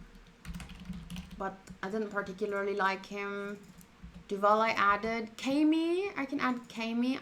The Starfish, didn't really, I guess, no, I'm not gonna. Maybe Kami and Starfish. I'll put her.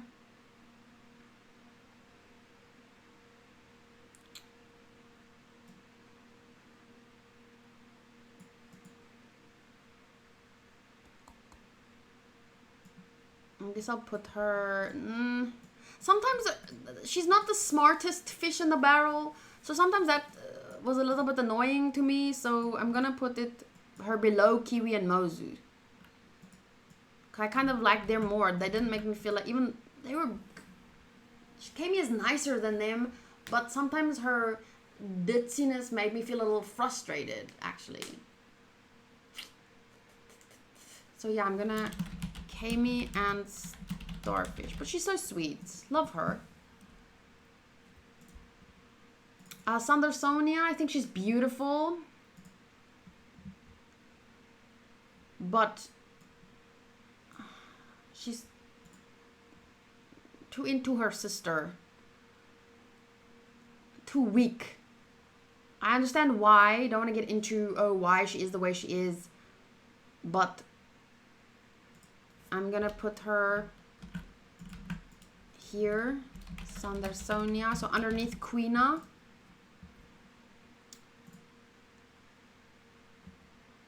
You know what would work out better, actually? If I did this.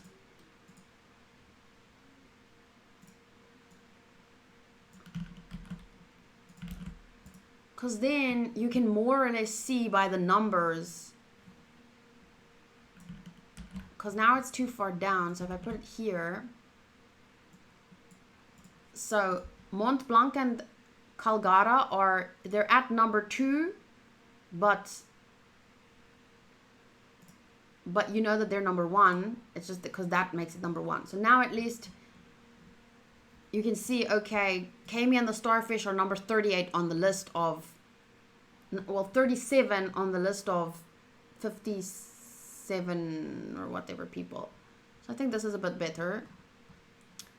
Okay, so I added Sandersonian. She's below Kami, Tashigi, Helmepo, blah, blah, blah. She's there. She's on there, but mostly because she's pretty, so she's not going to be high. Marie, I don't remember who that is. Margaret, I like Margaret a lot. I would put Margaret. I loved her willingness to learn.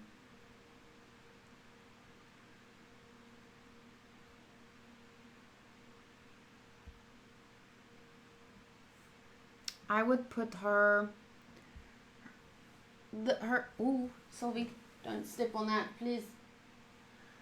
Her role that she played in the arc, it was a small one, but I think it was so impactful that I'm gonna.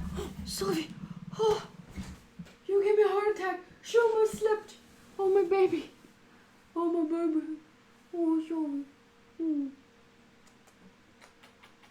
I got such a fright now.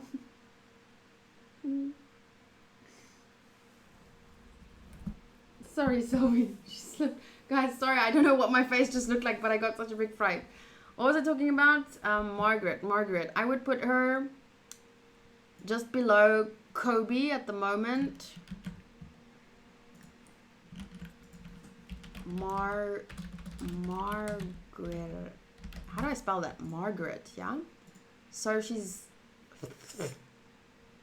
top 35. And then Mazlan. Well, he was technically an antagonist. He was technically an antagonist because he was getting in Luffy's way, Luffy being the protagonist. So, but he wasn't notorious. He wasn't a bad guy. He was just doing his job. So I'm gonna go with I actually kind of like him.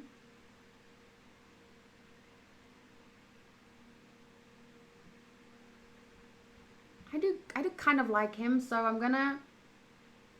He was powerful too, very impressive.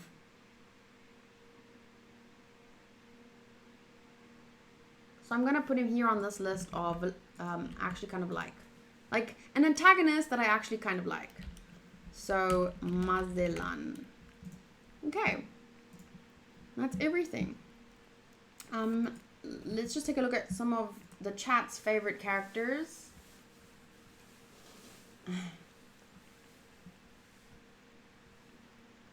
Okay, so sorry, you guys are talking about the cats now, but I'm just scrolling up to see what you guys... It's Jinbei. Okay, cool. How did I spell it? Jinbei with an I. So let's just take away the I.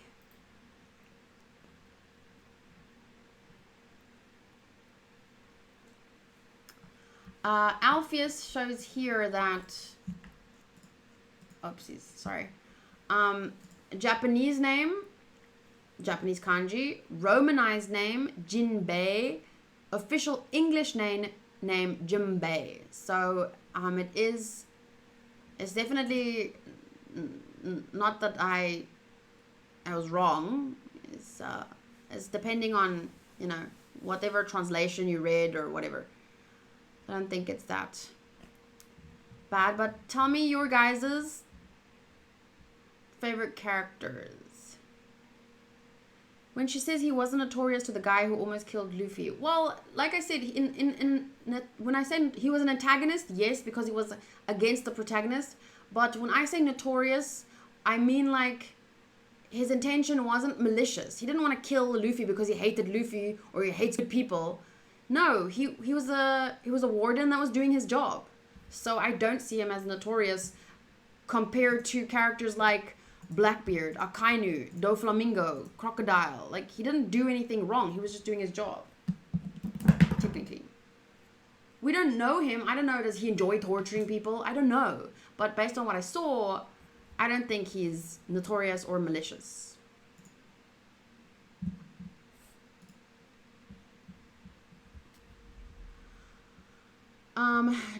Jack Space says Zoro, Mihawk, Luffy, and spoilers are my faves. Okay, but excluding the Straw Hats now, who would you say is your top 5 other characters in the show?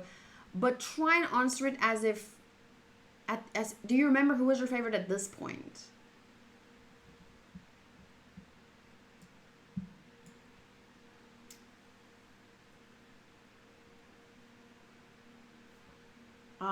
Cattle says Law, Zoro, and Luffy. But I feel like that is not based on where we're at now. That's probably something that happens later.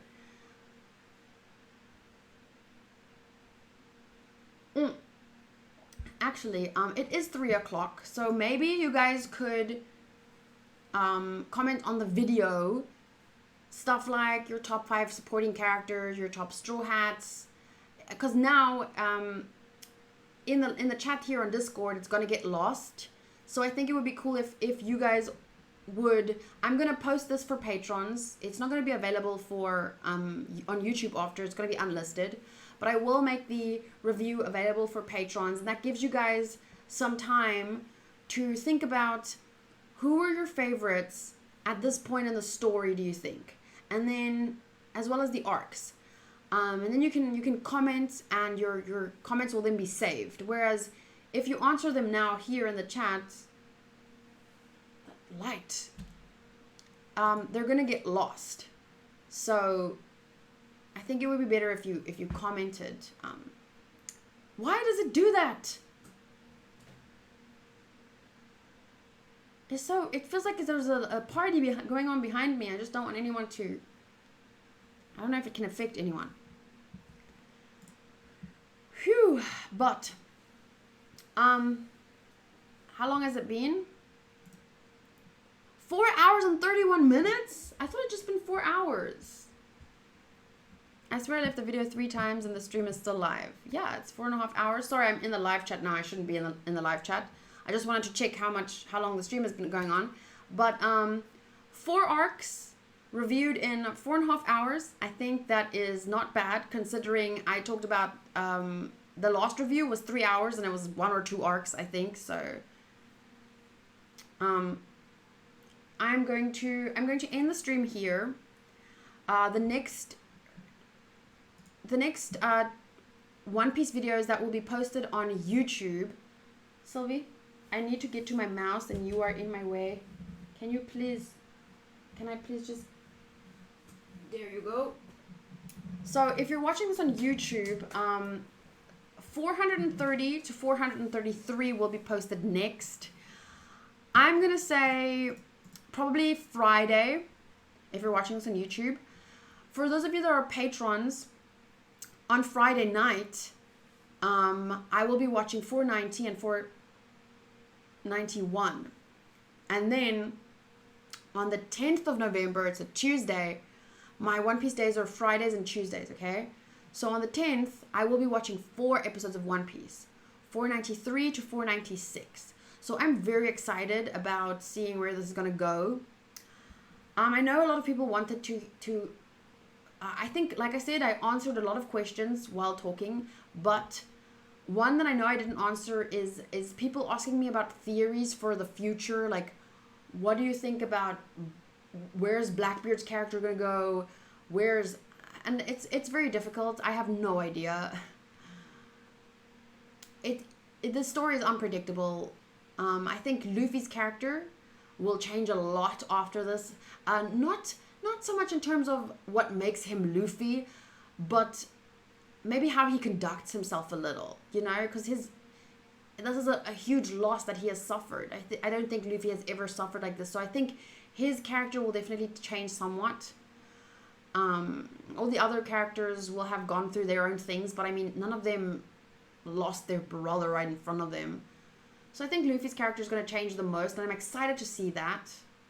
But from here on, I don't know where the story could go. I know that the story goes on for 500 more episodes.